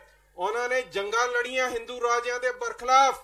ਉਹਨਾਂ ਨੇ ਦੁਨਿਆਵੀ ਰੂਪ ਦੇ ਵਿੱਚ ਇੱਕ ਰਾਜ ਸਥਾਪਿਤ ਕਰਨ ਦਾ ਯਤਨ ਕੀਤਾ।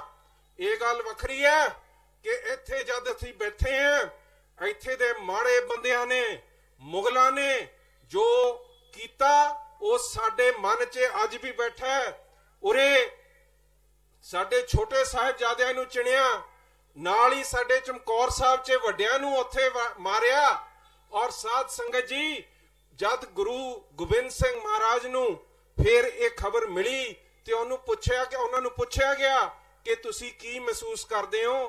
ਕਹਿੰਦੇ ਮੈਨੂੰ ਨਹੀਂ ਕੋਈ ਅਫਸੋਸ, ਮੇਰੇ ਤਾਂ ਆਹ ਦੇਖੋ ਖਾਲਸਾ ਬੈਠਾ ਹੈ। ਤੇ ਸਾਧ ਸੰਗਤ ਜੀ, ਉਸ ਖਾਲਸੇ ਨੇ ਫਿਰ ਬਾਬਾ ਬੰਦਾ ਸਿੰਘ ਬਹਾਦਰ ਦੇ ਰੂਪ ਦੇ ਵਿੱਚ ਇੱਕ ਸਿੱਖ ਰਾਜ ਸਥਾਪਿਤ ਕੀਤਾ। ਪਹਿਲਾ ਇਸੇ ਧਰਤੀ ਦੇ ਉੱਤੇ ਖਾਲਿਸਤਾਨ ਸਾਡਾ ਇਸ ਧਰਤੀ ਦੇ ਉੱਤੇ ਸਭ ਤੋਂ ਪਹਿਲਾਂ ਸਥਾਪਿਤ ਹੋਇਆ। ਗੱਲ ਵੱਖਰੀ ਹੈ ਕਿ ਜਿੱਥੇ ਉਹਨਾਂ ਨੇ ਜ਼ਮੀਨਾਂ ਜ਼ਮੀਂਦਾਰਾਂ ਨੂੰ ਦਿੱਤੀਆਂ, ਗੁਰੂ ਨਾਨਕ ਸਾਹਿਬ ਦੇ ਨਾਂ ਤੇ ਸਿੱਕੇ ਛਾਪੇ, ਉੱਥੇ ਰਾਜ ਲੰਮਾ ਸਮਾਂ ਨਹੀਂ ਚੱਲਿਆ, ਬਹੁਤ ਤਬਾਹੀ ਹੋਈ। ਸਾਧ ਸੰਗਤ ਜੀ, ਜੰਗਲਾਂ 'ਚ ਇੱਕ ਦੋ ਸਿੱਖ ਰਹਿ ਗਏ। ਨਿਰਮਲੇ ਉਦਾਸੀ ਸਾਡੇ ਗੁਰੂ ਘਰ, ਸਾਡੇ ਗੁਰੂ ਸਾਹਿਬ ਨੂੰ ਆਪਣੇ ਘਰਾਂ 'ਚ ਰੱਖੇ। ਸਾਧ ਸੰਗਤ ਜੀ, ਹੌਲੀ ਹੌਲੀ ਉਹ ਸਿੱਖ ਵੱਧਦੇ ਗਏ, ਮਿਸਲਾਂ ਆਈਆਂ, ਦਿੱਲੀ ਫਤਿਹ ਕੀਤਾ। ਔਰ ਸਾਧ ਸੰਗਤ ਜੀ, ਕਰਦੇ ਕਰਾਉਂਦੇ ਮਿਸਲਾਂ ਨੇ ਮਹਾਰਾਜਾ ਰਣਜੀਤ ਸਿੰਘ ਦਾ ਰਾਜ ਅਫਗਾਨਿਸਤਾਨ ਤੋਂ ਲੈ ਕੇ ਤਿੱਬਤ ਤੱਕ ਸਾਡਾ ਸਥਾਪਿਤ ਕੀਤਾ। ਔਰ ਸਾਧ ਸੰਗਤ ਜੀ, ਉਹ ਰਾਜ ਜਦ ਟੁੱਟਿਆ, ਅੰਗਰੇਜ਼ਾਂ ਦੇ ਆ ਕੇ ਹਮਲੇ ਕੀਤੇ, ਗਦਾਰੀਆਂ ਹੋਈਆਂ, ਉਹ ਰਹਿ ਗਿਆ, ਪਰ ਉਹ ਰਾਜ ਕਦੀ ਤੋੜਿਆ ਨਹੀਂ ਗਿਆ।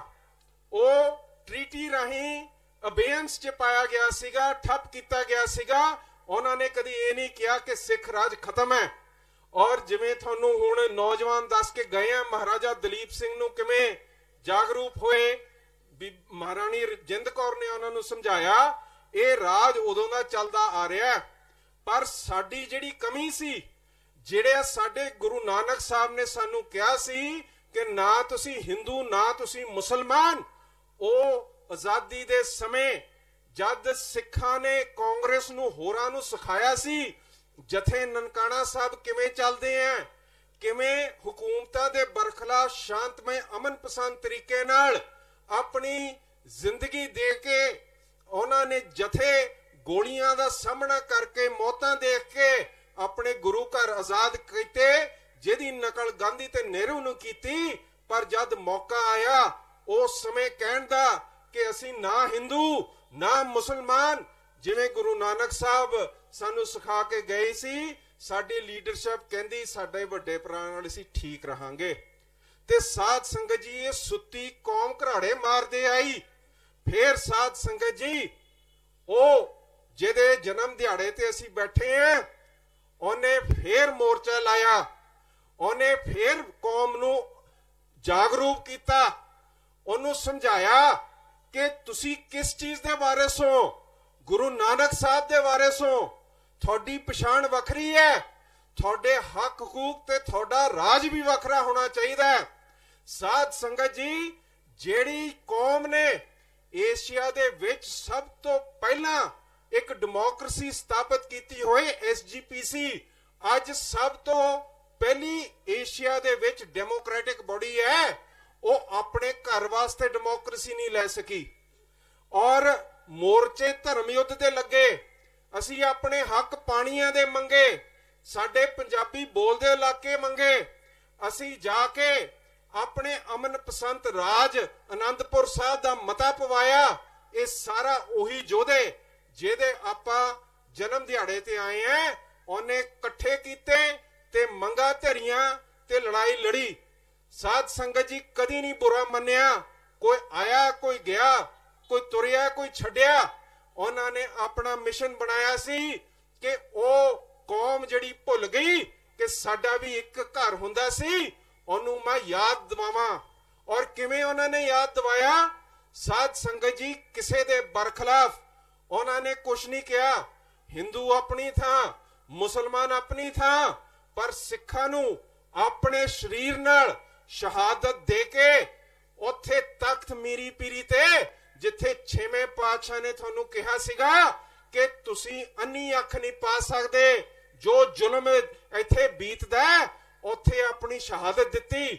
ਸਰ ਸਿਮਰਨਜੀਤ ਸਿੰਘ ਮਾਨ ਨੇ ਮੈਨੂੰ ਅੱਜ ਇਸ ਵਾਸਤੇ ਕਹਿ ਕੇ ਭੇਜਿਆ ਕਿ ਇਹ ਦੋ ਗੱਲਾਂ ਜ਼ਰੂਰ ਕਰਨੀਆਂ ਕਿ ਜਿਹੜੀ ਸੋਚ ਗੁਰੂ ਗੋਬਿੰਦ ਸਿੰਘ ਮਹਾਰਾਜ ਦੀ ਸੀ, 1.25 ਲੱਖ ਸੇ ਇੱਕ ਲੜਾਊਂ, ਉਹ ਕਹਿੰਦੇ ਸੀਗੇ ਹਸਪਤਾਲ 'ਚ ਬੈਠੇ।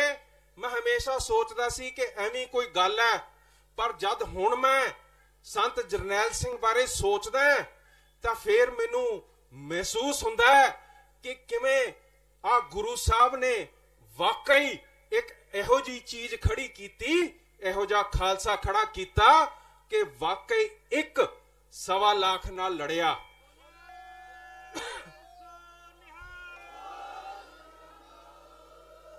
ਦੂਜੀ ਉਹਨਾਂ ਨੇ ਮੈਨੂੰ ਜਿਹੜਾ ਕਿਹਾ ਸੀਗਾ ਜ਼ਰੂਰ ਦੱਸਣਾ, ਉਹ ਕਹਿੰਦੇ ਸੀਗੇ ਕਿ ਮੈਨੂੰ ਸਮੇਂ-ਸਮੇਂ ਤੇ ਇਹੋ ਜਿਹੇ ਲੋਕ ਮਿਲਦੇ ਰਹਿੰਦੇ ਆ ਜਿਹੜੇ ਉਸ ਸਮੇਂ ਕਿਸੇ ਵੀ ਸਾਈਡ ਤੋਂ, ਕਿਸੇ ਵੀ ਸੋਚ ਤੋਂ ਹਰਮੰਦਰ ਸਾਹਿਬ 'ਚ ਜਦ ਹਮਲੇ ਹੋਏ ਅੰਦਰ ਸੀਗੇ। ਉਹਨਾਂ ਵਿੱਚੋਂ ਇੱਕ ਨੇ ਦੱਸਿਆ ਕਿ ਸੰਤ ਜਰਨੈਲ ਸਿੰਘ ਦਾ ਪੋਸਟਮਾਰਟਮ ਵੀ ਹੋਇਆ ਸੀ ਤੇ ਸੰਤ ਜਰਨੈਲ ਸਿੰਘ ਦੇ ਪੋਸਟਮਾਰਟਮ 'ਚ ਇੱਕ ਵੀ ਗੋਲੀ ਪਿੱਠ ਤੋਂ ਅੰਦਰ ਨਹੀਂ ਆਈ, ਸਾਰੇ ਸੀਨੇ ਤੋਂ ਅੰਦਰ ਗਏ।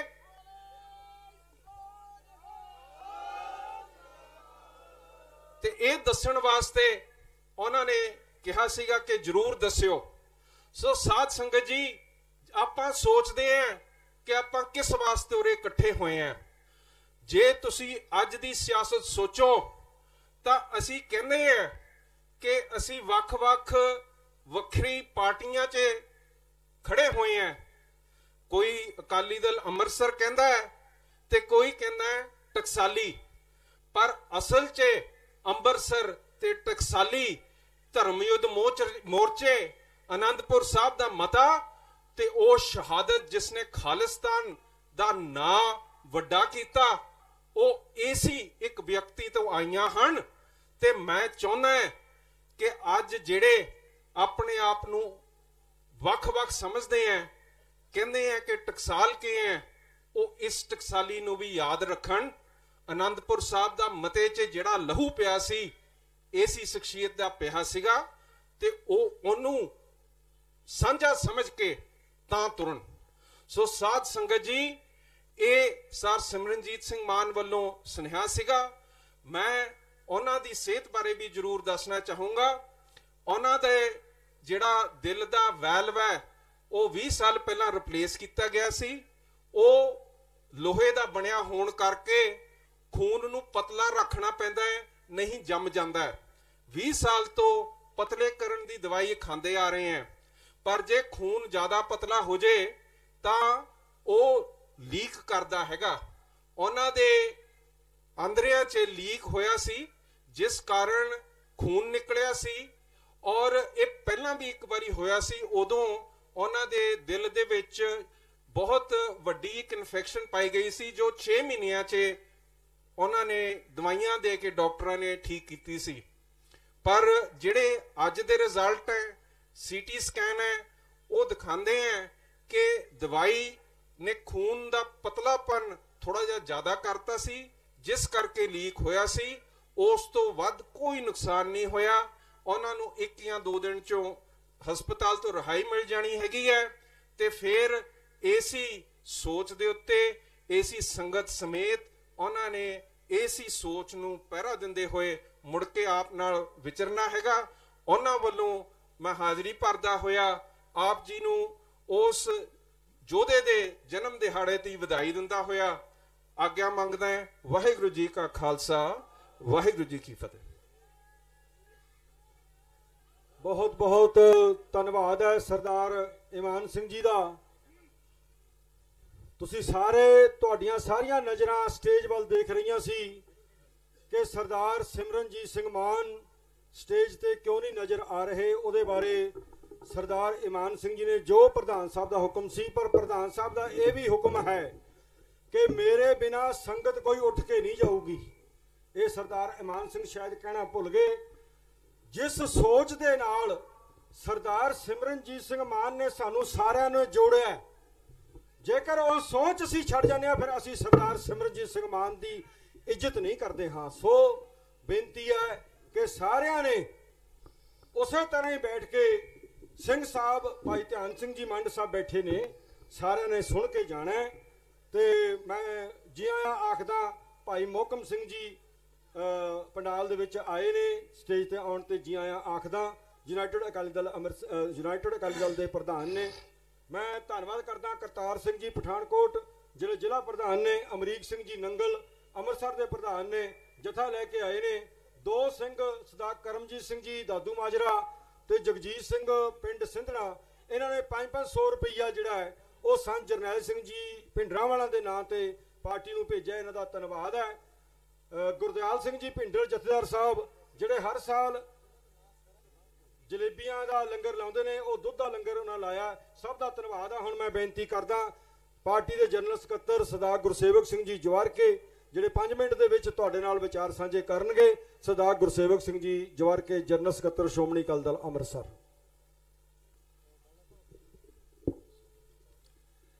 ਸ਼ਹੀਦਾਂ ਦੀ ਧਰਤੀ ਤੇ ਇਕੱਤਰ ਹੋਈ ਸਾਧ ਸੰਗਤ ਜੀ, ਸਾਹਿਬ ਸ੍ਰੀ ਗੁਰੂ ਗ੍ਰੰਥ ਸਾਹਿਬ ਜੀ ਦੀ ਪਵਿੱਤਰ ਹਜ਼ੂਰੀ ਦੇ ਵਿੱਚ ਬੈਠੀ ਹੋਈ ਸੰਗਤ, ਸਾਰੀ ਸੰਗਤ ਨੂੰ ਮੈਂ ਨਿਮਰਤਾ ਸਹਿਤ ਫਤਿਹ ਬੁਲਾਉਣਾ। ਬੁਲਾਓ ਫਤਿਹ। ਵਾਹਿਗੁਰੂ ਜੀ ਕਾ ਖਾਲਸਾ, ਵਾਹਿਗੁਰੂ ਜੀ ਕੀ ਫਤਿਹ। ਅੱਜ ਆਪਾਂ ਸਿੱਖ ਕੌਮ ਦੇ ਮਹਾਨ ਸ਼ਹੀਦ ਸੰਤ ਬਾਬਾ ਜਰਨੈਲ ਸਿੰਘ ਜੀ ਖਾਲਸਾ ਭਿੰਡਰਾਂ ਵਾਲੇ, ਉਹਨਾਂ ਦਾ ਜਨਮ ਦਿਹਾੜਾ ਸਾਧ ਸੰਗਤ ਜੀ ਮਨਾ ਰਹੇ ਹਾਂ। ਸਰਦਾਰ ਸਿਮਰਨਜੀਤ ਸਿੰਘ ਜੀ ਮਾਨ, ਉਹਨਾਂ ਨੇ ਜਦੋਂ ਪੰਜਾਬ ਦੇ ਵਿੱਚ ਬੇਅੰਤ ਸਿੰਘ ਬੁੱਚੜ ਦੀ ਸਰਕਾਰ ਦੇ ਸਮੇਂ, ਜਦੋਂ ਸਰਕਾਰ ਸਿੱਖ ਕੌਮ ਤੇ ਬਹੁਤ ਵੱਡਾ ਜ਼ੁਲਮ ਕਰ ਰਹੀ ਸੀ, ਉਸ ਟਾਈਮ ਤੇ ਇਹ ਜਨਮ ਦਿਨ ਦਾ ਦਿਹਾੜਾ ਮਨਾਉਣਾ ਸ਼ੁਰੂ ਕੀਤਾ। ਮੈਂ ਸਮਝਦਾ ਵੀ ਸਾਰਾ ਜਿਹੜਾ ਸਿਹਰਾ ਹੈ ਮਾਨ ਸਾਹਿਬ ਨੂੰ ਜਾਂਦਾ ਹੈ।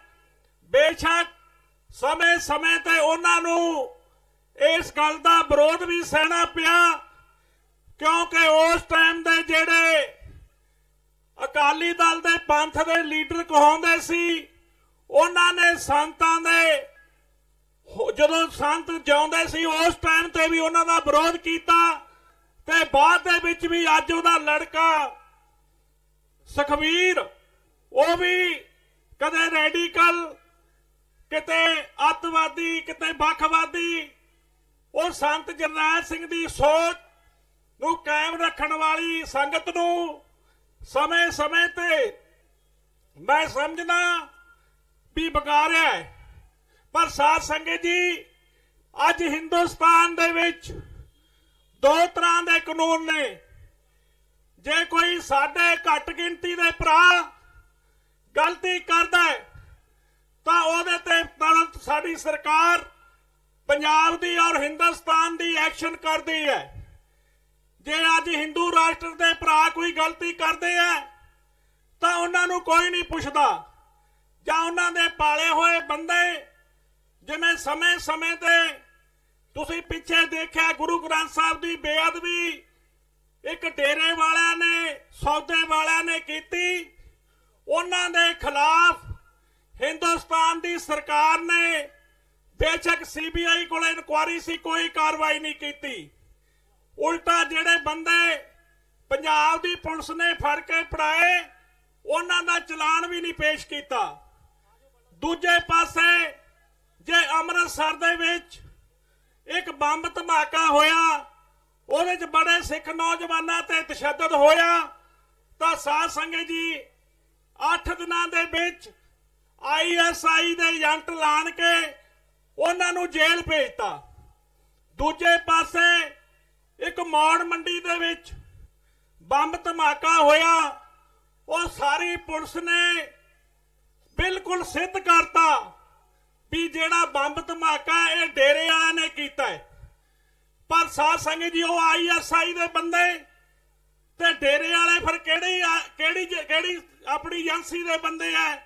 ਅੱਜ ਤੱਕ ਜਿਨ੍ਹਾਂ ਨੇ 10ਵੇਂ ਪਾਤਸ਼ਾਹ ਦਾ ਸੁਆਗ ਵੀ ਰਚਿਆ ਉਹ ਵੀ ਉਹਦੇ ਪਰਚਾ ਕੈਂਸਲ, ਜਿਹੜੀ ਗਲਤੀ ਕੀਤੀ ਸੀ, ਤੇ ਦੂਜਾ ਗੁਰੂ ਗ੍ਰੰਥ ਸਾਹਿਬ ਦੀ ਬੇਅਦਬੀ ਕੀਤੀ, ਸਾਰੀ ਸਾਜ਼ਿਸ਼ ਡੇਰੇ 'ਚ ਰਚੀ ਗਈ। ਬੇਸ਼ੱਕ ਬੰਦਾ ਜੇਲ੍ਹ 'ਚ ਹੈ, ਉਹਦੀ ਅੱਜ ਤੱਕ ਹਿੰਦੁਸਤਾਨ ਦੀ ਸਰਕਾਰ ਨੇ ਨਾ ਪੰਜਾਬ ਦੀ ਸਰਕਾਰ ਨੇ ਉਹਨਾਂ ਦੇ ਸਾਥੀਆਂ ਦੀ ਕੋਈ ਪੁੱਛਗਿੱਛ ਨਹੀਂ ਕੀਤੀ। ਮੌੜ ਦਾ ਜਿਹੜਾ ਬੰਬ ਬਲਾਸਟ ਹੋਇਆ ਉਹਦੇ ਡੇਰੇ 'ਚ ਤਿਆਰ ਹੋਇਆ, ਜਿਹਦੇ ਵਿੱਚ 7 ਬੱਚੇ ਸ਼ਹੀਦ ਹੋ ਗਏ। 2 ਸਾਲ ਤੇ ਅੱਜ 12 ਦਿਨ ਹੋ ਗਏ। ਬੇਸ਼ੱਕ ਦੂਜੇ ਬੰਦਿਆਂ ਨੂੰ ਉਹਨਾਂ ਨੇ ਨਾਮਜ਼ਦ ਕਰਤਾ ਪੁਲਿਸ ਨੇ ਵੀ ਇਹ ਡੇਰੇ ਵਾਲਿਆਂ ਨੇ ਗੱਡੀ ਤਿਆਰ ਕੀਤੀ ਸੀ, ਪਰ ਡੇਰੇ ਵਾਲਾ ਸਨਾਰੀਆ ਜੇਲ੍ਹ 'ਚ ਹੈ। ਉਹਦੇ ਕੋਲੇ ਪੰਜਾਬ ਦੀ ਨਾ ਕੋਈ ਸੈਂਟਰ ਦੀ ਏਜੰਸੀ ਅੱਜ ਤੱਕ ਪੁੱਛਗਿੱਛ ਕਰ ਨਹੀਂ ਗਈ। ਜੇ ਆਪਣੇ ਗਵਾਂਢੀਆਂ ਦੇ ਘਰੇ ਵੀ ਬੰਬ ਤਿਆਰ ਹੋ ਜੇ ਤੇ ਆਪਣੇ ਰਿਸ਼ਤੇਦਾਰਾਂ ਨੂੰ ਵੀ ਫੜ ਲੈਣਗੇ।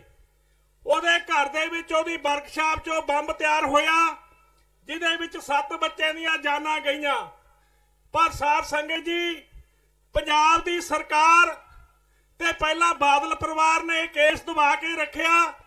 2017 ਦੇ ਵਿੱਚ ਜਦੋਂ ਇਲੈਕਸ਼ਨ ਸੀ, 31 ਜਨਵਰੀ ਨੂੰ ਇਹ ਬਲਾਸਟ ਹੋਇਆ ਸੀ, ਤਾਂ ਜਦੋਂ ਬਾਦਲ ਤੇ ਉਹਦੇ ਮੁੰਡੇ ਨੂੰ ਪਤਾ ਲੱਗਿਆ ਉਹਨਾਂ ਨੇ ਅੱਖਾਂ ਮੀਚ ਲਈਆਂ।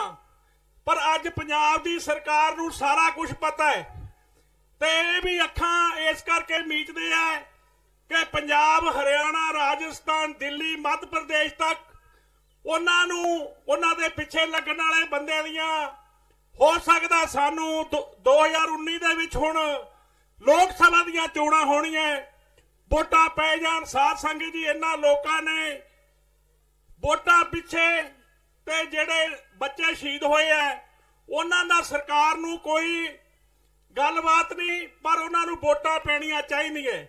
ਮੇਰੇ ਕਹਿਣ ਦਾ ਭਾਵ ਹੈ ਕਿ ਹਿੰਦੁਸਤਾਨ ਦੇ ਵਿੱਚ 2 ਤਰ੍ਹਾਂ ਦੇ ਕਾਨੂੰਨ ਬਿਲਕੁਲ ਸਾਬਤ ਹੋ ਚੁੱਕੇ ਹੈ। ਪਰ ਸਾਧ ਸੰਗਤ ਜੀ, ਅੱਜ ਮੈਂ ਸਾਰੀ ਸੰਗਤ ਨੂੰ ਇਸ ਜਨਮ ਦਿਹਾੜੇ ਤੇ ਵਧਾਈ ਦਿੰਦਾ ਹੋਇਆ ਇੱਥੇ ਹੀ ਫਤਿਹ ਬੁਲਾਉਣਾ, ਕਿਉਂਕਿ ਟਾਈਮ ਦਾ ਬਹੁਤ ਖਿਆਲ ਰੱਖਣਾ ਹੈ। ਸਾਰੀ ਸੰਗਤ ਦਾ ਧੰਨਵਾਦ। ਬੁਲਾਓ ਫਤਿਹ। ਵਾਹਿਗੁਰੂ ਜੀ ਕਾ ਖਾਲਸਾ, ਵਾਹਿਗੁਰੂ ਜੀ ਕੀ ਫਤਿਹ। ਬਹੁਤ ਬਹੁਤ ਧੰਨਵਾਦ ਹੈ।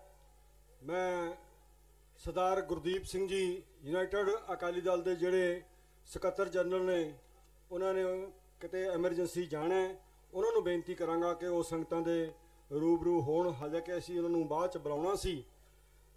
ਸਰਦਾਰ ਗੁਰਦੀਪ ਸਿੰਘ ਜੀ ਬਠਿੰਡਾ, ਜਿਹੜੇ ਕਿ ਬਰਗਾੜੀ ਮੋਰਚੇ ਵੱਲੋਂ ਸਿੰਘ ਸਾਹਿਬ ਜੀ ਨੇ ਜਿਹੜੇ ਨਾਮ 4 ਲੋਕਾਂ ਦੇ ਸਾਹਮਣੇ ਉਮੀਦਵਾਰ ਦੇ ਤੌਰ ਤੇ ਲਿਆਂਦੇ ਨੇ, ਉਹਨਾਂ ਵਿੱਚ ਵੀ ਸਰਦਾਰ ਗੁਰਦੀਪ ਸਿੰਘ ਜੀ ਬਠਿੰਡਾ ਦਾ ਨਾਮ ਬਠਿੰਡਾ ਲੋਕ ਸਭਾ ਤੋਂ ਹੈ। ਮੈਂ ਸਰਦਾਰ ਗੁਰਦੀਪ ਸਿੰਘ ਜੀ, ਸਕੱਤਰ ਜਨਰਲ ਯੂਨਾਈਟਿਡ ਅਕਾਲੀ ਦਲ ਨੂੰ ਬੇਨਤੀ ਕਰਦਾ ਕਿ ਉਹ ਸੰਗਤਾਂ ਦੇ ਰੂਬਰੂ ਹੋਣ।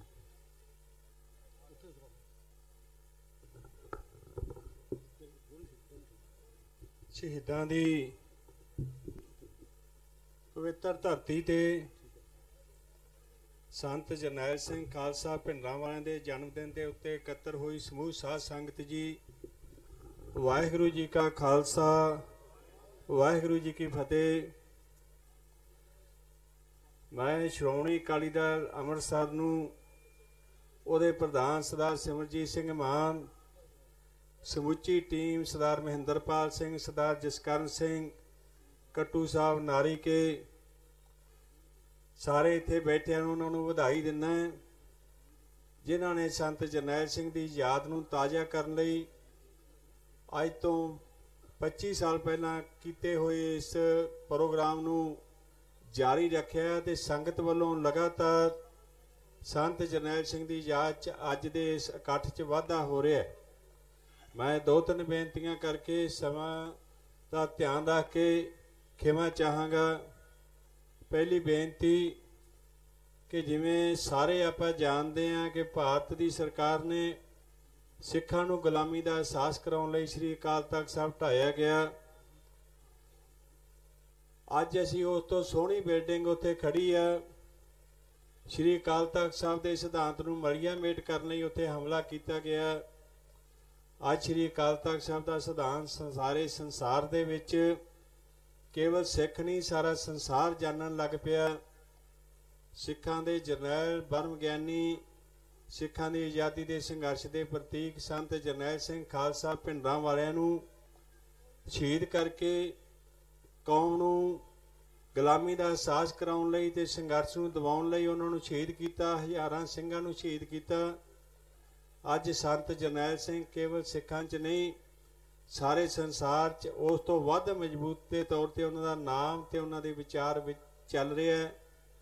ਤੀਜੀ ਮੈਂ ਬੇਨਤੀ ਕਰਾਂ ਕਿ ਉਸ ਸੰਘਰਸ਼ ਨੂੰ ਖਤਮ ਕਰਨ ਦੇ ਲਈ ਜੋ ਹਮਲਾ ਤੇ ਕਤਲੇਆਮ ਕੀਤਾ ਗਿਆ 1984 'ਚ ਨਵੰਬਰ 'ਚ ਕਤਲੇਆਮ ਕੀਤਾ ਗਿਆ, ਅੱਜ ਉਹ ਸੰਘਰਸ਼ ਸਿੱਖਾਂ ਦਾ ਕੇਵਲ ਪੰਜਾਬ ਦੀ ਧਰਤੀ ਤੇ ਨਹੀਂ, ਸੰਸਾਰ ਦੇ ਵਿੱਚ ਉਹ ਫੈਲਿਆ ਹੋਇਆ ਹੈ। ਪ੍ਰੋਫੈਸਰ ਮਹਿੰਦਰਪਾਲ ਸਿੰਘ ਜੀ ਦੱਸ ਰਹੇ ਸਨ ਕਿ ਪਹਿਲੀ ਵਾਰੀ ਇੱਥੇ 170 ਬੰਦੇ ਇਕੱਠੇ ਹੋਏ, ਅੱਜ ਉਦੋਂ 100 ਗੁਣਾ ਵੱਧ ਇਕੱਠੇ ਹੋ ਰਹੇ ਹਨ। ਮੈਂ ਇਹ ਗੱਲ ਭਾਰਤੀ ਸਰਕਾਰ ਤੇ ਉਹਦੀਆਂ ਏਜੰਸੀਆਂ ਨੂੰ ਕਹਿਣਾ ਚਾਹੁੰਦੇ ਹਾਂ, ਜੇ ਤੋਂ ਹੋਰ 100 ਗੁਣਾ ਵੱਧ ਬੰਦੇ ਇਕੱਠੇ ਹੋ ਕੇ ਕਹਿ ਦੇਣ ਕਿ ਇਸ ਦੇਸ਼ 'ਚ ਜਿਹੜਾ ਸਾਨੂੰ ਇਨਸਾਫ ਮਿਲ ਨਹੀਂ ਰਿਹਾ, ਬੇਇਨਸਾਫੀ ਦੀਆਂ ਬੜੀਆਂ ਵੱਡੀਆਂ ਘਟਨਾਵਾਂ, ਕਤਲੇਆਮ ਦੀਆਂ, ਝੂਠੇ ਪੁਲਿਸ ਮੁਕਾਬਲਿਆਂ ਦੀਆਂ ਇੱਥੇ ਸਾਂਝੀਆਂ ਕੀਤੀਆਂ ਜਾ ਸਕਦੀਆਂ ਹਨ, ਪਰ ਸਮਾਂ ਨਹੀਂ। ਜੇ ਸਤਿਗੁਰੂ ਸ੍ਰੀ ਗੁਰੂ ਗ੍ਰੰਥ ਸਾਹਿਬ ਮਹਾਰਾਜ ਦੇ ਸਰੂਪ ਨੂੰ ਬੇਅਦਬੀ ਕਰਨ ਵਾਲੇ ਉਹਨਾਂ ਲੋਕਾਂ ਨੂੰ ਗ੍ਰਿਫਤਾਰ ਕਰਾਉਣ ਲਈ ਸਾਨੂੰ 7-7 ਮਹੀਨੇ, ਜਿਵੇਂ ਭਾਈ ਧਿਆਨ ਸਿੰਘ ਜੀ ਮੰਡ ਕਾਰਜਕਾਰੀ ਜਥੇਦਾਰ ਸਾਹਿਬ ਬੈਠੇ ਹਨ, ਉਹਨਾਂ ਨੂੰ ਤੇ ਸਮੁੱਚੀ ਕੌਮ ਨੂੰ ਮੋਰਚਾ ਲਾਉਣਾ ਪਿਆ। ਸ਼ਾਂਤਮਈ ਧਰਨੇ ਦੇ ਉੱਤੇ ਬੈਠੇ ਸਿੰਘਾਂ ਨੂੰ ਸ਼ਹੀਦ ਕਰਨ ਵਾਲੇ ਲੋਕਾਂ ਨੂੰ, ਦੋਸ਼ੀਆਂ ਨੂੰ ਗ੍ਰਿਫਤਾਰ ਕਰਾਉਣ ਲਈ ਮੋਰਚਾ ਲਾਉਣਾ ਪਿਆ। ਸਜ਼ਾਵਾਂ ਪੂਰੀਆਂ ਕਰ ਚੁੱਕੇ ਸਿੰਘਾਂ ਨੂੰ ਰਿਹਾ ਕਰਾਉਣ ਲਈ ਸਾਨੂੰ ਮੋਰਚੇ ਲਾਉਣੇ ਪਏ। ਜੇ ਸਤਿਗੁਰੂ ਸ੍ਰੀ ਗੁਰੂ ਗ੍ਰੰਥ ਸਾਹਿਬ ਮਹਾਰਾਜ ਇਸ ਧਰਤੀ ਦੇ ਸੁਰੱਖਿਅਤ ਨਹੀਂ ਤੇ ਸਿੱਖਾਂ ਨੂੰ ਇਨਸਾਫ ਕਿੱਥੋਂ ਮਿਲ ਸਕਦਾ ਹੈ? ਜੇ ਅੱਜ ਤੋਂ ਵੱਧ 100 ਗੁਣਾ ਇਕੱਠ ਕਰਕੇ ਜਿਵੇਂ ਸਰਦਾਰ ਮਾਨ ਨੇ ਸ਼ਾਂਤਮਈ ਇਹ ਸੰਘਰਸ਼ ਜਾਰੀ ਰੱਖਿਆ ਹੋਇਆ, 100 ਗੁਣਾ ਲੋਕ ਇਕੱਠੇ ਹੋ ਕੇ ਕਹਿ ਦੇਣ ਸਾਡਾ ਇਸ ਦੇਸ਼ ਨਾਲ ਨਿਰਵਾਹ ਨਹੀਂ, ਤਾਂ ਕੋਈ ਸੰਸਾਰ ਦੀ ਹਕੂਮਤ ਭਾਵੇਂ ਪਰਮਾਣੂ ਜੰਗ 3 ਨਹੀਂ, ਹੋਰ ਵੀ ਦੇਸ਼ ਆ ਜਾਣ, ਕੋਈ ਸਿੱਖਾਂ ਨੂੰ ਦਬਾ ਨਹੀਂ ਸਕਦਾ। ਮੈਂ ਬੇਨਤੀ ਕਰਾਂ ਕਿ ਅੱਜ ਜਿਸ ਧਰਤੀ ਦੇ ਉੱਤੇ ਅਸੀਂ ਬੈਠੇ ਹੋਏ ਹਾਂ, ਉਸ ਸਮੇਂ ਦੇ ਹੁਕਮਰਾਨਾਂ ਨੂੰ ਇਹ ਭੁਲੇਖਾ ਲੱਗਿਆ ਹੋਣਾ ਕਿ ਸਾਹਿਬ ਸ੍ਰੀ ਗੁਰੂ ਗੋਬਿੰਦ ਸਿੰਘ ਮਹਾਰਾਜ ਦੇ ਸਾਹਿਬਜ਼ਾਦਿਆਂ ਨੂੰ ਸ਼ਹੀਦ ਕਰ ਦਿੱਤਾ, ਮਾਤਾ ਨੂੰ ਸ਼ਹੀਦ ਕਰ ਦਿੱਤਾ, ਪਿਤਾ ਨੂੰ ਸ਼ਹੀਦ ਕਰ ਦਿੱਤਾ। ਪਿਤਾ ਦੀ ਕੋਈ ਲਾਸ਼ ਲੈਣ ਵਾਲਾ ਨਹੀਂ, ਪਰ ਥੋੜੇ ਸਾਲਾਂ ਬਾਅਦ ਉਹ ਸਲਤਨਤ ਦਾ ਖਾਤਮਾ ਹੋ ਗਿਆ ਜਿਹੜੀ ਸੰਸਾਰ ਦੀ ਬੜੀ ਵੱਡੀ ਸਲਤਨਤ ਸੀ। ਸੂਬਾ ਸਰਹਿੰਦ ਦਾ ਕੁਝ ਸਾਲਾਂ ਬਾਅਦ ਸਿਰ ਲਾ ਦਿੱਤਾ ਗਿਆ ਇਸੇ ਧਰਤੀ ਦੇ ਉੱਤੇ ਤੇ ਸਿੱਖ ਰਾਜ ਸਥਾਪਿਤ ਹੋਇਆ। ਅੱਜ ਦੀ ਹਕੂਮਤ ਵੀ ਸਿੱਖਾਂ ਨੂੰ ਬੇਇਨਸਾਫੀ ਦੇ ਕੇ, ਜਬਰ ਜ਼ੁਲਮ ਕਰਕੇ ਉਹ ਜਿਹੜਾ ਸੰਘਰਸ਼ ਸੰਤ ਜਰਨੈਲ ਸਿੰਘ ਨੇ ਸ਼ਹਾਦਤ ਨਾਲ ਤੇਜ਼ ਕੀਤਾ, ਉਸ ਨੂੰ ਹੋਰ ਤੇਜ਼ ਕਰ ਰਹੀ ਹੈ।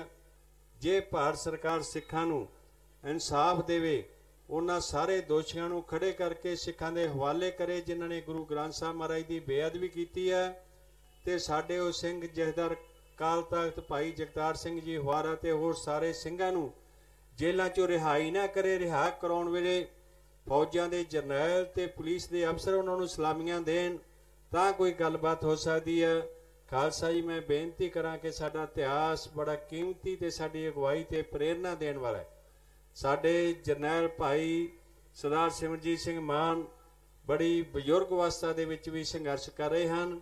ਆਪਾਂ ਸਾਰੀ ਕੌਮ ਉਹਨਾਂ ਦਾ ਸਾਥ ਦੇਈਏ। ਉਹ ਬਹੁਤ ਤਕੜੇ ਹਨ, ਜਿਹੜੇ ਹਰ ਤਰ੍ਹਾਂ ਦੇ ਵਿਰੋਧਾਂ ਦੇ ਬਾਵਜੂਦ, ਹਰ ਤਰ੍ਹਾਂ ਦੇ ਪੰਥ ਦੇ ਲਾਂਭਿਆਂ ਤੇ ਗਿਰੇ ਸ਼ਿਕਵਿਆਂ ਦੇ ਬਾਵਜੂਦ ਵੀ ਆਪਣੇ ਮੋਰਚੇ ਦੇ ਉੱਤੇ ਡਟ ਕੇ ਅੱਗੇ ਖੜੇ ਹਨ। ਸ਼੍ਰੋਮਣੀ ਅਕਾਲੀ ਦਲ ਅੰਮ੍ਰਿਤਸਰ ਦੇ ਸਮੁੱਚੇ ਆਗੂ ਤੇ ਵਰਕਰ ਸਾਹਿਬਾਨ ਵੀ ਇਸ ਲਈ ਵਧਾਈ ਦੇ ਪਾਤਰ ਹਨ, ਜਿਹੜੇ ਉਹਨਾਂ ਦਾ ਸਾਥ ਦੇ ਰਹੇ ਹਨ। ਮੈਂ ਅਖੀਰ 'ਚ ਖਿਮਾ ਚਾਹੁੰਦਾ ਹੋਇਆ ਸਰਦਾਰ ਮਾਨ ਸਾਹਿਬ ਲਈ ਅਰਦਾਸ ਬੇਨਤੀ ਕਰਦਾ ਹਾਂ ਤੇ 2 ਮਿੰਟ ਲਈ ਆਪਾਂ ਉਹਨਾਂ ਦੀ ਸਿਹਤਯਾਬੀ ਲਈ ਕਿ ਉਹ ਜਲਦੀ ਤੋਂ ਜਲਦੀ ਆ ਕੇ ਮੋਰਚਾ ਸੰਭਾਲਣ ਵਾਹਿਗੁਰੂ ਦਾ ਸਿਮਰਨ ਕਰਦੇ ਹਾਂ।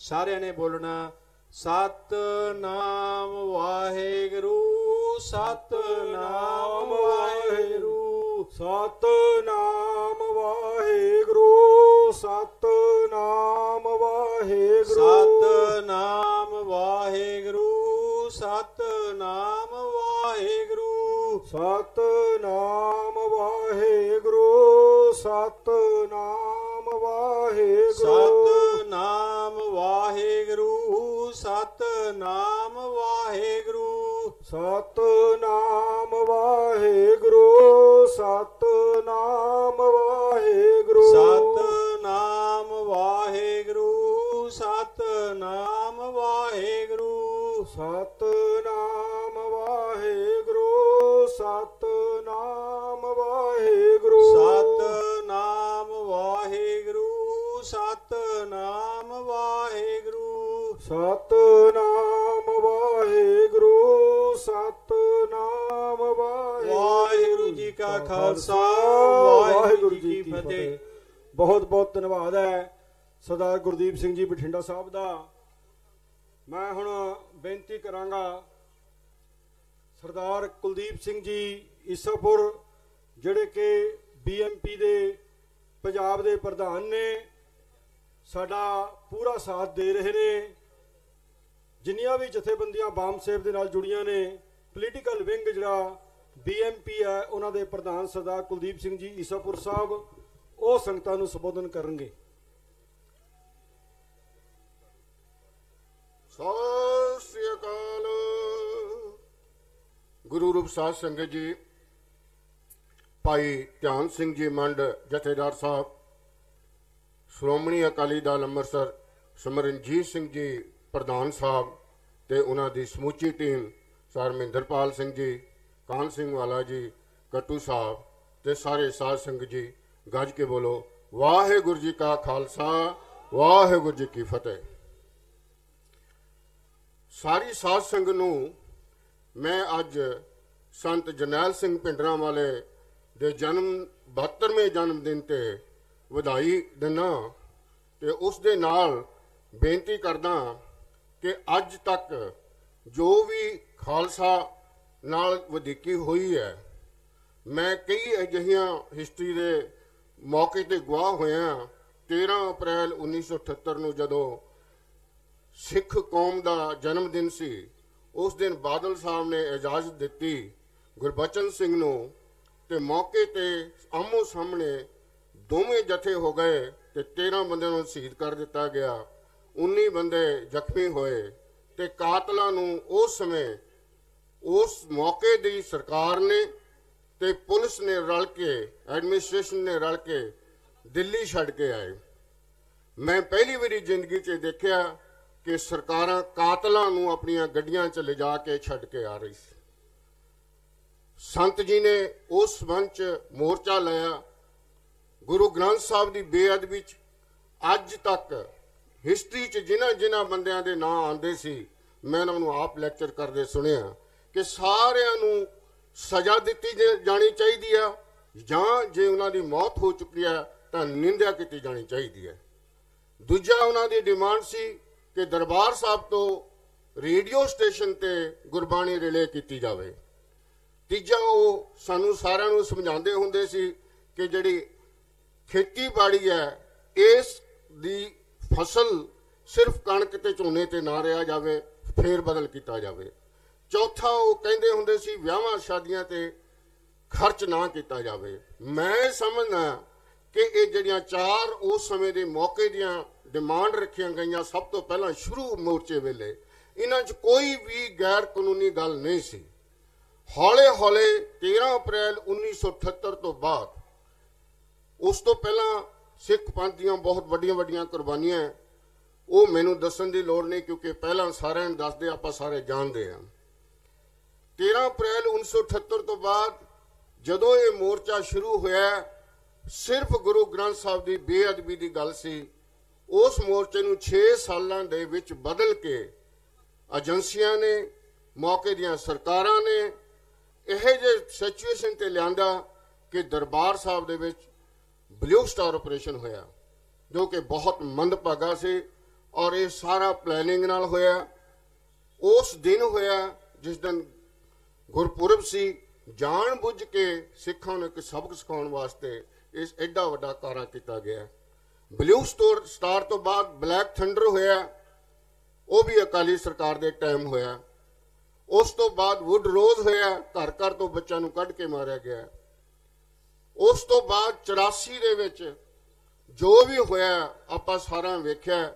ਜਿੱਥੇ ਗੁਰੂ ਤੇਗ ਬਹਾਦਰ ਜੀ ਨੇ ਸ਼ਹੀਦੀ ਦਿੱਤੀ ਸੀ, ਉੱਥੇ ਸਾਡੇ ਸਿੱਖਾਂ ਦੇ ਗਲਾਂ ਦੇ ਵਿੱਚ ਹਾਰਾਂ ਦੀ ਥਾਂ ਤੇ ਬਲ ਦੇ ਟਾਇਰ ਪਾਏ ਗਏ। ਇੰਨਾ ਅਤਿਆਚਾਰ ਹੋਣ ਦੇ ਬਾਵਜੂਦ ਵੀ ਅੱਜ ਅਸੀਂ ਫੇਰ ਇਕੱਠੇ ਨਹੀਂ ਹੁੰਦੇ। ਜਿੰਨੀਆਂ ਸ਼ਹੀਦੀਆਂ ਸਿੱਖ ਕੌਮ ਨੇ ਦਿੱਤੀਆਂ, 121 ਫਾਂਸੀਆਂ ਆਜ਼ਾਦੀ ਵਾਸਤੇ ਹੋਈਆਂ ਸੀ, ਜਿਨ੍ਹਾਂ ਚੋਂ 93 ਫਾਂਸੀਆਂ ਸਿੱਖਾਂ ਦੀਆਂ। ਇਸ ਤੋਂ ਵੱਡੀ ਕੋਈ ਸ਼ਹੀਦੀ ਨਹੀਂ ਹੋ ਸਕਦੀ, ਪਰ ਆਜ਼ਾਦੀ ਸਾਡੇ ਹੱਥ ਫੇਰ ਨਹੀਂ ਆਈ। ਸਾਡੇ ਜਿੰਨਾ ਸ਼ਹੀਦ ਹੋਏ ਆ, ਉਹਨਾਂ ਨੂੰ ਕਿਸੇ ਨਾ ਕਿਸੇ ਤਰੀਕੇ ਨੇ ਨਵੇਂ ਲੀਡਰਾਂ ਨੇ ਆ ਕੇ ਇੱਕ ਪਾਕਟ ਏਜੰਡਾ ਬਣਾ ਕੇ ਸਾਨੂੰ ਸਟੇਜ ਤੇ ਅਜਿਹੇ ਗੱਲਾਂ ਦੱਸੀਆਂ ਗਈਆਂ ਜਿਹੜੀਆਂ ਕਿ ਸਾਨੂੰ ਬੜੀਆਂ ਲੁਭਾਵਣੀਆਂ ਲੱਗਦੀਆਂ ਸੀ। ਸਿੱਖ ਪੰਥ ਵਾਸਤੇ ਗੱਲਾਂ ਕਰਦੇ ਸੀ, ਪਰੰਤੂ ਉਹਨਾਂ ਦੇ ਜੇਬ 'ਚ ਏਜੰਡੇ ਹੋਰ ਸਨ, ਜਿਹੜੇ ਕਿ ਮਨੂਵਾਦੀ ਏਜੰਡੇ। ਮੈਂ ਉਹਨਾਂ ਨੂੰ ਕਹਿ ਸਕਦਾ ਕਿ ਮਨੂਵਾਦੀ ਉਹਨਾਂ ਦੇ ਜੇਬ 'ਚ ਏਜੰਡਾ ਕੁਝ ਹੋਰ ਪਾ ਕੇ ਦਿੰਦੇ ਸੀ ਤੇ ਸਟੇਜ ਤੇ ਕੁਝ ਹੋਰ ਗੱਲ ਕਰਦੇ ਸੀ। ਅੱਜ ਸਾਡਾ ਉਹਨਾਂ ਲੋਕਾਂ ਨਾਲ ਮੁਕਾਬਲਾ ਹੈ ਜਿਹੜੇ ਲੋਕ ਘੱਟ ਤੋਲਦੇ ਆ, ਚੋਰੀ ਕਰਦੇ ਆ, ਠੱਗੀ ਕਰਦੇ ਆ, ਚਾਹ ਪੱਤੀ ਦਾ ਲਾਲਚ ਦਿੰਦੇ ਆ ਤੁਹਾਨੂੰ ਵੋਟ ਪਾਉਣ ਵਾਸਤੇ। ਸਾਨੂੰ ਵਿਕਣ ਦੀ ਬਜਾਏ ਇਹ ਸੋਚਣਾ ਚਾਹੀਦਾ ਹੈ ਕਿ ਜਦੋਂ ਅਸੀਂ ਵੋਟ ਪਾਉਂਦੇ ਆ ਤੇ ਕਿਹਨੂੰ ਵੋਟ ਪਾਉਂਦੇ ਆ। ਜਿੰਨੀ ਵਾਰੀ ਵੱਡੇ ਮੋਰਚੇ ਲੱਗੇ, ਮੋਰਚੇ ਲੱਗਣ ਤੋਂ ਬਾਅਦ ਅਸੀਂ ਅਕਾਲੀ ਦਲ ਨੂੰ ਵੋਟਾਂ ਪਾ ਕੇ ਜਿਤਾਉਂਦੇ ਰਹੇ ਆ, ਤੇ ਅੱਜ ਉਹੀ ਕਮਿਸ਼ਨ ਰਣਜੀਤ ਸਿੰਘ ਨੇ ਉਸੇ ਅਕਾਲੀ ਦਲ ਤੇ ਇਹ ਦੋਸ਼ ਲਾਇਆ ਕਿ ਗੁਰੂ ਗ੍ਰੰਥ ਸਾਹਿਬ ਦੀ ਬੇਅਦਬੀ ਹੋਈ ਹੈ। ਭਾਈ ਸਾਹਿਬ ਨੂੰ ਬਰਗਾੜੀ 'ਚ ਮੋਰਚਾ ਲਾਣਾ ਪਿਆ। ਬੜੀ ਇਹਨਾਂ ਦੀ ਹਿੰਮਤ ਰਹੀ ਹੈ ਕਿ ਇੰਨੀ ਦੇਰ ਮੋਰਚੇ ਦੇ ਵਿੱਚ ਕਾਮਯਾਬ ਰਹੇ। ਔਰ ਮੈਂ ਇਹਨਾਂ ਨੂੰ ਵਧਾਈ ਵੀ ਦਿੰਦਾ ਕਿ ਉੱਥੇ ਕੋਈ ਵੀ ਇਹੋ ਜਿਹੀ ਗੈਰ ਕਾਨੂੰਨੀ ਜਾਂ ਕੋਈ ਇਹੋ ਜਿਹੀ ਏਜੰਸੀਆਂ ਨੂੰ ਅਲਾਉ ਨਹੀਂ ਹੋਇਆ ਕਿ ਉਸ ਮੋਰਚੇ ਨੂੰ ਡਿਸਟਰਬ ਕਰ ਸਕਣ। ਹਾਲਾਂਕਿ ਏਜੰਸੀਆਂ ਦਾ ਬਿਲਕੁਲ ਸਹੀ ਇਹੋ ਜਿਹਾ ਕੋਈ ਨਿਸ਼ਾਨਾ ਹੋਵੇਗਾ, ਪਰੰਤੂ ਸਿੱਖ ਕੌਮ ਨੇ ਇੱਕ ਬਹੁਤ ਨਮੂਨੇ ਦਾ ਇੱਕ ਉਹ ਬਰਗਾੜੀ ਦੇ ਵਿੱਚ ਮੋਰਚਾ ਲਾਇਆ ਜਿੱਥੇ ਕੋਈ ਅਜਿਹੀ ਗੱਲ ਨਹੀਂ ਹੋਈ। ਔਰ ਬਰਗਾੜੀ ਦੇ ਮੋਰਚੇ ਦੇ ਵਿੱਚ ਅੱਜ ਸਰਕਾਰ ਨੂੰ ਬੜੀ ਮੁਸ਼ਕਲ ਨਾਲ, ਹਾਲਾਂਕਿ ਉਹ ਕਰਨਾ ਨਹੀਂ ਚਾਹੁੰਦੇ, ਪਰ ਬੜੇ ਪ੍ਰੈਸ਼ਰ ਥੱਲੇ ਕਈ ਉਹਨਾਂ ਨੇ ਅਜਿਹੇ ਫੈਸਲੇ ਲਏ, ਪਰਚੇ ਦਰਜ ਕੀਤੇ। ਪਰ ਮੈਨੂੰ ਇਸ ਗੱਲ ਦਾ ਅਫਸੋਸ ਹੈ ਕਿ ਰਣਜੀਤ ਸਿੰਘ ਜਸਟਿਸ ਜਿਹੜੇ ਹਾਈ ਕੋਰਟ ਦੇ ਜੱਜ ਹੈ, ਉਹਨਾਂ ਦੇ ਉੱਪਰ ਪੁਲਿਸ ਦੀ ਇੱਕ ਟੀਮ ਉਠਾ ਦੀ ਕਿ ਤੁਸੀਂ ਫੈਸਲਾ ਕਰੋ। ਜੱਜ ਦੇ ਉੱਪਰ ਪੁਲਿਸ ਦੀ ਟੀਮ ਦਾ ਫੈਸਲਾ ਕੀ ਹੋ ਸਕਦਾ, ਉਹ ਤੁਹਾਡੇ ਸਾਰਿਆਂ ਦੇ ਸਾਹਮਣੇ ਹੈ। ਮੈਨੂੰ ਤੁਸੀਂ ਸੁਣਿਆ, ਮੈਂ ਤੁਹਾਡਾ ਬਹੁਤ ਧੰਨਵਾਦੀ ਹਾਂ। ਵਾਹਿਗੁਰੂ ਜੀ ਕਾ ਖਾਲਸਾ, ਵਾਹਿਗੁਰੂ ਜੀ ਕੀ ਫਤਿਹ।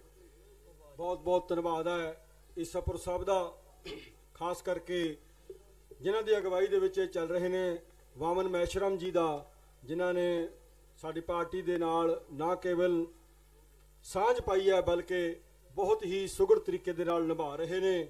ਮੈਂ ਧੰਨਵਾਦੀ ਹਾਂ ਸਾਡੇ ਵਕੀਲ ਸਾਹਿਬ ਹਰਦੇਵ ਸਿੰਘ ਰਾਏ, ਗੁਰਪ੍ਰੀਤ ਸਿੰਘ ਜੀ ਵਕੀਲ ਸਾਹਿਬ, ਬੀਬੀ ਸੁਖਜੀਤ ਕੌਰ ਜੀ, ਬੀਬੀ ਸ਼ਾਂਤੀ ਜੀ ਬੱਸ ਲੈ ਕੇ ਆਏ ਨੇ ਬਰਨਾਲੇ ਤੋਂ, ਉਹਨਾਂ ਦਾ ਬਹੁਤ ਬਹੁਤ ਧੰਨਵਾਦ ਹੈ। ਸੰਘੇੜਾ ਸਾਹਿਬ ਦਾ ਅਸੀਂ ਬਾਰ-ਬਾਰ ਜ਼ਿਕਰ ਕਰਦੇ ਹਾਂ ਕਿ ਉਹਨਾਂ ਨੇ ਜਲੇਬੀਆਂ ਦਾ ਲੰਗਰ ਲਾਇਆ ਹੋਇਆ ਬਰਨਾਲੇ ਜ਼ਿਲ੍ਹੇ ਵੱਲੋਂ। ਉਹਨਾਂ ਦਾ ਉਚੇਚਾ ਧੰਨਵਾਦ। ਗੁਰਨੈਬ ਸਿੰਘ ਜੀ ਉਹਨਾਂ ਨਾਲ ਸਹਿਯੋਗ ਕਰ ਰਹੇ ਨੇ। ਬੀਬੀ ਮਨਦੀਪ ਕੌਰ ਸੰਧੂ ਆਲ ਇੰਡੀਆ ਸਿੱਖ ਸਟੂਡੈਂਟ ਫੈਡਰੇਸ਼ਨ ਦੇ ਵੂਮਨ ਵਿੰਗ ਦੇ ਪ੍ਰਧਾਨ ਨੇ, ਉਹ ਵੀ ਆਏ ਨੇ। ਜੀ ਆਇਆਂ ਆਖਦੇ ਹਾਂ। ਮੈਂ ਹੁਣ ਬੇਨਤੀ ਕਰਦਾ ਸਰਦਾਰ ਜਸਕਰਨ ਸਿੰਘ ਜੀ ਕਾਹਨ ਸਿੰਘ ਵਾਲਾ, ਜਿਹੜੇ ਕਿ ਪਾਰਟੀ ਦੇ ਜਨਰਲ ਸਕੱਤਰ ਨੇ ਤੇ ਕਿਸਾਨ ਵਿੰਗ ਦੇ ਪ੍ਰਧਾਨ ਨੇ। ਬਰਗਾੜੀ ਮੋਰਚੇ ਦੇ ਵਿੱਚ 6.5 ਮਹੀਨੇ ਲਗਾਤਾਰ ਉਹਨਾਂ ਨੇ, ਤੁਸੀਂ ਵੀ ਉਹਨਾਂ ਨੂੰ ਚੈਨਲਾਂ ਤੇ ਲਗਾਤਾਰ ਦੇਖਿਆ, ਪੂਰਾ ਸਿਰ ਨਿਭਾਇਆ। ਮੈਂ ਉਹਨਾਂ ਨੂੰ ਬੇਨਤੀ ਕਰਾਂਗਾ ਕਿ ਉਹ ਆਪਣੇ ਵਿਚਾਰ ਸੰਗਤਾਂ ਸਾਹਮਣੇ ਰੱਖਣ। ਸਰਦਾਰ ਜਸਕਰਨ ਸਿੰਘ ਜੀ ਕਾਹਨ ਸਿੰਘ ਵਾਲਾ।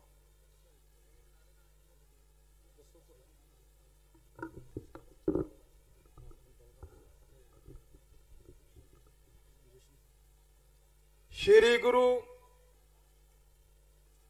ਗ੍ਰੰਥ ਸਾਹਿਬ ਜੀ ਦੀ ਹਜ਼ੂਰੀ ਦੇ ਵਿੱਚ 20ਵੀਂ ਸਦੀ ਦੇ ਮਹਾਨ ਜਰਨੈਲ ਸੰਤ ਜਰਨੈਲ ਸਿੰਘ ਜੀ ਖਾਲਸਾ ਭਿੰਡਰਾਂ ਵਾਲੇ, ਜੋ ਦਮਦਮੀ ਟਕਸਾਲ ਦੇ 14ਵੇਂ ਮੁਖੀ ਸਨ,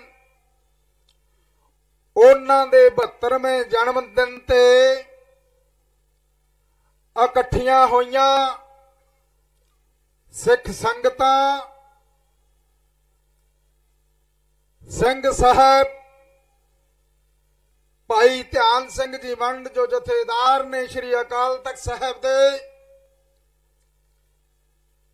ਭਾਈ ਮੋਹਕਮ ਸਿੰਘ ਜੀ ਜੋ ਪ੍ਰਧਾਨ ਨੇ ਯੂਨਾਈਟਿਡ ਅਕਾਲੀ ਦਲ ਦੇ, ਸਰਦਾਰ ਜਸਬੀਰ ਸਿੰਘ ਜੀ ਖਡੂਰ ਜੋ ਜਨਰਲ ਸੈਕਟਰੀ ਨੇ ਦਲ ਖਾਲਸਾ ਦੇ, ਸਤਨਾਮ ਸਿੰਘ ਜੀ ਪੌਂਟਾ ਸਾਹਿਬ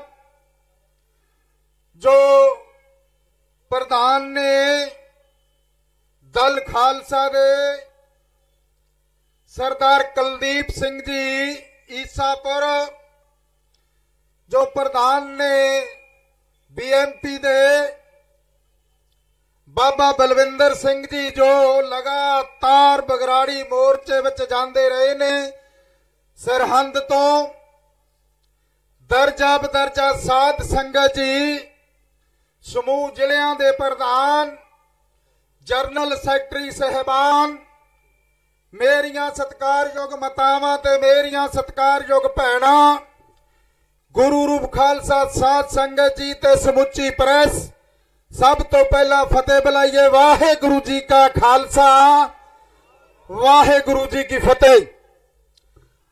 ਅੱਜ ਆਪਾਂ ਸਾਰੇ ਇੱਕ ਮਤ ਹੋ ਕੇ, ਇੱਕ ਸੋਚ ਹੋ ਕੇ, ਪੂਰੀ ਕੌਮ ਵੱਲੋਂ ਜੋ ਸ਼੍ਰੋਮਣੀ ਅਕਾਲੀ ਦਲ ਅੰਮ੍ਰਿਤਸਰ ਨੇ ਸਰਦਾਰ ਸਿਮਰਨਜੀਤ ਸਿੰਘ ਮਾਨ ਸਾਹਿਬ ਦੀ ਅਗਵਾਈ ਦੇ ਵਿੱਚ ਪੂਰੀ ਕੌਮ ਦੇ ਸਹਿਯੋਗ ਦੇ ਨਾਲ ਇਸ ਸ਼ਹੀਦਾਂ ਦੀ ਪਵਿੱਤਰ ਧਰਤੀ ਤੇ ਜਨਮ ਦਿਨ ਮਨਾ ਕੇ ਇੱਕ ਆਪਣੀ ਕੌਮੀ ਸੋਚ ਨੂੰ ਜਿੰਦਾ ਰੱਖਿਆ।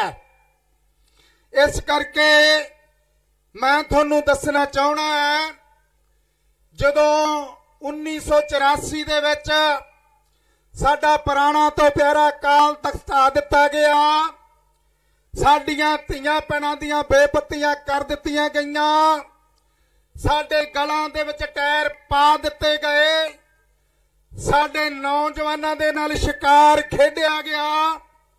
ਸੰਤ ਜਰਨੈਲ ਸਿੰਘ ਭਿੰਡਰਾਂ ਵਾਲਾ ਤੇ ਬਾਬਾ ਠਾਰਾ ਸਿੰਘ, ਭਾਈ ਅਮਰੀਕ ਸਿੰਘ, ਅਨੇਕਾਂ ਬੀਬੀਆਂ ਬਜ਼ੁਰਗਾਂ ਨੂੰ ਸ਼ਹੀਦ ਕਰ ਦਿੱਤਾ ਗਿਆ ਤੇ ਅਸੀਂ ਗਵਾਚੇ ਮਹਿਸੂਸ ਕਰ ਰਹੇ ਸੀਗੇ। ਹੁਣ ਕਿਹਨੂੰ ਲੱਭੀਏ, ਕਿੱਥੇ ਗੱਲ ਕਰੀਏ, ਕਿਹਦੇ ਕੋਲੇ ਰੋਈਏ, ਕਿਹਨੂੰ ਆਪਣਾ ਦੁੱਖ ਦੱਸੀਏ, ਕਿਹਦੇ ਕੋਲੇ ਹਿਰਦੇ ਦੀ ਗੱਲ ਕਰੀਏ। ਨਾ ਸੁਣਨ ਵਾਲਾ ਸੀਗਾ, ਨਾ ਕੋਈ ਸੁਣਾਉਣ ਵਾਲਾ ਸੀਗਾ, ਨਾ ਕੋਈ ਦਰਦ ਵੰਡਣ ਵਾਲਾ ਸੀਗਾ, ਨਾ ਵੰਡਾਉਣ ਵਾਲਾ ਸੀ। ਉਸ ਵੇਲੇ ਸਰਦਾਰ ਸਿਮਰਨਜੀਤ ਸਿੰਘ ਮਾਨ ਨੇ ਆਪਣੀ ਸੋਚ ਦੇ ਨਾਲ DIG ਦਾ ਅਹੁਦਾ ਛੱਡ ਕੇ 5 ਸਾਲ ਭਾਗਲਪੁਰ ਦੀ ਜੇਲ੍ਹ ਦੇ ਵਿੱਚ ਰਹਿ ਕੇ ਇੱਕ ਕੌਮ ਦੇ ਵਿੱਚ ਨਵੀਂ ਰੂਹ ਫੂਕ ਦਿੱਤੀ। ਤੁਹਾਡਾ ਸਿਰ ਜਿਹੜਾ ਨੀਵਾਂ ਸੀਗਾ, ਥੋੜਾ ਜਿਹਾ ਉੱਚਾ ਹੋ ਗਿਆ। ਉਸ ਤੋਂ ਬਾਅਦ ਤੁਹਾਡੇ 'ਚ ਜੁਰਤ ਆਈ, ਗੁਰੂ ਨੇ ਕਿਰਪਾ ਕੀਤੀ। ਸਤਵੰਤ ਸਿੰਘ ਬੇਅੰਤ ਸਿੰਘ ਨੇ ਤੁਹਾਡੀ ਛਾਤੀ ਹੋਰ ਚੌੜੀ ਕਰ ਦਿੱਤੀ। ਉਸ ਤੋਂ ਬਾਅਦ ਜਦੋਂ ਛਾਤੀ ਕੱਢ ਕੇ ਆਪਣੀ ਕੌਮ ਵੱਲੋਂ ਤੁਸੀਂ ਝੂਮਦੇ ਫਿਰਦੇ ਸੀ ਜਿਵੇਂ ਮਸਤ ਹਾਥੀ ਫਿਰਦਾ ਸੀ, ਤੇ ਫਿਰ ਝੂਲਣ ਦੇ ਵਿੱਚ ਸੁੱਖਾ ਤੇ ਜਿੰਦਾ ਭਾਈ ਨੇ ਜਰਨਲ ਵੈਦਿਆ ਨੂੰ ਸਬਕ ਸਿਖਾ ਕੇ ਜਦੋਂ ਇਨਸਾਫ ਨਾ ਮਿਲਿਆ, ਤੁਹਾਡੀ ਰੂਹ ਦੇ ਵਿੱਚ ਹੋਰ ਇੱਕ ਜਜ਼ਬਾ ਭਰ ਦਿੱਤਾ। ਤੇ ਫਿਰ ਤੁਸੀਂ ਸੋਚਿਆ ਉਹ ਕਿੱਥੇ ਸੰਤਾਂ ਨੂੰ ਭਾਲੀਏ। ਸੰਤਾਂ ਦੀ ਫੋਟੋ ਕਿਸੇ ਨੇ ਬੈੱਡ ਥੱਲੇ ਲੁਕੋ ਦਿੱਤੀ ਸੀਗੀ। ਕੋਈ ਕਹਿੰਦਾ ਸੀ ਸੰਤ ਦੀ ਫੋਟੋ ਮੇਰੀ ਕਾਰ ਤੇ ਨਾ ਲੱਗ ਜਾਵੇ। ਕੋਈ ਕਹਿੰਦਾ ਸੀ ਸੰਤਾਂ ਦਾ ਨਾਮ ਮੇਰੇ ਜ਼ਬਾਨ ਤੇ ਨਾ ਆ ਜਾਵੇ, ਭਾਵੇਂ ਦਿਲ ਦੇ ਵਿੱਚ ਸਾਰਿਆਂ ਦੀ ਸੰਤਾਂ ਦੇ ਵਿੱਚ ਗੱਲ ਸੀ। ਅੱਜ ਕੱਲ ਯਾਰ ਦੀ ਮੈਨੂੰ ਫੇਰ ਚੇਤੇ ਆ ਗਈ ਹੈ। ਪ੍ਰੋਫੈਸਰ ਸਾਹਿਬ ਨੇ ਕਿਹਾ ਯਾਰ ਦੀ ਗੱਲ, ਜਦੋਂ ਆਪਾਂ ਲਗਾਤਾਰ 1984 ਤੋਂ ਲੈ ਕੇ ਸੰਤਾਂ ਦਾ ਜਦੋਂ ਜਨਮ ਦਿਨ ਨਾ ਮਨਾਇਆ ਗਿਆ, ਫਿਰ ਲਗਾਤਾਰ ਮਾਨ ਸਾਹਿਬ ਨੇ ਲਗਾਤਾਰ ਸੋਚਿਆ ਤੇ ਵਿਚਾਰਿਆ ਕੋਈ ਮਾਈ ਦਾ ਲਾਲ ਉੱਠੇਗਾ, ਜਨਮ ਦਿਨ ਮਨਾਵੇਗਾ, ਕੋਈ ਸੰਪਰਦਾ ਉੱਠੇਗੀ, ਕੋਈ ਜਨਮ ਦਿਨ ਮਨਾਵੇਗੀ, ਕੋਈ ਉੱਠੇਗਾ। ਤੇ ਫਿਰ ਕੌਮ ਦੇ ਸਹਿਯੋਗ ਦੇ ਨਾਲ ਫਤਿਹਗੜ੍ਹ ਕਿਲਾ ਸਰਦਾਰ ਹਰਨਾਮ ਸਿੰਘ ਅਸੀਂ ਬੈਠੇ ਸੀਗੇ, ਮੰਡ ਸਾਹਿਬ ਵੀ ਉੱਥੇ ਸੀਗੇ, ਦਾਸ ਵੀ ਉੱਥੇ ਸੀਗਾ, ਪ੍ਰੋਫੈਸਰ ਮਹਿੰਦਰਪਾਲ ਤੇ ਸਾਰੀ ਟੀਮ ਉੱਥੇ ਸੀ। ਮਾਨ ਸਾਹਿਬ ਨੇ ਕਿਹਾ ਯੋਧਿਓ ਆਪਣੇ ਯਾਰ ਨੂੰ ਯਾਦ ਕਰੀਏ। ਸੀਗਾ ਕਿਹੜਾ ਯਾਰ? ਕਹਿੰਦਾ ਯਾਰ ਨੂੰ ਯਾਦ ਕਰੀਏ। ਉਹ ਕਹਿੰਦੇ ਯਾਰ ਕਿਹੜਾ? ਕਹਿੰਦਾ ਸੰਤ ਜਰਨੈਲ ਸਿੰਘ ਪਿੰਡਰਾਂ ਵਾਲਿਆਂ ਨੂੰ ਯਾਦ ਕਰੀਏ। ਜਦੋਂ ਯਾਦ ਦੀ ਸਰਦਾਰ ਸਿਮਰਨਜੀਤ ਸਿੰਘ ਮਾਨ ਨੇ ਗੱਲ ਰੱਖੀ, ਕੋਈ 2-3 ਬੰਦਿਆਂ ਨੇ ਵਿਰੋਧ ਕੀਤਾ। ਮਾਨ ਸਾਹਿਬ ਨੇ ਕਿਹਾ ਤੁਸੀਂ ਗੈਟ ਆਊਟ ਹੋ ਜਾਓ। ਕਹਿੰਦੇ ਵੋਟਾਂ ਨਹੀਂ ਪੈਣੀਆਂ। ਮਾਨ ਸਾਹਿਬ ਕਹਿੰਦੇ ਵੋਟ ਇੱਕ ਨਾ ਪਵੇ, ਮੇਰੀ ਕੌਮ ਜਾਗਦੀ ਰਹਿਣੀ ਹੈ, ਮੇਰਾ ਜਰਨੈਲ ਜਾਗਦਾ ਰਹਿਣਾ ਚਾਹੀਦਾ ਕਿ ਉਹ ਮੇਰਾ ਯਾਰ ਸੀਗਾ। ਤੇ ਫਿਰ ਅਸੀਂ ਜਦੋਂ ਜਨਮ ਦਿਨ ਸ਼ੁਰੂ ਕੀਤਾ, ਇਸ ਧਰਤੀ ਤੇ ਕੋਈ ਪੋਸਟਰ ਨਾ ਛਾਪੇ, ਕੋਈ ਝੰਡਾ ਨਾ ਛਾਪੇ। ਆ ਧਰਮ ਸਿੰਘ ਕਲੌੜ ਤੇ ਬਡਲਾ ਸਾਹਿਬ ਸਾਰਿਆਂ ਨੇ ਬੈਠ ਕੇ, ਦੇਬੀ ਹੋਰੀ ਸਾਰੀ ਟੀਮ, ਕੱਟੂ ਸਾਹਿਬ ਬੈਠ ਕੇ ਅਸੀਂ ਜਦੋਂ ਗੁਰਮਤਾ ਕੀਤਾ, ਤੇ ਫਿਰ ਇੱਕ ਚਰਨਜੀਤ ਸਿੰਘ ਕੋਕਾ ਕੋਲਾ ਵਾਲਿਆਂ ਨੇ ਇਸ਼ਤਿਹਾਰ ਛਪਾ ਕੇ ਦਿੱਤੇ 20,000। ਉਸ ਤੋਂ ਬਾਅਦ ਸੰਤਾਂ ਦਾ ਜਨਮ ਫੌਜਾਂ ਪੂਰੀਆਂ ਇੱਥੇ ਡਟੀਆਂ ਹੋਈਆਂ। ਤੇ ਫਿਰ ਜਦੋਂ ਸੰਤ ਜਰਨੈਲ ਟੋਡਰਮਲ ਦੀਵਾਨ ਜਨਮ ਦਿਨ ਮਨਾਇਆ, ਤੇ ਜਦੋਂ ਅਸੀਂ ਇੱਥੇ ਸੰਤ ਜਰਨੈਲ ਸਿੰਘ ਪਿੰਡਰਾਂ ਵਾਲਿਆਂ ਦੀ ਧਰਮਪਤੀ ਮਾਤਾ ਪ੍ਰੀਤਮ ਕੌਰ ਆਈ, ਅਸੀਂ ਸਿੰਘਾਂ ਨੂੰ ਕਿਹਾ ਕਿ ਤੁਸੀਂ ਲੈ ਕੇ ਆਓ। ਕੋਈ ਕਹਿੰਦਾ ਮੈਂ ਨਹੀਂ ਲਿਆਉਣਾ, ਕੋਈ ਕਹਿੰਦਾ ਚੁੱਪ ਕਰ ਗਿਆ। ਫਿਰ ਮਾਨ ਸਾਹਿਬ ਨੇ ਮੇਰੀ ਡਿਊਟੀ ਲਾਈ ਕਿ ਨਾਲ ਮਨਜੀਤ ਸਿੰਘ ਮੱਲੇ ਦੀ ਡਿਊਟੀ ਲਾਈ ਕਿ ਮਾਤਾ ਜੀ ਨੂੰ ਲੈ ਕੇ ਆਓ। ਜਦੋਂ ਲੈ ਕੇ ਆਂਦਾ ਤੇ ਬਹੁਤ ਵੱਡਾ ਹਜੂਮ ਹੋਇਆ। ਤੇ ਫਿਰ ਸੰਤਾਂ ਦਾ ਜਨਮ ਦਿਨ ਮਨਾ ਕੇ ਨਵੀਂ ਇੱਕ ਰੀਤ ਸ਼ੁਰੂ ਕਰਕੇ ਕੌਮ ਦੇ ਵਿੱਚ ਜਜ਼ਬਾ ਭਰਿਆ, ਜਿਸ ਦੇ ਕਾਰਨ ਅੱਜ ਹਰੇਕ ਨੌਜਵਾਨ ਦੇ ਦਿਲ ਦੇ ਵਿੱਚ ਸੰਤ ਜਰਨੈਲ ਸਿੰਘ ਪਿੰਡਰਾਂ ਵਾਲਾ, ਹਰੇਕ ਗੱਡੀ ਤੇ, ਹਰੇਕ ਬੱਸ ਤੇ, ਹਰੇਕ ਦੁਕਾਨ ਤੇ, ਹਰੇਕ ਘਰ ਦੇ ਵਿੱਚ ਸੰਤ ਜਰਨੈਲ ਸਿੰਘ ਪਿੰਡਰਾਂ ਵਾਲਿਆਂ ਦੀ ਫੋਟੋ ਹੈ। ਤੇ ਫਿਰ ਕਹਿੰਦੇ ਸੰਤ ਜਰਨੈਲ ਸਿੰਘ ਪਿੰਡਰਾਂ ਵਾਲਾ ਅੱਤਵਾਦੀ ਸੀ, ਕੋਈ ਕਹਿੰਦਾ ਵੱਖਵਾਦੀ ਸੀ, ਕੋਈ ਕਹਿੰਦਾ ਰੈਡੀਕਲ ਸੀ, ਕੋਈ ਕਹਿੰਦਾ ਹਾਲ ਡਰਾਈਲਰ ਸੀਗਾ। ਮੈਂ ਦੱਸਣਾ ਚਾਹੁੰਦਾ ਸੰਤ ਜਰਨੈਲ ਸਿੰਘ ਪਿੰਡਰਾਂ ਵਾਲਾ ਦਮਦਮੀ ਟਕਸਾਲ ਦਾ ਪਹਿਲਾ ਮੁਖੀ ਬਾਬਾ ਦੀਪ ਸਿੰਘ, ਉਸ ਟਕਸਾਲ ਦਾ 14ਵਾਂ ਮੁਖੀ ਸੀਗਾ। ਉਹ ਸੰਤ ਸੀਗਾ, ਉਹ ਸਿਪਾਹੀ ਸੀਗਾ, ਉਹ ਮਾਨਵਤਾਵਾਦੀ ਸੀ, ਉਹ ਸੱਤਵਾਦੀ ਸੀ। ਮੈਂ ਤੁਹਾਨੂੰ ਦੱਸਣਾ ਇੱਕ ਦਿਨ ਘਟਨਾ, ਮੈਂ ਗਵਰਨਮੈਂਟ ਕਾਲਜ ਮੁਕਤਸਰ ਚ ਪੜ੍ਹਦਾ ਸੀ। ਸੰਤ ਜਰਨੈਲ ਸਿੰਘ ਪਿੰਡਰਾਂ ਵਾਲੇ ਉਹ ਫਾਜ਼ਿਲਕਾ ਦੇ ਵਿੱਚ ਇੱਕ ਦਿਨ ਆਏ।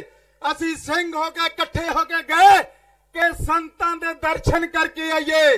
ਤੇ ਜਦੋਂ ਅਸੀਂ ਗਏ ਸਾਰੇ ਨੌਜਵਾਨ ਉਹਨਾਂ ਦੇ ਕੋਲੇ ਬੈਠੇ ਤੇ ਇੱਕ ਹਿੰਦੂ ਵੀਰ ਉਹਨਾਂ ਦੇ ਕੋਲੇ ਆਇਆ, ਉਹ ਹੱਥ ਜੋੜਦਾ ਆਵੇ। ਸੰਤ ਕਹਿੰਦੇ ਗੁਰਮੁਖਾ ਹੱਥ ਕਿਵੇਂ ਜੋੜੀ ਜਾਂਦਾ? ਹੱਥ ਨਹੀਂ ਜੋੜੀ ਦੇ, ਹੱਥ ਗੁਰੂ ਅੱਗੇ ਜੋੜੀ ਦੇ ਆ, ਬੰਦੇ ਅੱਗੇ ਹੱਥ ਨਹੀਂ ਜੋੜੀ ਦੇ। ਕਹਿੰਦਾ ਤੈਨੂੰ ਕੀ ਮੁਸੀਬਤ ਹੈ? ਉਹ ਕਹਿੰਦਾ ਮੈਂ ਹਿੰਦੂ ਆ ਜਲਾਲਾਬਾਦ ਦਾ, ਮੇਰੀ ਧੀ ਨੂੰ ਕੱਢ ਕੇ ਲੈ ਗਏ ਆ ਹਿੰਦੂ ਦਾ ਮੁੰਡਾ, ਨਾ ਪੁਲਿਸ ਗੱਲ ਸੁਣਦੀ ਆ ਨਾ ਮੇਰੀ ਧੀ ਮੋੜਦੇ ਆ, ਮੈਂ ਦੁਆਈਆਂ ਪਾਉਂਦਾ ਫਿਰਦਾ। ਉੱਥੇ ਮਹਿੰਦਰ ਸਿੰਘ ਸਾਈਆਂ ਵਾਲਾ ਬੈਠਾ ਸੀਗਾ, ਉਹਨੂੰ ਸੰਤਾਂ ਨੇ ਕਿਹਾ ਸਾਈਆਂ ਵਾਲਾ ਸਾਹਿਬ ਆ ਕੀ ਹੋ ਰਿਹਾ? ਇਹ ਧੀ ਕਿਹਦੀ ਹੈ? ਇਹ ਧੀ ਕੌਮ ਦੀ ਹੈ। ਸੰਤਾਂ ਨੇ ਕਿਹਾ ਜਾ ਗੁਰਮੁਖਾ ਤੇਰੀ ਧੀ 5 ਵਰੇ ਤੇਰੇ ਘਰੇ ਮੁੜ ਆਏਗੀ। ਸੰਤ ਬੋਲੇ ਇਹ ਧੀ ਪੰਥ ਦੀ ਹੈ, ਇਹ ਧੀ ਕੌਮ ਦੀ ਹੈ। ਮੈਂ ਪੁਲਿਸ ਵਾਲਿਆਂ ਨੂੰ ਕਹਿਣਾ ਮਾੜੇ ਕੰਮ ਨਹੀਂ ਕਰਾਈਦੇ, ਮੋੜ ਕੇ ਲਿਆਓ। ਫੇਰ ਕਹਿੰਦੇ ਸੰਤ ਜੇ ਤੁਸੀਂ ਨਾ ਮੋੜ ਕੇ ਲਿਆਂਦੀ ਤੇ ਮੈਨੂੰ ਮੜਾਉਣੀ ਵੀ ਆਉਂਦੀ ਹੈ। ਫਿਰ 4:45 ਵਜੇ ਉਸ ਹਿੰਦੂ ਦੀ ਧੀ ਉਹਦੇ ਘਰੇ ਪਹੁੰਚਦੀ ਹੋ ਗਈ।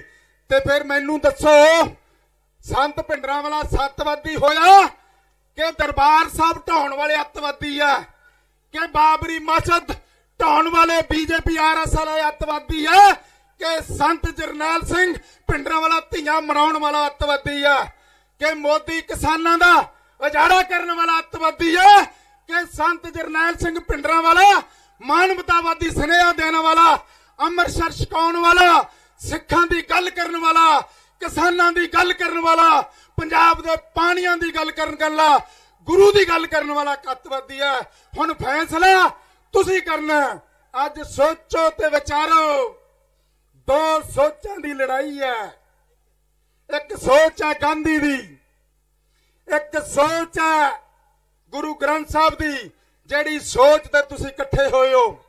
ਗਾਂਧੀ ਦੀ ਸੋਚ ਨੇ ਤੁਹਾਡਾ ਦਰਬਾਰ ਸਾਹਿਬ ਢਾਇਆ, ਗਾਂਧੀ ਦੀ ਸੋਚ ਨੇ ਤੁਹਾਡੇ ਗਲਾਂ 'ਚ ਟਾਰ ਪਾਏ ਨੇ, ਗਾਂਧੀ ਦੀ ਸੋਚ ਨੇ ਸਾਡੀ ਕੌਮ ਦੀ ਨਸਲ ਕੁਸ਼ੀ ਕੀਤੀ ਆ, ਗਾਂਧੀ ਦੀ ਸੋਚ ਨੇ ਬਾਬਰੀ ਮਸਜਿਦ ਢਾਈ ਆ, ਗਾਂਧੀ ਦੀ ਸੋਚ ਨੇ ਅਸਾਈਆਂ ਨੂੰ ਜਿੰਦਾ ਜਲਾ ਕੇ ਸਾੜਿਆ, ਗਾਂਧੀ ਦੀ ਸੋਚ ਨੇ 5 ਦਲਿਤ ਵੀਰਾਂ ਨੂੰ ਕੋ ਕੇ ਸ਼ਹੀਦ ਕੀਤਾ, ਗਾਂਧੀ ਦੀ ਸੋਚ ਨੇ ਗੁਰੂ ਗ੍ਰੰਥ ਸਾਹਿਬ ਦੀਆਂ ਬੇਅਦਬੀਆਂ ਬਾਦਲ ਟੋਲੇ ਤੇ ਸਿਰਸੇ ਨੇ ਰਲ ਕੇ ਕਰਾਈਆਂ। ਇਸ ਕਰਕੇ ਸੋਚੋ, ਦੋ ਸੋਚਾਂ ਦੀ ਲੜਾਈ ਆ। ਇੱਕ ਪਾਸੇ ਗੁਰੂ ਗ੍ਰੰਥ ਸਾਹਿਬ ਦੀ ਸੋਚ ਹੈ, ਇਹ ਮਾਨਵਤਾਵਾਦੀ ਸੋਚ ਹੈ। ਗੁਰੂ ਦੀ ਗ੍ਰੰਥ ਦੀ ਸੋਚ ਉਹ ਹਿੰਦੂ ਦੇ ਜੰਜੂ ਦੀ ਰਾਖੀ ਕਰਦੀ ਹੈ। ਗਾਂਧੀ ਦੀ ਗੁਰੂ ਗ੍ਰੰਥ ਸਾਹਿਬ ਦੀ ਸੋਚ ਸਰਬੱਤ ਦਾ ਭਲਾ ਮੰਗਦੀ ਹੈ। ਉਹ ਗੁਰੂ ਗ੍ਰੰਥ ਸਾਹਿਬ ਦੀ ਸੋਚ ਸਾਰਿਆਂ ਨੂੰ ਬਰਾਬਰ ਇਕੁਅਲ ਕਰਦੀ ਹੈ। ਤੇ ਇਹ ਸੋਚਾਂ ਦੀ ਲੜਾਈ ਆ। ਆ ਜਿਹੜੀ ਗੁਰੂ ਗ੍ਰੰਥ ਸਾਹਿਬ ਦੀ ਸੋਚ ਆ, ਜਿਨ੍ਹਾਂ ਨੂੰ ਸਾਰਿਆਂ ਨੂੰ ਬਰਾਬਰ ਕਰਾ ਕੇ ਰੱਖਦੀ ਆ। ਅੱਜ ਤੁਸੀਂ ਸੋਚਣਾ ਸਰਦਾਰ ਸਿਮਰਨਜੀਤ ਸਿੰਘ ਮਾਨ ਆ ਬਗਰਾੜੀ ਮੋਰਚਾ, ਗੁਰੂ ਗ੍ਰੰਥ ਸਾਹਿਬ ਦੀ ਬੇਅਦਬੀ ਹੋਈ ਆ 1 ਜੂਨ 2015 ਨੂੰ। ਤੁਸੀਂ ਸੋਚਿਆ ਗੁਰੂ ਸਾਡਾ ਲੱਭਿਆ ਹੀ ਨਹੀਂਗਾ। ਉਹ ਸਿਰਸੇ ਵਾਲੇ ਸਾਹਿਬ ਦੇ ਚੇਲਿਆਂ ਨੇ ਤੇ ਇਹਨਾਂ ਰਲ ਕੇ ਗੁਰੂ ਸਾਹਿਬ ਦੀ ਬੇਅਦਬੀ ਕਰ ਦਿੱਤੀ ਆ। 3 ਸਾਲ ਤੋਂ ਗੁਰੂ ਸਾਡਾ ਲੱਭ ਗਿਆ, ਲੱਭਿਆ ਹੀ ਨਹੀਂਗਾ, ਗੁਰੂ ਦੀ ਬੇਅਦਬੀ ਕਰ ਦਿੱਤੀ। ਬਗਰਾੜੀ ਮੋਰਚਾ ਲੱਗਿਆ, ਵੱਖ-ਵੱਖ ਤਰ੍ਹਾਂ ਦੇ ਵਿਚਾਰ ਆਏ ਨੇ। ਕੋਈ ਕਹਿੰਦਾ ਮਾੜਾ ਮੋਰਚਾ, ਕੋਈ ਕਹਿੰਦਾ ਪ੍ਰਾਪਤ ਨਹੀਂ ਹੋਇਆ। ਵਿਰੋਧ ਕਰਨਾ ਚਾਹੀਦਾ, ਅਸਾਰੂ ਕਰਨਾ ਚਾਹੀਦਾ, ਵਿਰੋਧ ਤੋਂ ਨਹੀਂ ਰੋਕਦੇ। ਸੱਚ ਨੂੰ ਸੱਚ ਕਹਿ ਦੇਣਾ, ਉਹਦੇ 'ਚ ਕੋਈ ਬੇਇਨਸਾਫੀ ਨਹੀਂ ਹੁੰਦੀ। ਝੂਠ ਨੂੰ ਝੂਠ ਕਹਿ ਦੇਣਾ, ਉਹਦੇ 'ਚ ਕੋਈ ਕਤਾਈ ਨਹੀਂ ਹੁੰਦੀ। ਮੈਨੂੰ ਦੱਸੋ, ਗੁਰੂ ਗ੍ਰੰਥ ਸਾਹਿਬ ਦੇ ਦੋਸ਼ੀ ਜਿਨ੍ਹਾਂ ਨੇ ਬਗਰਾੜੀ ਵਿੱਚ ਬੇਅਦਬੀ ਕੀਤੀ ਆ, ਉਹ ਫੜੇ ਗਏ ਨੇ 9 ਦੇ 9। ਪਹਿਲਾਂ ਗੁਰੂ ਸਾਹਿਬ ਨੂੰ ਮੋਟਰਸਾਈਕਲ ਤੇ ਚੱਕਿਆ, ਫਿਰ ਗੁਰੂ ਸਾਹਿਬ ਨੂੰ ਉਹ ਮਰੂਤੀ ਕਾਰ 'ਚ ਰੱਖ ਕੇ ਲੈ ਗਏ, ਫਿਰ ਗੁਰੂ ਸਾਹਿਬ ਨੂੰ ਪਿੰਡ ਸਿੱਖਾਂ ਵਾਲੇ ਚ ਲੈ ਗਏ, ਫਿਰ ਗੁਰੂ ਗ੍ਰੰਥ ਸਾਹਿਬ ਨੂੰ ਚੱਕ ਕੇ ਸ਼ਕਤੀ ਸਿੰਘ ਦੇ ਘਰੇ ਲੈ ਗਏ, ਫਿਰ ਗੁਰੂ ਗ੍ਰੰਥ ਸਾਹਿਬ ਨੂੰ ਉੱਥੋਂ ਅੰਗ ਪਾੜ ਦਿੱਤੇ ਗਏ। ਗੁਰੂ ਸਾਹਿਬ ਬਹੁਤ ਗੰਦੀ ਜਗ੍ਹਾ ਤੇ ਉੱਥੇ ਰਿਹਾ। ਉਸ ਤੋਂ ਬਾਅਦ ਗੁਰੂ ਦੇ ਅੰਗ ਖਿਲਾਰ ਦਿੱਤੇ ਗਏ। ਉਸ ਤੋਂ ਬਾਅਦ ਸ਼ਕਤੀ ਸਿੰਘ ਦੇ ਘਰੋਂ ਗੁਰੂ ਗ੍ਰੰਥ ਸਾਹਿਬ ਚੱਕਿਆ, ਮਹਿੰਦਰ ਸਿੰਘ ਬਿੱਟੂ ਦੇ ਘਰੇ ਚਲਾ ਗਿਆ। ਇਹ 3 ਮਹੀਨੇ ਦਾ ਪ੍ਰੋਸੈਸ ਚੱਲਿਆ। ਫਿਰ ਗੁਰੂ ਸਾਹਿਬ ਨੂੰ ਗੰਦੇ ਨਾਲੇ ਦੇ ਵਿੱਚ ਸੁੱਟ ਦਿੱਤਾ ਗਿਆ। ਉਹਦੀ ਵੀ ਜਾਂਚ ਹੋਈ ਆ। ਉਹ 9 ਦੇ 9 ਬੰਦੇ ਜੇਲ੍ਹ ਦੇ ਵਿੱਚ ਬੰਦ ਹੈ। ਕੀ ਇਹ ਬੋਗਰਾੜੀ ਮੋਰਚੇ ਦੀ ਪ੍ਰਾਪਤੀ ਨਹੀਂ ਹੈ? ਫਿਰ ਜਿਨ੍ਹਾਂ ਨੇ ਮੱਲ ਕੇ ਦੇ ਬੰਦਿਆਂ ਨੇ, 5 ਸਿਰਸੇ ਵਾਲੇ ਸਾਧ ਚੇਲਿਆਂ ਨੇ ਗੁਰੂ ਦੀ ਬੇਅਦਬੀ ਕੀਤੀ, 5 ਫੜੇ ਗਏ ਨੇ, ਜੇਲ੍ਹ 'ਚ ਬੰਦ ਨੇ। ਉਸ ਤੋਂ ਬਾਅਦ ਗੁਰੂ ਸਰ ਦੇ ਵਿੱਚ, ਭਾਈ ਭਗਤ ਦੇ ਵਿੱਚ ਸਿਕੰਦਰ ਸਿੰਘ ਮਲੂਕੇ ਦੇ ਯਾਰਾਂ ਨੇ ਜਿਨ੍ਹਾਂ ਨੂੰ ਦੁਕਾਨਾਂ ਦਿੱਤੀਆਂ ਤੇ ਫਿਰ ਉੱਥੇ ਬੇਅਦਬੀ ਕੀਤੀ। 9-10 ਤੇ 10 ਬੰਦੇ ਫੜੇ ਗਏ ਨੇ, ਜੇਲ੍ਹ ਦੇ ਵਿੱਚ ਬੰਦ ਨੇ। ਕੀ ਫਿਰ ਬਗਰਾੜੀ ਮੋਰਚੇ ਨੇ ਇਹ ਪ੍ਰਾਪਤੀ ਨਹੀਂ ਕੀਤੀ?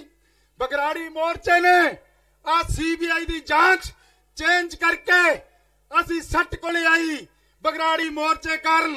ਜਦੋਂ ਜਸਟਿਸ ਰਣਜੀਤ ਸਿੰਘ ਨੇ ਜਸਟਿਸ ਦੀ ਰਿਪੋਰਟ ਵਿਧਾਨ ਸਭਾ 'ਚ ਜਨਤਕ ਹੋਈ, ਜਦੋਂ ਸਾਡੀ ਰਿਪੋਰਟ ਜੋਰਾ ਸਿੰਘ ਵਾਲੀ ਦਾ ਬਣਿਆ ਹੀ ਕੱਖ ਨਾ, ਉਹ ਦੁਨੀਆ ਨੇ ਸੁਣੀ ਆ। ਬਗਰਾੜੀ ਮੋਰਚੇ ਕਾਰਨ ਬਗਰਾੜੀ ਦਾ ਨਾਮ ਬਗਰਾੜੀ ਸਾਰ ਪਿਆ। ਬਗਰਾੜੀ ਮੋਰਚੇ ਕਾਰਨ ਭਾਈ ਦਿਲਬਾਗ ਸਿੰਘ 23 ਸਾਲ 5 ਮਹੀਨੇ ਬਾਅਦ ਜੇਲ੍ਹ 'ਚੋਂ ਬਾਹਰ ਆਇਆ। ਹਰਨੇਕ ਸਿੰਘ ਪੱਪ ਦਾ ਕੇਸ ਜਿਹੜਾ ਰਿਕਮੈਂਡ ਨਹੀਂ ਹੁੰਦਾ ਸੀ, ਰਾਜਸਥਾਨ ਦੇ ਵਿੱਚ ਜਾ ਕੇ ਪਿਆ ਹੋਇਆ ਟੇਬਲ ਤੇ। ਉਹਦੀ ਰਿਹਾਈ, ਉਹਦੀ ਜੇਲ੍ਹ ਤਬਦੀਲੀ ਹੋ ਜਾਣੀ ਹੈ। ਬਗਰਾੜੀ ਮੋਰਚੇ ਕਾਰਨ ਭਾਈ ਦਵਿੰਦਰਪਾਲ ਭੁੱਲਰ ਦਾ ਕੇਸ ਰਿਹਾਈ ਦਾ ਪਾਸ ਹੋ ਕੇ ਦਿੱਲੀ ਚਲਾ ਗਿਆ। ਭਾਈ ਖਹਿਰੇ ਦਾ, ਭਾਈ ਲਾਲ ਸਿੰਘ ਦਾ, ਭਾਈ ਸ਼ਬੇਗ ਸਿੰਘ ਦਾ, ਸਾਰਿਆਂ ਦੀਆਂ ਰਿਕਮੈਂਡੇਸ਼ਨ ਹੋਈਆਂ ਪਈਆਂ। ਬਗਰਾੜੀ ਮੋਰਚੇ ਕਾਰਨ ਬਾਦਲ ਦਲ ਖੇਰੂ ਹੋਇਆ। ਬਗਰਾੜੀ ਮੋਰਚੇ ਕਾਰਨ ਸਰਸੇ ਵਾਲੇ ਸਾਹਿਬ ਦੀ ਤੇ ਉਹਨਾਂ ਦੀ ਦੋਸਤੀ ਜ਼ਾਹਰ ਹੋਈ ਹੈ। ਬਗਰਾੜੀ ਮੋਰਚੇ ਕਾਰਨ ਆ ਜਿਹੜੇ 295A ਦੇ ਪਰਚੇ ਸੀ ਉਹ ਰੱਦ ਹੋ ਗਏ ਆ। ਹੁਣ ਮੈਂ ਤੁਹਾਨੂੰ ਕਹਿਣਾ, ਮੋਰਚੇ ਦਾ ਦੂਜਾ ਪੜਾਅ ਪਹਿਲਾਂ ਤਾਂ ਖਤਮ ਹੋ ਗਿਆ। ਪਹਿਲਾਂ ਕਹਿੰਦੇ ਸੀ ਬਗਰਾੜੀ ਮੋਰਚਾ ਦੇ ਲੋਕ ਸੜਕਾਂ ਜਿਹੜੀਆਂ ਉਹ ਬਗਰਾੜੀ ਵੱਲ ਆਉਣਗੀਆਂ ਸੰਗਤਾਂ, ਸਾਹ ਬਗਰਾੜੀ ਮੋਰਚਾ ਪਿੰਡਾਂ ਵਿੱਚ ਨਹੀਂ ਜਾਵੇਗਾ। ਮੀਰੀ ਪੀਰੀ ਦੇ ਸਿਧਾਂਤ ਨੂੰ ਲੈ ਕੇ ਹੁਣ ਸਿੰਘ ਸਾਹਿਬ ਨੇ ਕਿਹਾ ਕਿ ਮੋਰਚਾ ਹੁਣ ਪਿੰਡ ਪਿੰਡ ਜਾਵੇਗਾ। ਮੀਰੀ ਪੀਰੀ ਦੇ ਸਿਧਾਂਤ ਨੂੰ ਪਹਿਲਾਂ ਤਾਂ 6.5 ਮਹੀਨੇ ਕੌਮ ਦੇ ਪ੍ਰੈਸ਼ਰ ਤੇ ਮਾਨ ਦੇ ਨਾਲ ਮੰਗਾਂ ਹੱਲ ਕਰਾਈਆਂ। ਹੁਣ ਮੈਂ ਇਹ ਜਿਹੜੇ ਯੋਧੇ ਆ ਇਹਨਾਂ ਨੂੰ ਮੈਂ ਹਿੰਦੁਸਤਾਨ ਦੀ ਪਾਰਲੀਮੈਂਟ ਵਿੱਚ ਭੇਜਣਾ ਚਾਹੁੰਦਾ। ਹੁਣ ਜਿਹੜੀ ਗੱਲ ਜਾ ਕੇ ਪਾਰਲੀਮੈਂਟ ਦੇ ਵਿੱਚ ਕਰਨ ਤਾਂ ਜੋ ਤੁਹਾਡੀ ਗੱਲ ਕੌਮ ਦੀ ਗੱਲ ਹੋ ਸਕੇ। ਇਸ ਕਰਕੇ ਸਰਦਾਰ ਸਿਮਰਨਜੀਤ ਸਿੰਘ ਮਾਨ ਨੂੰ ਜਿਤਾ ਕੇ ਭੇਜਿਆ ਸੀ ਪਾਰਲੀਮੈਂਟ ਚੋਂ। ਉਹਨਾਂ ਨੇ ਵਨ ਪੈਨਸ਼ਨ ਵਨ ਰੰਕ ਦੀ ਗੱਲ ਕੀਤੀ ਆ, ਪੰਜਾਬੀ ਮਾਂ ਬੋਲੀ ਦੀ ਗੱਲ ਕੀਤੀ ਆ, ਦਰਬਾਰ ਸਾਹਿਬ ਤੇ ਹਮਲੇ ਦੀ ਗੱਲ ਕੀਤੀ ਆ, ਸੰਤ ਜਰਨੈਲ ਸਿੰਘ ਪਿੰਡਰਾਂ ਵਾਲਿਆਂ ਦੀ ਗੱਲ ਕੀਤੀ ਆ, ਟਰਾਂਸਪੋਰਟਰਾਂ ਦੀ ਕੀਤੀ ਆ। ਸ਼੍ਰੋਮਣੀ ਕਮੇਟੀ ਦੀਆਂ ਚੋਣਾਂ ਅਜੇ ਤੱਕ ਨਹੀਂ ਆਈਆਂ ਸਾਡੀਆਂ। ਹਿੰਦੁਸਤਾਨ ਦੀ ਪਾਰਲੀਮੈਂਟ ਦੀ ਕਦੇ ਚੋਣ ਰੱਦ ਹੀ ਨਹੀਂ ਹੋਈ, ਉਹ ਪੂਰੇ ਟਾਈਮ ਤੇ ਹੁੰਦੀ ਆ। ਸਿੱਖਾਂ ਨਾਲ ਧੱਕਾ ਹੋਇਆ ਉਹਦੀ ਗੱਲ ਕੀਤੀ ਆ, ਪੰਜਾਬ ਦੇ ਪਾਣੀਆਂ ਦੀ ਗੱਲ ਕੀਤੀ ਆ, ਵਨ ਪੈਨਸ਼ਨ ਵਨ ਰੰਕ ਦੀ ਗੱਲ ਕੀਤੀ ਆ। ਤੇ ਚਰਨਜੀਤ ਸ਼ਰਮਾ ਜਿਹੜਾ ਉਹ ਵੀ ਬਗਰਾੜੀ ਮੋਰਚੇ ਦੇ ਕਾਰਨ ਇਹ ਜਿਹੜਾ ਸਾਰਾ ਕੁਝ ਹੋਇਆ। ਅੱਜ ਮੈਂ ਕਹਿਣਾ ਚਾਹਣਾ, ਸਿੱਖ ਕੌਮ ਗੁਲਾਮ ਹੈ। ਉਹ ਕਿਸਾਨਾਂ ਦੀਆਂ ਖੁਦਕਸ਼ੀਆਂ ਹੋ ਰਹੀਆਂ। ਸੰਤ ਜਰਨੈਲ ਸਿੰਘ ਪਿੰਡਰਾਂ ਵਾਲੇ ਨੇ ਕੀ ਕਿਹਾ ਸੀ? ਜਿਸ ਦਿਨ ਦਰਬਾਰ ਸਾਹਿਬ ਤੇ ਹਮਲਾ ਹੋਵੇਗਾ ਉਸ ਦਿਨ ਖਾਲਿਸਤਾਨ ਦੀ ਨੀਂਹ ਰੱਖੀ ਜਾਵੇਗੀ। ਖਾਲਿਸਤਾਨ ਤੋਂ ਘਬਰਾਓ ਨਾ, ਇਹ ਕੋਈ ਹਵਾ ਨਹੀਂ। ਖਾਲਿਸ ਤੋਂ ਬਾਅਦ ਸ਼ੁੱਧ ਤੇ ਪਿਓਰ ਜਗ੍ਹਾ ਹੈ। ਇਹ ਜੇਕਰ ਬੰਗਲਾਦੇਸ਼ ਬਣਨ ਨਾਲ ਕੁਝ ਨਹੀਂ ਹੋਇਆ ਫਿਰ ਖਾਲਿਸਤਾਨ ਕੁਝ ਨਹੀਂ ਹੋਣਾ। ਜੇ ਪਾਕਿਸਤਾਨ ਬਣਨ ਦੇ ਨਾਲ ਕੁਝ ਨਹੀਂ ਹੋਇਆ ਇਹਦੇ ਨਾਲ ਵੀ ਕੁਝ ਨਹੀਂ ਹੋਣਾ। ਜੇ ਹਿੰਦੁਸਤਾਨ ਬਣਨ ਨਾਲ ਕੁਝ ਨਹੀਂ ਹੋਇਆ ਫਿਰ ਕੁਝ ਨਹੀਂ ਹੋਣਾ। ਜੇ ਨੇਪਾਲ ਬਣਨ ਦੇ ਨਾਲ ਕੁਝ ਨਹੀਂ ਹੋਇਆ ਇਹਦੇ ਨਾਲ ਵੀ ਕੁਝ ਨਹੀਂ ਹੋਣਾ। ਜੇ ਅਮਰੀਕਾ ਕੈਨੇਡਾ ਵੱਖਰੇ ਵੱਖਰੇ ਮੁਲਕ ਬਣਨ ਨਾਲ ਸਾਰੇ ਹਿੰਦੂ ਮੁਸਲਮਾਨ ਰਹਿੰਦੇ ਆ ਉਹਦੇ ਨਾਲ ਕੁਝ ਨਹੀਂ ਹੋਇਆ। ਇਸ ਕੱਲ ਤੁਹਾਡੇ ਨਾਲ ਬੜਾ ਧੱਕਾ। ਇਸ ਕਰਕੇ ਮੈਂ ਕਹਿਣਾ ਅੱਜ ਤੁਸੀਂ ਵੇਖੋ ਕਿਸਾਨਾਂ ਦੀ ਕੀ ਦਰਦਸ਼ਾ ਹੈ। ਅੱਜ ਨਾ ਤਾਂ ਕੋਈ ਕਿਸਾਨ ਹਰਿਆਣੇ 'ਚ ਖੁਦਕਸ਼ੀ ਕਰਦਾ ਹੈ, ਨਾ ਹਿਮਾਚਲ 'ਚ ਕਰਦਾ ਹੈ, ਨਾ ਪਾਕਿਸਤਾਨ 'ਚ ਕਰਦਾ ਹੈ, ਨਾ ਚਾਈਨਾ 'ਚ ਕਰਦਾ ਤੇ ਨਾ ਰਾਜਸਥਾਨ 'ਚ ਕਰਦਾ। ਕਿਉਂ ਕਰਦਾ? ਕਿ ਤੁਹਾਡਾ ਘਰ ਹੈ ਨਹੀਂਗਾ। ਇਸ ਕਰਕੇ ਸੋਚੋ ਤੇ ਵਿਚਾਰੋ। ਤੁਸੀਂ ਸੋਚਣਾ ਹੁਣ ਮੀਰੀ ਪੀਰੀ ਦੇ ਸਿਧਾਂਤ ਨੂੰ ਲੈ ਕੇ ਆਪਾਂ ਤਾਂ ਜੋ ਰਹੀਏ। ਮੈਂ ਕਹਿਣਾ ਆ ਜਿੰਨੇ ਸਾਰੇ ਸਿੰਘ ਆ ਇਹ ਬਗਰਾੜੀ ਮੋਰਚੇ ਦੇ ਵਿੱਚ ਗਏ ਸੀ। ਇਹਨਾਂ ਨੇ ਲਗਾਤਾਰ ਆਪਣਾ ਸਮਾਂ ਬਗਰਾੜੀ ਮੋਰਚੇ ਦੇ ਵਿੱਚ ਲਾਇਆ। ਇਹ ਕੌਮ ਨੇ ਬਹੁਤ ਵੱਡੀਆਂ ਪ੍ਰਾਪਤੀਆਂ ਕੀਤੀਆਂ। ਮੈਂ ਹੁਣ ਇਹ ਕਹਿਣਾ ਚਾਹੁੰਦਾ ਅੱਜ ਤੋਂ ਕਾਫਲੇ ਬਣ ਜਾਓ। ਮੇਰੀਆਂ ਬੀਬੀਆਂ ਭੈਣਾਂ ਧੀਆਂ ਪਿੰਡਾਂ ਵਿੱਚ ਜਰਜੋ। ਜੇ ਤੁਸੀਂ ਖਾਲਸਾ ਰਾਜ ਚਾਹੁੰਦੇ ਹੋ, ਜੇ ਤੁਸੀਂ ਕਹਿੰਦੇ ਹੋ ਆਜ਼ਾਦੀ ਮਿਲੇ ਤੇ ਸਰਦਾਰ ਸਿਮਰਨਜੀਤ ਸਿੰਘ ਮਾਨ ਨੂੰ ਪਾਰਲੀਮੈਂਟ ਦੇ ਵਿੱਚ ਭੇਜੋ ਤਾਂ ਜੋ ਖਾਲਸਾ ਰਾਜ।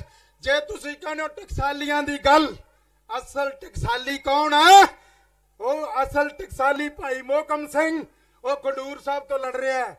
ਅਸਲੀ ਟਕਸਾਲੀ ਲੜ ਰਿਹਾ ਹੈ। ਇਸ ਕਰਕੇ ਇਹਨਾਂ ਨੂੰ ਪਾਰਲੀਮੈਂਟ 'ਚ ਭੇਜੋ। ਗੁਰਦੀਪ ਸਿੰਘ ਨੂੰ ਭੇਜੋ ਤੇ ਹੋਰ ਜਿੰਨੇ ਵੀ ਇਹ ਕੈਂਡੀਡੇਟ ਹੋਣਗੇ ਜਾਂ ਪੰਥ ਤੇ ਕੌਮ ਦੀ ਜਿੱਤ ਹੋ ਚੁੱਕੇ। ਸੰਤ ਜਰਨੈਲ ਸਿੰਘ ਜੀ ਖਾਲਸਾ ਪਿੰਡਰਾਂ ਵਾਲੇ ਇੱਕ ਸੱਤਵਾਦੀ ਸੀ ਜਿਨ੍ਹਾਂ ਨੇ ਪੂਰੀ ਮਾਨਵਤਾ ਭਲਾ ਲੋਚਿਆ। ਸੋ ਇਹਨਾਂ ਹੀ ਕਹਿੰਦਾ ਖੇਮਾ ਦਾ ਜਾਚੇਗਾ। ਸਰਦਾਰ ਸਿਮਰਨਜੀਤ ਸਿੰਘ ਮਾਨ ਬਿਲਕੁਲ ਚੜ੍ਹਦੀ ਕਲਾ 'ਚ ਹੈ। ਕੋਈ ਉਹਨਾਂ ਦਾ ਵਾਲ ਨਹੀਂ ਵਿੰਗਾ। ਬਿਲਕੁਲ ਨਾਮ ਬਰੋਣਾ। ਕੁਝ ਦਿਨਾਂ ਦੇ ਵਿੱਚ ਇੱਥੇ ਆ ਜਾਣਗੇ। ਇਹਨਾਂ ਹੀ ਕਹਿੰਦਾ ਖੇਮਾ ਦਾ ਜਾਚੇਗਾ। ਮੇਰੇ ਕੋਲੋਂ ਸੰਗਤ ਦੇ ਖਿਲਾਫ ਕੋਈ ਸ਼ਬਦ ਵੱਧ ਕੱਟ ਗਿਆ ਹੋਏ ਸੰਗਤ ਬਖਸ਼ਣਯੋਗ ਹੈ। ਵਾਹਿਗੁਰੂ ਜੀ ਕਾ ਖਾਲਸਾ, ਵਾਹਿਗੁਰੂ ਜੀ ਕੀ ਫਤਿਹ। ਕਿ 1984 ਦੇ ਵਿੱਚ ਸਾਡੀ ਕੌਮ ਦੀ ਸ਼ਰੇਆਮ ਬਾਜ਼ਾਰਾਂ ਦੇ ਵਿੱਚ ਨਸਲਕੁਸ਼ੀ ਹੋਈ ਹੈ। ਉਸ ਨਸਲਕੁਸ਼ੀ ਦਾ ਮੁਕਾਬਲਾ ਕੀਤਾ ਹੈ ਬੀਬੀ ਜਗਦੀਸ਼ ਕੌਰ ਜੀ ਨੇ, ਜਿਨ੍ਹਾਂ 34 ਸਾਲ ਹਰ ਦੁੱਖ ਤੇ ਸੁੱਖ ਨੂੰ ਹੰਡਾਉਂਦਿਆਂ ਹੋਇਆਂ ਮੂੰਹ ਮੋੜ ਚੁੱਕੀਆਂ ਸਰਕਾਰਾਂ ਨਾਲ ਮੁਕਾਬਲਾ ਕਰਕੇ ਇਨਸਾਫ ਤੋਂ ਉਹਨਾਂ ਨੇ ਸੱਜਣ ਕੁਮਾਰ ਵਰਗਿਆਂ ਨੂੰ ਜੇਲ੍ਹ ਵਿੱਚ ਡੱਕਿਆ। ਬੀਬੀ ਜਗਦੀਸ਼ ਕੌਰ ਜੀ ਸਾਡੇ ਵਿੱਚ ਨੇ। ਮੈਂ ਤਾਂ ਉਹਨਾਂ ਨੂੰ ਜੀ ਆਇਆਂ ਆਖਦਾ ਤੇ ਮੈਂ ਬੇਨਤੀ ਕਰਦਾ ਕਿ ਉਸ ਤੋਂ ਬਾਅਦ ਸਿੰਘ ਸਾਹਿਬ ਭਾਈ ਧਿਆਨ ਸਿੰਘ ਜੀ ਮੰਡ ਬੀਬੀ ਜੀ ਦਾ ਸਨਮਾਨ ਕਰਨਗੇ। ਉਹ ਤੋਂ ਪਹਿਲਾਂ ਸਾਡੀ ਪਾਰਟੀ ਦੇ ਜਨਰਲ ਸਕੱਤਰ ਸਰਦਾਰ ਅਮਰੀਕ ਸਿੰਘ ਜੀ ਬੱਲੋਵਾਲ ਸਾਹਿਬ ਉਹ ਕੁਝ ਸ਼ਬਦ ਜੋ ਪਾਰਟੀ ਵੱਲੋਂ ਬੀਬੀ ਜੀ ਦੇ ਮਾਣ ਦੇ ਵਿੱਚ ਲਿਖੇ ਗਏ ਨੇ ਉਹ ਬੋਲ ਕੇ ਸੁਣਾਉਣਗੇ।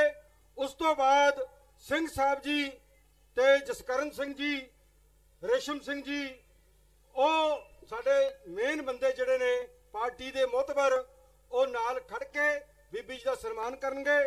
ਪਰ ਪਹਿਲਾਂ ਸਰਦਾਰ ਅਮਰੀਕ ਸਿੰਘ ਜੀ ਬੱਲੋਵਾਲ ਸਾਹਿਬ।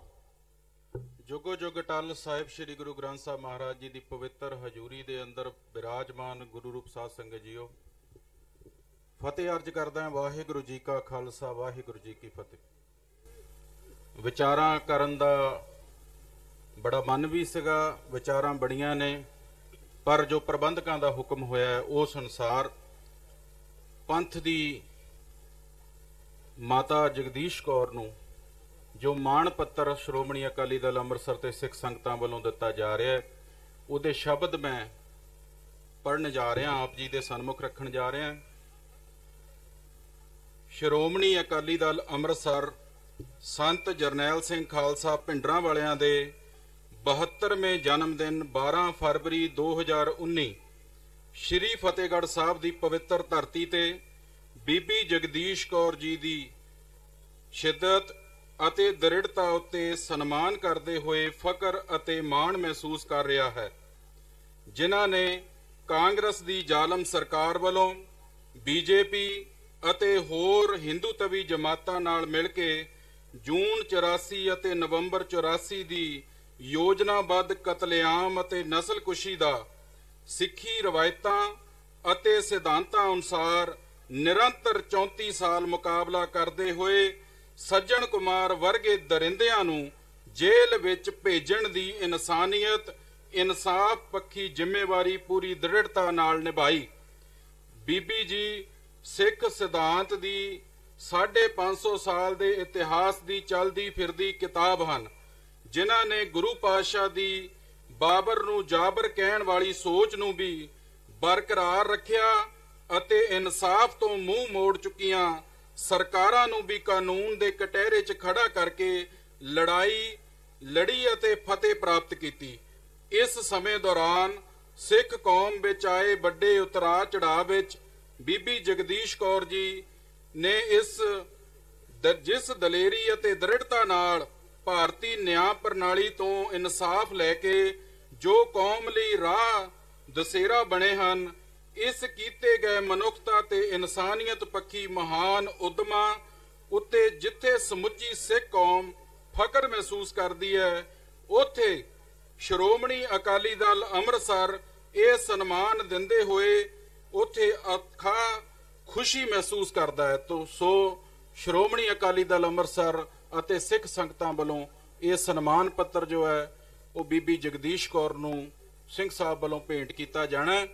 ਸਾਰੀਆਂ ਹੀ ਸੰਗਤਾਂ ਨੂੰ ਜਿਉਂ ਆਇਆਂ ਆਖਦੇ ਹੋਏ ਸੰਤ ਜਰਨੈਲ ਸਿੰਘ ਖਾਲਸਾ ਭਿੰਡਰਾਂ ਵਾਲਿਆਂ ਦੇ ਜਨਮ ਦਿਹਾੜੇ ਦੀ ਵਧਾਈ ਦਿੰਦਾ ਹੋਇਆ ਇੱਕ ਬੇਨਤੀ ਕਰਦਾ ਕਿ ਉਸ ਮਰਦੇ ਮੁਜਾਹਿਦ ਨੂੰ ਸਿਜਦਾ ਵੀ ਕਰੋ, ਪਰ ਉਸ ਮਰਦੇ ਮੁਜਾਹਿਦ ਦੀ ਸੋਚ ਨੂੰ ਸਮਝ ਕੇ ਉਹਦੇ ਤੇ ਅਮਲ ਕਰਨ ਦਾ ਜਿੱਥੇ ਸੰਗਤ ਨੂੰ ਬਹੁਤ ਵੱਡੀ ਲੋੜ ਹੈ, ਉੱਥੇ ਸਾਡੀ ਲੀਡਰਸ਼ਿਪ ਨੂੰ ਵੀ ਬਹੁਤ ਵੱਡੀ ਲੋੜ ਹੈ। ਸੋ ਇਤਨੀਆਂ ਬੇਨਤੀਆਂ ਕਰਦਾ ਹੋਇਆ ਮੈਂ ਫਤਿਹ ਬੁਲਾਉਣਾ। ਵਾਹਿਗੁਰੂ ਜੀ ਕਾ ਖਾਲਸਾ, ਵਾਹਿਗੁਰੂ ਜੀ ਕੀ ਫਤਿਹ। ਮੈਂ ਬੇਨਤੀ ਕਰਦਾ ਸਿੰਘ ਸਾਹਿਬ ਜੀ ਹੁਣ ਸਨਮਾਨਿਤ ਕਰਨਗੇ ਬੀਬੀ ਜਗਦੀਸ਼ ਕੌਰ ਜੀ ਨੂੰ, ਤੇ ਤੁਛ ਮਾਇਆ ਦੀ ਭੇਟ ਸਾਡੇ ਅਮਰੀਕਾ ਦੇ ਜਨਰਲ ਸ਼੍ਰੋਮਣੀ ਅਕਾਲੀ ਦਲ ਅੰਮ੍ਰਿਤਸਰ ਦੇ ਸੀਨੀਅਰ ਮੀਤ ਪ੍ਰਧਾਨ ਸਰਦਾਰ ਰੇਸ਼ਮ ਸਿੰਘ ਜੀ ਵੱਲੋਂ ਅਮਰੀਕਾ ਦੀ ਯੂਨਿਟ ਵੱਲੋਂ ਉਹਨਾਂ ਨੂੰ ਭੇਟ ਕੀਤੀ ਜਾ ਰਹੀ ਹੈ। ਸਰਦਾਰ ਸਤਨਾਮ ਸਿੰਘ ਜੀ ਪੌਂਟਾ ਸਾਹਿਬ, ਸਰਦਾਰ ਭਾਈ ਮੋਹਕਮ ਸਿੰਘ ਜੀ, ਇਹ ਨਾਲ ਭਾਈ ਜਸਵੀਰ ਸਿੰਘ ਜੀ ਖਡੂਰ, ਇਹ ਸਾਰੇ ਹੀ ਨਾਲ ਖੜਨ, ਕਿਉਂਕਿ ਜਿੰਨੀ ਉੱਚੀ ਇਹ ਸ਼ਖਸੀਅਤ ਹੈ, ਬੇਸ਼ੱਕ ਸਿੱਖ ਕੌਮ ਦੀ ਸਿਰਮੌਰ ਸਸਤੀ ਜਥੇਦਾਰ ਅਕਾਲ ਤਖਤ ਸਾਹਿਬ ਇਹਨਾਂ ਨੂੰ ਸਨਮਾਨਿਤ ਕਰ ਰਹੇ ਨੇ, ਪਰ ਸਾਡਾ ਸਾਰਿਆਂ ਸੰਗਤਾਂ ਦਾ ਇਹ ਦਿਲੋਂ ਫਰਜ਼ ਵੀ ਬਣਦਾ ਤੇ ਸਾਡਾ ਆਪਣਾ ਮਾਣ ਹੁੰਦਾ ਹੈ ਜਦੋਂ ਅਸੀਂ ਇੰਨੀ ਵੱਡੀ ਸ਼ਖਸੀਅਤ ਦੇ ਨਾਲ ਖੜਦੇ ਹਾਂ। ਬੋਲੇ ਸੋ ਨਿਹਾਲ, ਬੋਲੇ ਸੋ ਨਿਹਾਲ। ਇਹ ਜੋ ਸਿੱਖ ਇਤਿਹਾਸ ਦੀ ਚਲਦੀ ਫਿਰਦੀ ਕਿਤਾਬ ਹੈ ਬੀਬੀ ਸਾਡੀ ਮਾਂ, ਇਹ ਇਸ ਗੱਲ ਦਾ ਪ੍ਰਤੀਕ ਹੈ ਕਿ ਜ਼ਾਲਮਾਂ ਨੇ ਕੌਮ ਦੀ ਨਸਲਕੁਸ਼ੀ ਕਰਕੇ ਖਤਮ ਕਰਨਾ ਚਾਹਿਆ, ਪਰ ਸਾਡੀ ਮਾਂ ਨੇ 550 ਸਾਲ ਦੀ ਵਿਰਾਸਤ ਨੂੰ ਜਿੰਦਾ ਰੱਖਦਿਆਂ ਹੋਇਆਂ ਜ਼ਾਲਮਾਂ ਨੂੰ ਜੇਲ੍ਹ 'ਚ ਡਕਾਇਆ। ਸਤਿ ਸ੍ਰੀ ਅਕਾਲ।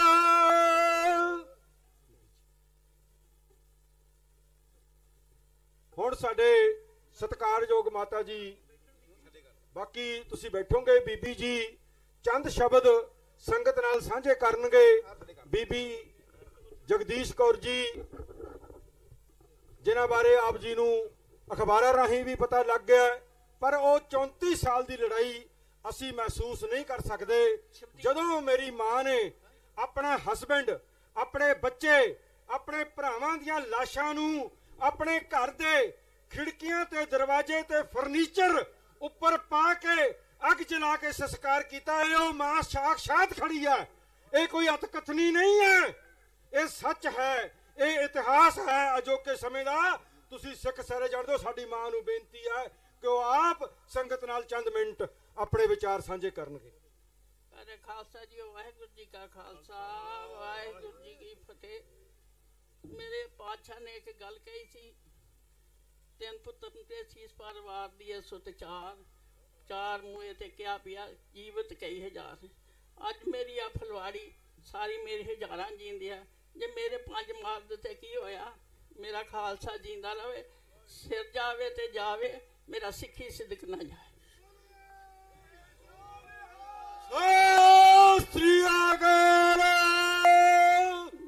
ਬਸ ਐਸੇ ਫਲਵਾੜੀ ਦੀ ਸੁੱਖ ਮੰਗਣੀ ਆ, ਕਿਉਂਕਿ ਮੈਂ ਉਹਨਾਂ ਲਾਸ਼ਾਂ ਚ ਕੋਲ ਬੈਠੀ 3 ਦਿਨ ਇਹ ਵੀ ਬੇਨਤੀ ਕਰਦੀ ਸੀ, ਹੇ ਮਹਾਰਾਜ ਜਿਹੜੀ ਫਲਵਾੜੀ ਬੀਜ ਗਿਆ ਹੈ ਇਹਦੀ ਰਾਖੀ ਕਰ ਤੇ ਇਹਨਾਂ ਨੂੰ ਚੜ੍ਹਦੀ ਕਲੇ ਚ ਰੱਖ।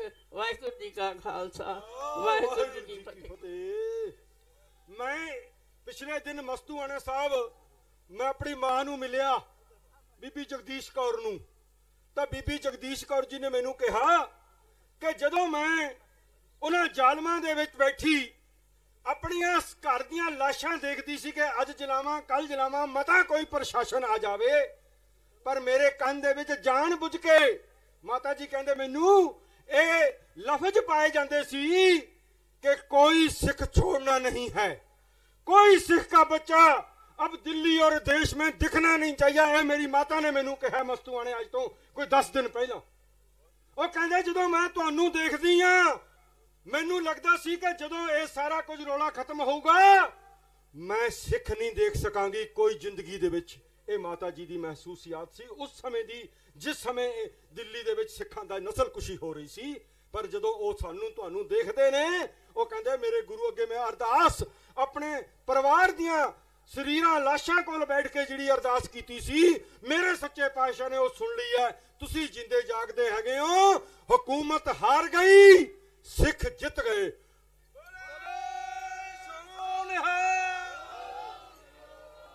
ਹੁਣ ਮੈਂ ਬੇਨਤੀ ਕਰਦਾ ਸਰਦਾਰ ਰੇਸ਼ਮ ਸਿੰਘ ਜੀ ਜਿਹੜੇ ਕਿ ਪਾਰਟੀ ਦੇ ਅਮਰੀਕਾ ਦੇ ਸੀਨੀਅਰ ਮੀਤ ਪ੍ਰਧਾਨ ਨੇ, ਉਹ ਆਪਣੇ ਵਿਚਾਰ ਸੰਗਤਾਂ ਨਾਲ ਸਾਂਝੇ ਕਰਨਗੇ। ਮੈਂ ਬਿਲਕੁਲ ਅੱਜ ਫਤਿਹਗੜ੍ਹ ਸਾਹਿਬ ਦੇ ਅਰਥ ਲੋਕਾਂ ਨੂੰ ਸਮਝ ਆ ਗਏ ਹੋਣਗੇ ਕਿ ਸਿੱਖ ਕੌਮ ਆਖਰ ਚੀਜ਼ ਕੀ ਹੈ। ਹੁਣ ਭਾਈ ਰੇਸ਼ਮ ਸਿੰਘ ਜੀ ਪਾਰਟੀ ਦੇ ਸੀਨੀਅਰ ਮੀਤ ਪ੍ਰਧਾਨ ਅਮਰੀਕਾ ਯੂਨਿਟ, ਉਹ ਆਪ ਜੀ ਨਾਲ ਵਿਚਾਰ ਸਾਂਝੇ ਕਰਨਗੇ।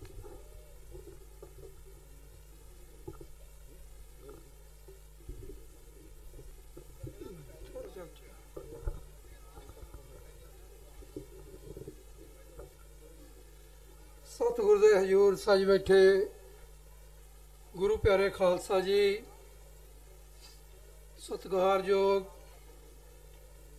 ਜਥੇਦਾਰ ਸਾਹਿਬ, ਜਥੇਦਾਰ ਸ੍ਰੀ ਅਕਾਲ ਤਖਤ ਸਾਹਿਬ ਭਾਈ ਧਿਆਨ ਸਿੰਘ ਜੀ ਮੰਡ ਤੇ ਹੋਰ ਸਮੂਹ ਲੀਡਰ, ਫਤਿਹ ਅਰਜ਼ ਕਰਦਾ ਜੀ। ਵਾਹਿਗੁਰੂ ਜੀ ਕਾ ਖਾਲਸਾ, ਵਾਹਿਗੁਰੂ ਜੀ ਕੀ ਫਤਿਹ। ਕੋਈ ਵੀ ਸੱਜਣ ਸਾਡੀ ਬੇਨਤੀ ਸਵੀਕਾਰ ਕਰੋ, ਅਸੀਂ ਬਹੁਤ ਮਹਾਨ ਸ਼ਖਸੀਅਤ ਦਾ ਜਨਮ ਦਿਨ ਮਨਾ ਰਹੇ ਹਾਂ।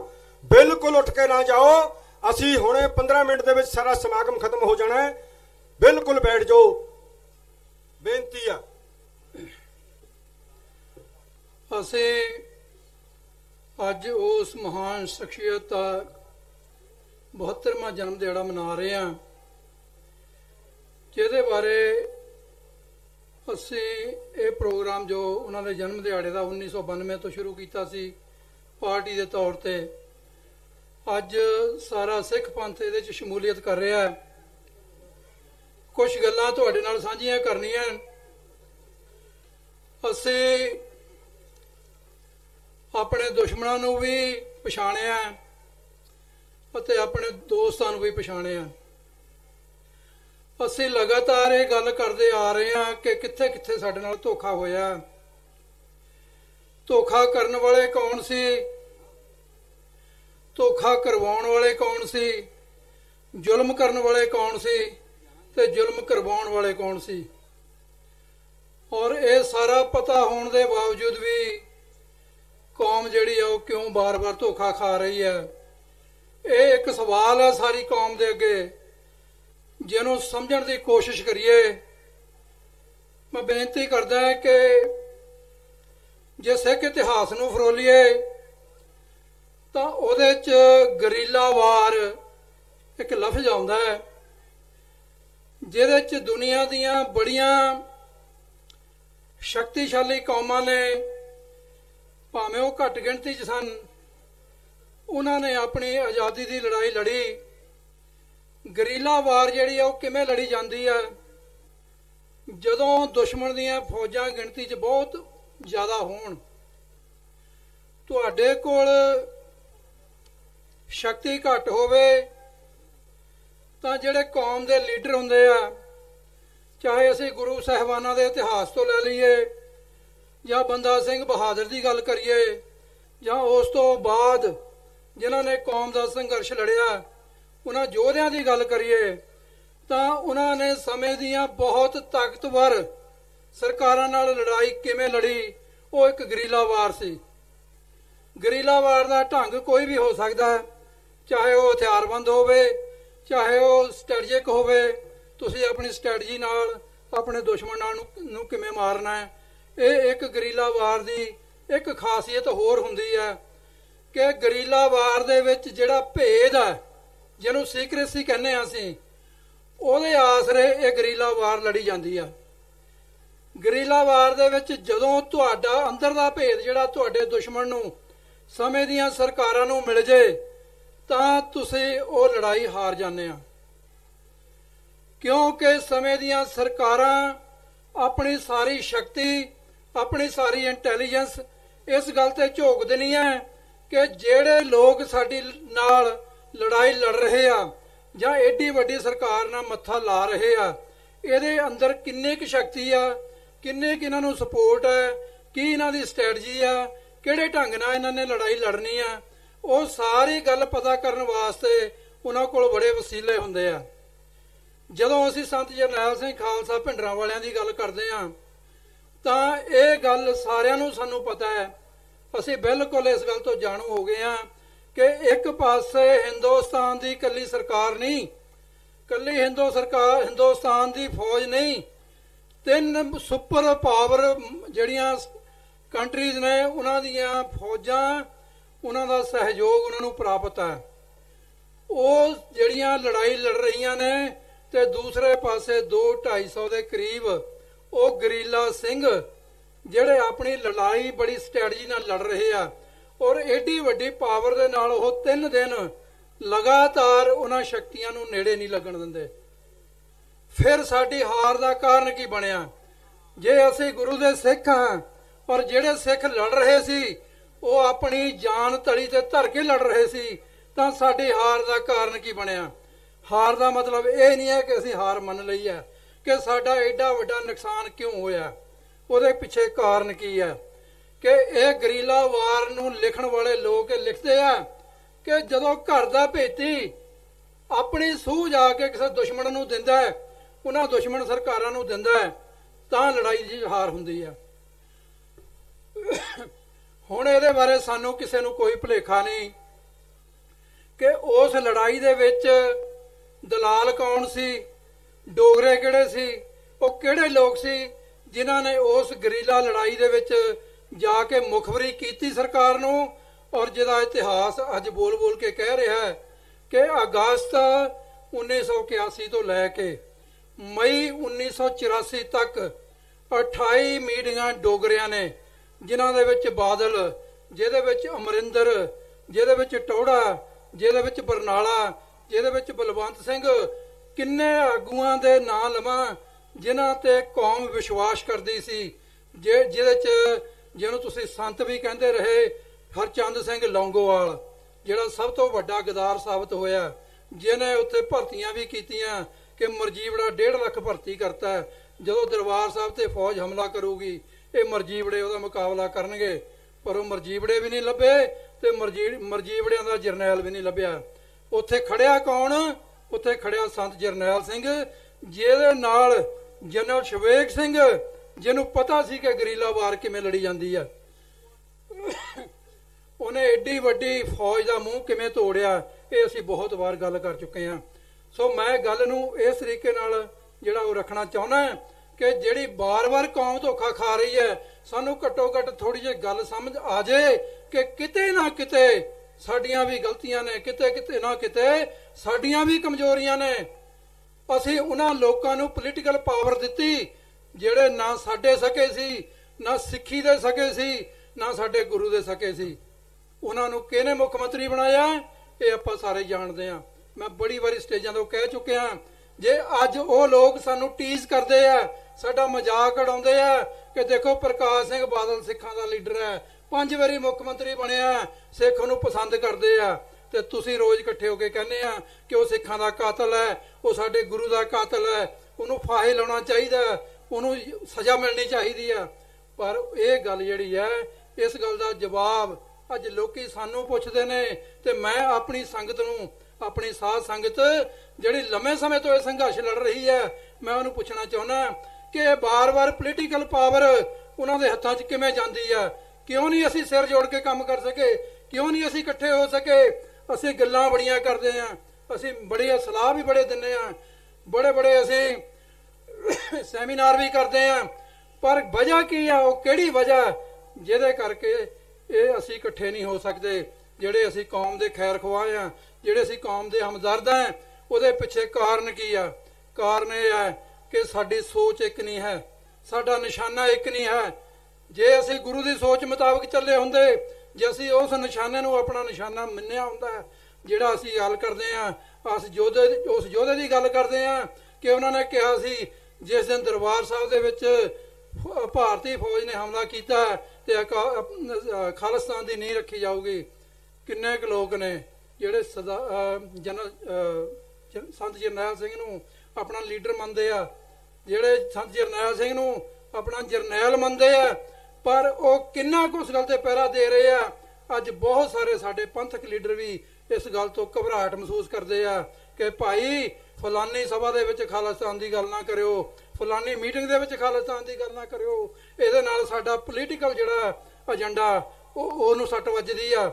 ਪਰ ਮੈਂ ਪੁੱਛਣਾ ਚਾਹੁੰਦਾ ਕਿ ਜੇ ਅਸੀਂ ਸਾਰੇ ਹੀ ਸਿੱਖ ਹਾਂ ਤਾਂ ਰਾਜ ਕਰੇਗਾ ਖਾਲਸਾ ਦੇ ਨਾਅਰੇ ਵੀ ਲਾਉਂਦੇ ਆ ਤੇ ਜਕਾਰੇ ਵੀ ਛੱਡਦੇ ਆ, ਤੇ ਰਾਜ ਕਰੇਗਾ ਖਾਲਸਾ। ਖਾਲਸਾ ਕਿਹੜੇ ਰੂਪ ਚ ਰਾਜ ਕਰੂਗਾ? ਉਹਨਾਂ ਸਿੱਖਾਂ ਨੂੰ, ਉਹਨਾਂ ਲੀਡਰਾਂ ਨੂੰ ਕੌਮ ਨੂੰ ਜਵਾਬ ਦੇਣਾ ਚਾਹੀਦਾ ਕਿ ਉਹ ਕਿਹੜੇ ਤਰੀਕੇ ਨਾਲ ਕੌਮ ਨੂੰ ਰਾਜ ਲੈ ਕੇ ਦੇਣਾ ਚਾਹੁੰਦੇ ਆ। ਉਹ ਕਿਹੋ ਜਿਹਾ ਰਾਜ ਹੋਊਗਾ? ਕੋਈ ਹਲੀਮੀ ਰਾਜ ਦੀ ਗੱਲ ਕਰਦਾ ਹੈ, ਕੋਈ ਬੇਗਮਪੁਰਾ ਰਾਜ ਦੀ ਗੱਲ ਕਰਦਾ ਹੈ। ਇਹ ਸਾਰੀਆਂ ਗੱਲਾਂ ਗੁਰੂ ਸਾਹਿਬ ਨੇ ਸਾਨੂੰ ਪਹਿਲਾਂ ਦੱਸੀਆਂ ਹੋਈਆਂ ਨੇ, ਪਰ ਉਸੇ ਗੁਰੂ ਸਾਹਿਬ ਨੇ ਜਿੱਥੇ ਜਾ ਕੇ 6ਵੇਂ ਪਾਤਸ਼ਾਹ ਨੇ ਗੁਰੂ ਰੂਪ ਚ ਹੋ ਕੇ 4 ਲੜਾਈਆਂ ਲੜੀਆਂ ਨੇ ਹਥਿਆਰਬੰਦ, 10ਵੇਂ ਪਾਤਸ਼ਾਹ ਦੇ ਇਤਿਹਾਸ ਦੀ ਗੱਲ ਕਰਦੇ ਆ 14 ਲੜਾਈਆਂ ਲੜੀਆਂ ਨੇ ਉਹਨਾਂ ਨੇ। ਕੀ ਉਹਨਾਂ ਨੇ ਇਹ ਕਿਹਾ ਕਿ ਭਾਈ ਸਾਡੀ ਪੋਲੀਟੀਕਲ ਹਾਰ ਜਾਾਂਗੇ, ਪੋਲੀਟੀਕਲ ਸਾਡੇ ਨਾਲ ਧੋਖਾ ਹੋ ਜਾਊਗਾ? ਧੋਖਾ ਸਾਡੇ ਨਾਲ ਕਿਉਂ ਹੋ ਰਿਹਾ? ਇਸ ਕਰਕੇ ਕਿ ਅਸੀਂ ਬਜਿੱਦ ਨਹੀਂ ਆ ਆਪਣੀ ਗੱਲ ਤੇ। ਸਾਨੂੰ ਸਰਕਾਰਾਂ ਰੈਡੀਕਲ ਕਹਿੰਦੀਆਂ ਨੇ, ਸਾਨੂੰ ਏਜੰਸੀਆਂ ਰੈਡੀਕਲ ਕਹਿੰਦੀਆਂ ਨੇ, ਤੇ ਰੈਡੀਕਲ ਦਾ ਕੰਮ ਇਹ ਹੁੰਦਾ ਕਿ ਉਹ ਸੱਚਾਈ ਤੇ ਪਹਿਰਾ ਦੇਵੇ, ਉਹ ਸੱਚੀ ਗੱਲ ਜਿਹੜੀ ਆ ਉਹ ਹਰ ਹੀਲੇ ਮਨਾਵੇ। ਜਿਹੜੀ ਗੱਲ ਜਿਹੜੀ ਸਮਾਜ ਦੇ ਭਲੇ 'ਚ ਹੋਵੇ, ਜਿਹੜੀ ਗੱਲ ਸਿੱਖਾਂ ਦੇ ਭਲੇ 'ਚ ਹੋਵੇ, ਜਿਹੜੀ ਗੱਲ ਪੰਜਾਬ ਦੇ ਲੋਕਾਂ ਦੇ ਭਲੇ 'ਚ ਹੋਵੇ, ਉਹਨੂੰ ਹਰ ਹੀਲੇ ਮਨਾਇਆ ਜਾਵੇ। ਜੇ ਅਸੀਂ ਇਸ ਗੱਲ ਦੇ ਵਿੱਚ ਕੋਈ ਕਾਣ ਕਰਾਂਗੇ ਤਾਂ ਅਸੀਂ ਕਿਸੇ ਨਿਸ਼ਾਨੇ ਤੇ ਨਹੀਂ ਪਹੁੰਚ ਸਕਾਂਗੇ। ਪਰ ਇਹ ਗੱਲ ਜਿਹੜੀ ਹੈ, ਜਦੋਂ ਅਸੀਂ ਖਾਲਿਸਤਾਨ ਦੀ ਗੱਲ ਕਰਦੇ ਹਾਂ ਤਾਂ ਫਿਰ ਅਸੀਂ ਬਹੁਤ ਸਾਰੇ ਲੋਕ ਸਾਡੇ ਰੂਪ ਦੇ ਵਿੱਚ, ਸਾਡੇ ਸਰੂਪ ਦੇ ਵਿੱਚ ਜਾ ਕੇ ਵਿਦੇਸ਼ਾਂ ਦੇ ਵਿੱਚ ਪ੍ਰਚਾਰ ਕਰਦੇ ਆ ਕਿ ਤੁਸੀਂ ਇੱਥੇ ਆ ਕੇ ਵਿਦੇਸ਼ਾਂ ਦੇ ਵਿੱਚ ਇੱਥੇ ਤੁਸੀਂ ਸੇਹ ਮਹਿਸੂਸ ਕਰਦੇ ਆ, ਤੁਸੀਂ ਬੜੀਆਂ ਟਾਰਾਂ ਮਾਰਦੇ ਆ, ਖਾਲਿਸਤਾਨ ਦੇ ਨਾਅਰੇ ਲਾਉਂਦੇ ਆ। ਇਹ ਮੇਰੇ ਸਾਰੇ ਵੀਰ ਜਿਹਨੇ ਸਟੇਜ ਤੇ ਬੈਠੇ ਆ, ਮੇਰੇ ਪੰਥਕ ਲੀਡਰ ਬੈਠੇ ਆ, ਇਹਨਾਂ ਨੂੰ ਪਤਾ ਹੈ ਕਿ ਜਦੋਂ ਅਸੀਂ ਉੱਥੇ ਗੱਲ ਕਰਦੇ ਆ ਤਾਂ ਵੀ ਸਾਡੇ ਮਨ 'ਚ ਕੋਈ ਭਾਵ ਨਹੀਂ ਹੁੰਦਾ। ਅੱਜ ਇਸ ਸਟੇਜ ਤੇ ਖੜੇ ਹੋ ਕੇ ਗੱਲ ਕਰ ਰਹੇ ਆ। ਬਹੁਤ ਸਾਰੇ ਮੇਰੇ ਵੀਰ ਅਮਰੀਕਾ ਤੋਂ ਆਏ ਹੋਏ ਆ, ਬਹੁਤ ਸਾਰੇ ਮੇਰੇ ਵੀਰ ਜਿਹੜੇ ਕੈਨੇਡਾ ਤੋਂ ਆਏ ਹੋਏ ਆ, ਹੋਰ ਵੀ ਦੇਸ਼ਾਂ ਤੋਂ ਸੰਗਤ ਆਈ ਆ। ਇਹ ਇਸ ਕਰਕੇ ਨਹੀਂ ਹੈ ਕਿ ਉੱਥੇ ਬੈਠ ਕੇ ਟਾਰਾਂ ਮਾਰਦੇ ਆ, ਇੱਥੇ ਆ ਕੇ ਵੀ ਆਪਣੀ ਕੌਮ ਦੀ ਗੱਲ ਕਰਦੇ ਆ, ਇੱਥੇ ਆ ਕੇ ਵੀ ਆਪਣੇ ਨਿਸ਼ਾਨੇ ਦੀ ਗੱਲ ਕਰਦੇ ਆ। ਪਰ ਜੇ ਸਾਡੇ ਮਨ ਦੇ ਵਿੱਚੋਂ ਧੜਕਣਾ ਨਾ ਗਈ ਤਾਂ ਅਸੀਂ ਕਿਸੇ ਨਿਸ਼ਾਨੇ ਤੇ ਨਹੀਂ ਪਹੁੰਚ ਸਕਾਂਗੇ। ਅਗਲੀ ਗੱਲ, ਹਮੇਸ਼ਾ ਅਸੀਂ ਜਦੋਂ ਵੀ ਕੋਈ ਗੱਲ ਕਰਦੇ ਆ, ਜਦੋਂ ਪੰਥ ਦੀ ਗੱਲ ਕਰਦੇ ਆ, ਕੌਮ ਦੀ ਗੱਲ ਕਰਦੇ ਆ, ਤਾਂ ਸਵਾਲ ਖੜੇ ਕੀਤੇ ਜਾਂਦੇ ਆ। ਏਜੰਸੀਆਂ ਸਾਡੇ ਬੰਦਿਆਂ ਦੇ ਮੂੰਹ 'ਚ ਉਹ ਸਵਾਲ ਪਾਉਂਦੀਆਂ ਨੇ। ਅਸੀਂ ਅੱਡੀਆਂ ਚੱਕ ਚੱਕ ਕੇ ਉਹਦਾ ਪ੍ਰਚਾਰ ਕਰਦੇ ਆ ਕਿ ਸਰਬੱਤ ਖਾਲਸਾ ਬੁਲਾਇਆ ਗਿਆ ਜੀ, ਇਹਦੇ 'ਚ ਆਹ ਨਿਯਮ ਨਹੀਂ ਫੋਲੋ ਕੀਤਾ ਗਿਆ, ਇਹਦੇ 'ਚ ਆਹ ਨਹੀਂ ਕੀਤਾ ਗਿਆ, ਇਹਦੇ 'ਚ ਉਹ ਨਹੀਂ ਕੀਤਾ ਗਿਆ, ਫਲਾਨਾ ਜਥੇਦਾਰ ਸਹੀ ਨਹੀਂ ਚੁਣਿਆ ਗਿਆ, ਫਲਾਨਾ। ਇੱਥੇ ਬੈਠੇ ਨੇ ਸਾਡੇ ਜਥੇਦਾਰ ਮੰਡ ਸਾਹਿਬ, ਮੈਨੂੰ ਪਤਾ ਕਿ ਅਸੀਂ ਪੂਰਾ ਭਾਈ ਮੋਹਕਮ ਸਿੰਘ ਜੀ ਬੈਠੇ ਆ, ਕਿਹੜੇ ਕਿਹੜੇ ਸੰਤਾਂ ਦੇ, ਕਿਹੜੇ ਕਿਹੜੇ ਉਹਨਾਂ ਮਹਾਨ ਸ਼ਖਸੀਅਤਾਂ ਦੇ ਅਸੀਂ ਹੱਥ ਨਹੀਂ ਜੋੜੇ, ਕਿਹਨਾਂ ਦੇ ਅਸੀਂ ਗੋਡੀ ਹੱਥ ਨਹੀਂ ਲਾਇਆ ਕਿ ਕੌਮ ਬੜੇ ਵਿਲੱਖਣ ਸਮੇਂ 'ਚੋਂ ਲੰਘ ਰਹੀ ਹੈ ਕਿ ਆਓ ਭਰਾਵੋ ਬਾਣੀ ਵੀ ਪੜ੍ਹੀ ਹੈ, ਪਰ ਬਾਣੀ ਤੋਂ ਜਿਹੜੀ ਸ਼ਕਤੀ ਲਈ ਆ ਉਹ ਕੌਮ ਦੇ ਭਲੇ ਲਈ ਵਰਤੀ ਹੈ। ਕਿਸੇ ਇੱਕ ਬੰਦੇ ਨੇ ਹਾਂ ਨਹੀਂ ਕੀਤੀ। ਗੱਲਾਂ ਕਰਨੀਆਂ ਬਹੁਤ ਸੌਖੀਆਂ ਨੇ, ਪਰ ਜਦੋਂ ਤੱਤੀ ਰੇਤਾ ਤੇ ਤੁਰਨਾ ਪੈਂਦਾ ਫਿਰ ਪਤਾ ਲੱਗਦਾ ਕਿ ਕੌਣ ਕਿੰਨੀ ਬਾਣੀ ਪੜ੍ਹਦਾ। ਸਾਰੀ ਗੱਲ ਜਿਹੜੀ ਹੈ, ਸਰਬੱਤ ਖਾਲਸਾ ਹੋਇਆ, ਜਥੇਦਾਰ ਸਾਹਿਬਾਨ ਚੁਣੇ ਗਏ, ਜਥੇਦਾਰ ਸਾਹਿਬਾਨਾਂ ਨੂੰ ਡਿਊਟੀਆਂ ਦਿੱਤੀਆਂ ਗਈਆਂ। ਅੱਜ ਸਵਾਲ ਖੜਾ ਕੀਤਾ ਜਾਂਦਾ 3 ਸਾਲ ਹੋ ਗਏ ਜੀ, ਕੀ ਕੀਤਾ ਇਹਨਾਂ ਨੇ? ਮੈਂ ਅੱਜ ਮੀਡੀਆ ਰਾਹੀਂ, ਇਸ ਸੰਘ ਦੇ ਰਾਹੀਂ ਤੁਹਾਨੂੰ ਦੱਸਣਾ ਚਾਹੁੰਦਾ ਕਿ ਇਹਨਾਂ ਜਥੇਦਾਰਾਂ ਨੇ ਕੀ ਕੀਤਾ। ਸਭ ਤੋਂ ਪਹਿਲਾਂ ਇਹਨਾਂ ਨੇ ਇਹ ਕੀਤਾ ਕਿ ਉਸ ਅਕਾਲ ਤਖਤ ਸਾਹਿਬ ਦੀ ਧਰਤੀ ਤੇ ਜਾ ਕੇ ਆਪਣਾ ਆਦੇਸ਼ ਤੇ ਸੰਦੇਸ਼ ਪੜ੍ਹ ਕੇ ਸੁਣਾਇਆ, ਜਿਹਨੂੰ ਤੁਸੀਂ ਲੋਕ ਇਹ ਕਹਿ ਰਹੇ ਸੀ ਕਿ ਨਹੀਂ ਸਾਨੂੰ ਜਥੇਦਾਰ ਨਹੀਂ ਚੁਣਨੇ ਚਾਹੀਦੇ, ਸਾਨੂੰ ਉਹਨਾਂ ਜਥੇਦਾਰਾਂ 'ਚ ਸੁਧਾਰ ਕਰਨਾ ਚਾਹੀਦਾ, ਉਸੇ ਸਿਸਟਮ ਦੇ ਵਿੱਚ ਹੀ ਸੁਧਾਰ ਕਰਨਾ ਚਾਹੀਦਾ। 100 ਗੁਰਦੁਆਰਾ ਕਮੇਟੀਆਂ ਨੇ ਇਕੱਠੇ ਹੋ ਕੇ ਅਮਰੀਕਾ 'ਚ ਇਹ ਮਤੇ ਰੱਖੇ, ਪਰ ਅਸੀਂ ਆਪਣੀ ਗੱਲ ਜਿਹੜੀ ਆ ਸੰਗਤ 'ਚ ਵੀ ਰੱਖੀ, ਲੋਕਾਂ 'ਚ ਵੀ ਰੱਖੀ, ਸਰਬੱਤ ਖਾਲਸੇ 'ਚ ਵੀ ਰੱਖੀ ਕਿ ਭਾਈ ਨਹੀਂ, ਜਦੋਂ ਤੱਕ ਤੁਸੀਂ ਕਿਸੇ ਗੱਲ ਦਾ ਬਦਲ ਨਹੀਂ ਦਿਓਗੇ, ਕਿਸੇ ਵੀ ਸਮਾਜ ਨੂੰ, ਕਿਸੇ ਵੀ ਸੁਸਾਇਟੀ ਨੂੰ, ਆਪਣੀ ਕੌਮ ਦੇ ਲੋਕਾਂ ਨੂੰ ਜਦੋਂ ਤੱਕ ਕਿਸੇ ਬੁਰਾਈ ਦਾ ਬਦਲ ਨਹੀਂ ਛੱਡ ਦਿਓਗੇ, ਉਹ ਚੰਗਿਆਈ ਜਿਹੜੀ ਹੈ ਉਹ ਤੁਹਾਡੀ ਦਬ ਕੇ ਰਹਿ ਜਾਊਗੀ। ਜੇ ਅਸੀਂ ਜਥੇਦਾਰਾਂ ਦੇ ਬਰਾਬਰ ਉਹਨਾਂ ਨੂੰ ਕੈਂਸਲ ਕਰਕੇ ਉਹਨਾਂ ਨੂੰ ਰੱਦ ਕਰਦੇ, ਸਰਬੱਤ ਖਾਲਸੇ ਨੇ ਨਵੇਂ ਜਾਦਰ ਚੁਣੇ ਜਿਨ੍ਹਾਂ ਨੇ 6-6 ਮਹੀਨੇ 8-8 ਮਹੀਨੇ ਜੇਲਾਂ ਵੀ ਕੱਟੀਆਂ, ਕੋਈ ਬੰਦਾ ਉੱਥੇ ਮੁਲਾਕਾਤ ਲਈ ਨਹੀਂ ਗਿਆ। ਇਹ ਗੱਲਾਂ ਮੈਂ ਉਹ ਕਹਿ ਰਿਹਾ ਜਿਹੜੀਆਂ ਕੌਮ ਨੂੰ ਪਤਾ ਹੋਣਾ ਚਾਹੀਦਾ। ਕੱਲੇ ਸਵਾਲ ਖੜੇ ਕਰਕੇ ਅਸੀਂ ਬਹੁਤ ਵੱਡੇ ਜੇਤੂ ਨਹੀਂ ਬਣ ਸਕਦੇ, ਕੱਲੇ ਸਵਾਲ ਖੜੇ ਕਰਕੇ ਅਸੀਂ ਲੀਡਰ ਨਹੀਂ ਬਣ ਸਕਦੇ। ਕੋਈ ਬੰਦਾ ਮੈਨੂੰ ਦੱਸੇ, ਮੈਨੂੰ ਅੱਜ TV 84 ਤੇ ਇੱਕ ਵੀਕ ਪਹਿਲਾਂ ਅਮਰੀਕਾ ਦੇ ਵਿੱਚ ਅਮਰੀਕਾ ਦੀ ਧਰਤੀ ਤੇ ਇੱਕ ਬਹੁਤ ਵੱਡਾ ਜਿਹੜਾ ਬੁਲਾਰਾ ਹੈ ਪੰਥ ਦਾ, ਉਹ ਉੱਥੇ ਕਹਿ ਰਿਹਾ ਹੈ ਕਿ ਦੇਖੋ ਜੀ, ਜੇ ਉੱਥੇ ਸਿਮਰਨ ਸਿੰਘ ਮਾਨ ਨੂੰ ਨਹੀਂ ਵੀ ਬੁਲਾਇਆ ਗਿਆ 27 ਜਨਵਰੀ ਨੂੰ ਚੰਡੀਗੜ੍ਹ 'ਚ, ਤਾਂ ਉਹਨਾਂ ਨੂੰ ਆਪ ਉੱਥੇ ਪਹੁੰਚ ਜਾਣਾ ਚਾਹੀਦਾ। ਅੱਜ ਮੈਂ ਇਸ ਦਰਬਾਰ ਦੇ ਵਿੱਚੋਂ, ਇਸ ਸਟੇਜ ਦੇ ਉੱਤੇ ਉਹਨਾਂ ਨੂੰ ਪੁੱਛਣਾ ਚਾਹੁੰਦਾ ਕਿ ਅੱਜ ਜੇ ਤੁਹਾਨੂੰ ਸੱਦਾ ਨਹੀਂ ਦਿੱਤਾ ਗਿਆ ਕਿਸੇ ਨੇ, ਤਾਂ ਕੀ ਗੱਲ ਇਹ ਸੰਗਤ ਦੀ ਸਟੇਜ ਨਹੀਂ ਹੈ, ਇਹ ਪੰਥ ਦੀ ਸਟੇਜ ਨਹੀਂ ਹੈ? ਤੁਸੀਂ ਵੀ ਕਹਿੰਦੇ ਕਿ ਤੁਸੀਂ ਸੰਤ ਜਰਨੈਲ ਸਿੰਘ ਨੂੰ ਆਪਣਾ ਜਰਨੈਲ ਮੰਨਦੇ ਆ, ਫਿਰ ਅੱਜ ਕਿੱਥੇ ਬੈਠੇ ਹੋ? ਸੋ ਇਹ ਸਾਰੀਆਂ ਗੱਲਾਂ ਜਿਹੜੀਆਂ ਸਵਾਲ ਖੜੇ ਕਰਨੇ ਬਹੁਤ ਸੌਖੇ ਹੁੰਦੇ ਆ, ਉਹਨਾਂ ਦੇ ਜਵਾਬ ਭਾਲਣ ਦੀ ਲੋੜ ਹੈ। ਔਰ ਅਸੀਂ ਇਹਨਾਂ 3 ਸਾਲਾਂ 'ਚ ਅਸੀਂ ਉਹਨਾਂ ਗੱਲਾਂ ਦੇ ਜਵਾਬ ਲੱਭੇ ਆ, ਔਰ ਲੱਭ ਕੇ ਕੌਮ ਨੂੰ ਦੱਸਿਆ ਕਿ ਭਾਈ ਕੱਲੀਆਂ ਏਸੀ ਕਮਰਿਆਂ ਦੇ ਵਿੱਚ ਬੈਠ ਕੇ ਗੱਲਾਂ ਕਰਨ ਨਾਲ ਕੁਝ ਨਹੀਂ ਸੁਧਾਰ ਹੁੰਦਾ, ਸੜਕਾਂ ਤੇ ਸੌਣਾ ਪੈਂਦਾ। ਭਾਈ ਧਿਆਨ ਸਿੰਘ ਜੀ ਮੰਡ 6.5 ਮਹੀਨੇ ਉੱਥੇ ਤੱਪੜ ਤੇ ਸੁੱਤੇ ਆ। ਕਿਸੇ ਬੰਦੇ ਨੇ ਜਾ ਕੇ ਪੁੱਛਿਆ ਕਿ ਮੰਡ ਸਾਹਿਬ ਤੁਹਾਨੂੰ ਕੋਈ ਫਿਜ਼ੀਕਲ ਪ੍ਰੋਬਲਮ ਤੇ ਨਹੀਂ, ਤੁਹਾਡਾ ਘਰ ਠੀਕ ਠਾਕ ਚੱਲਦਾ, ਤੁਹਾਨੂੰ ਕਿੰਨੀ ਕੋਈ ਹੋਰ ਪ੍ਰੋਬਲਮ ਤੇ ਨਹੀਂ? ਹਾਂ, ਬਹੁਤ ਸਾਰੇ ਮੇਰੇ ਵੀਰ ਮੇਰੇ ਵਰਗੇ ਉੱਥੇ ਗਏ ਆ, ਸਵੇਰੇ 8 ਵਜੇ ਗਏ ਆ, 6 ਵਜੇ ਘਰ ਨੂੰ ਆ ਗਏ ਆ, ਪਰ 24 ਘੰਟੇ ਉੱਥੇ ਤੱਪੜ ਤੇ ਬੈਠੇ ਰਹਿਣਾ ਔਰ ਕੌਮ ਦੀ ਗੱਲ ਦੇ ਸੋਚਣਾ, ਉਹਦੇ ਤੇ ਵਿਚਾਰ ਕਰਨੀ, ਉਹਦਾ ਭਵਿੱਖ ਸੋਚਣਾ। ਉਹੀ ਜਰਨੈਲ ਜਿਹੜਾ ਹੈ, ਉਹੀ ਜਥੇਦਾਰ ਜਿਹੜਾ ਕਦੀ ਤੁਸੀਂ ਉਹਦੇ 'ਚ ਬਾਬਾ ਦੀਪ ਸਿੰਘ ਦੇਖਦੇ ਆ, ਕਦੀ ਤੁਸੀਂ ਬੜੀ ਬੇਸ਼ਰਮੀ ਨਾਲ ਉੱਥੇ ਸਟੇਜਾਂ ਤੇ ਖੜੇ ਹੋ ਕੇ ਕਹਿੰਦੇ ਆ ਕਿ ਅਸੀਂ ਇਸ ਜਥੇਦਾਰ ਨੂੰ ਬੋਲਣ ਨਹੀਂ ਦੇਣਾ। ਬਹੁਤ ਦੇਰ ਅਸੀਂ ਚੁੱਪ ਕਰਕੇ ਕੱਟ ਲਈ ਆ, ਪਰ ਮੈਂ ਇਹ ਗੱਲ ਕਹਿਣੀ ਚਾਹੁੰਦਾ ਕਿ ਆਪਣੀ ਆਪਣੀ ਕਮਾਈ ਜਿਹੜੀ ਆ ਕੌਮ ਦੇ ਸਾਹਮਣੇ ਰੱਖੋ, ਤਾਂ ਕਿ ਕੌਮ ਨੂੰ ਪਤਾ ਲੱਗ ਜਾਏ ਸੱਚਾਈ ਕੀ ਆ। ਮੈਂ ਉਹ ਗੱਲਾਂ ਨਹੀਂ ਫੋਲਣੀਆਂ ਚਾਹੁੰਦਾ। 35 ਸਾਲ ਦੇ ਲੰਮੇ ਸੰਘਰਸ਼ ਦੇ ਵਿੱਚ ਅਸੀਂ ਜਿੱਥੋਂ ਤੱਕ ਵੀ ਅਸੀਂ ਕਰ ਸਕਦੇ ਸੀ, ਜਿਹੜੀ ਸਮਰੱਥਾ ਸਾਨੂੰ ਗੁਰੂ ਨੇ ਦਿੱਤੀ, ਅਸੀਂ ਹਰ ਥਾਂ ਤੇ ਆਪਣੀ ਜ਼ਿੰਮੇਵਾਰੀ ਨਿਭਾਈ। ਪਰ ਤੁਸੀਂ ਜਿਹੜੇ ਪਿਛਲੇ 12 ਸਾਲਾਂ ਤੋਂ ਬਿਲਕੁਲ ਡੈੱਡ ਪਏ ਸੀ, ਹੁਣ ਉਹ ਅੱਜ ਨਿਕਲ ਕੇ ਜਿਨ੍ਹਾਂ ਨੇ ਸਰਬੱਤ ਖਾਲਸੇ ਨੂੰ ਸਰਬੱਤ ਖਾਲਸਾ ਹੀ ਨਹੀਂ ਮੰਨਿਆ, ਜਿਨ੍ਹਾਂ ਨੇ ਸਰਬੱਤ ਖਾਲਸੇ ਦੇ ਜਥੇਦਾਰਾਂ ਦਾ ਕੀ ਮੰਨਣਾ ਸੀ, ਉਹ ਕਹਿੰਦੇ ਜੀ ਇਹ ਮਰਜ਼ਾਦਾ ਹੀ ਨਹੀਂ ਹੈਗੀ ਸਾਡੀ ਕਿ ਇਦਾਂ ਕੋਈ ਸਰਬੱਤ ਖਾਲਸਾ ਬੁਲਾ ਲੇ। ਫਿਰ ਅੱਜ ਉਹੀ ਜਿਹੜੇ ਆ ਉਹ ਜਥੇਦਾਰ ਸਰਬੱਤ ਖਾਲਸਾ ਜਿਹੜਾ ਉਹ ਆਪਣਾ ਵੱਖਰਾ ਲੈ ਕੇ ਤੇ ਵੱਖਰੇ ਪ੍ਰੋਗਰਾਮ ਦਿੰਦੇ ਫਿਰਦੇ ਆ। ਇਹ ਗੱਲਾਂ ਮੈਨੂੰ ਪਤਾ ਹੈ ਕਿ ਬਹੁਤ ਸਾਰੇ ਲੋਕਾਂ ਨੂੰ ਤਕਲੀਫ ਹੋਊਗੀ। ਮੈਂ ਪਿਛਲੇ 35 ਸਾਲਾਂ 'ਚ ਨਾ ਮੈਂ ਕਿਸੇ ਦੇ ਵਿਰੋਧ ਬੋਲਿਆ, ਨਾ ਮੈਂ ਕਿਸੇ ਨੂੰ ਕੋਈ ਇਸ ਕਰਕੇ ਕਿ ਮੈਂ ਕਿਸੇ ਨੂੰ ਨਫ਼ਰਤ ਕਰਦਾ, ਪਰ ਕੌਮ ਦੀ ਗੱਲ ਕਹਿਣ ਵੇਲੇ ਮੈਂ ਕਦੀ ਸੱਜੇ ਖੱਬੇ ਨਹੀਂ ਝਾਕਦਾ। ਇਹ ਮੈਨੂੰ ਗੁਰੂ ਮਹਾਰਾਜ ਦੇ ਮੇਰੇ ਸਿਰ ਤੇ ਹੱਥ ਹੈ ਕਿ ਭਾਈ ਜਿਹੜੀ ਕੌਮ ਦੀ ਦੁਬਿਧਾ ਹੈ ਉਹਦੀ ਗੱਲ ਕਰਨੀ ਬਹੁਤ ਜ਼ਰੂਰੀ ਹੈ। ਫਿਰ ਉਸ ਤੋਂ ਬਾਅਦ 3 ਸਾਲ ਲਗਾਤਾਰ ਕੌਮ ਝਾਕਦੀ ਰਹੀ ਕਿ ਕੋਈ ਤਾਂ ਉੱਠੂਗਾ ਮਾਈ ਦਾ ਲਾਲ, ਜਿਹੜਾ ਗੁਰੂ ਦੀ ਹੋਈ ਬੇਅਦਬੀ ਦਾ ਕੋਈ ਬਦਲਾ ਲਵੇ, ਜਿਹੜਾ ਇਹਨਾਂ ਕਾਤਲਾਂ ਨੂੰ ਲਿਆ ਕੇ ਕਟਹਿਰੇ 'ਚ ਖੜਾ ਕਰੇ, ਕੋਈ ਤਾਂ ਉੱਠੂਗਾ ਹੀ। ਚਲੋ ਜੇ ਤੁਸੀਂ ਸਰਬੱਤ ਖਾਲਸੇ 'ਚ ਨਹੀਂ ਆਏ ਤਾਂ ਤੁਸੀਂ ਇਸ ਕੰਮ ਦੇ ਵਿੱਚ ਲੀਡ ਲੈ ਸਕਦੇ ਸੀ, ਤੁਸੀਂ ਅੱਗੇ ਹੋ ਕੇ ਤੁਰ ਸਕਦੇ ਸੀ, ਤੁਹਾਡੇ ਤੇ ਬਹੁਤ ਵੱਡਾ ਹੱਥ ਸੀ ਪੰਥ ਦਾ।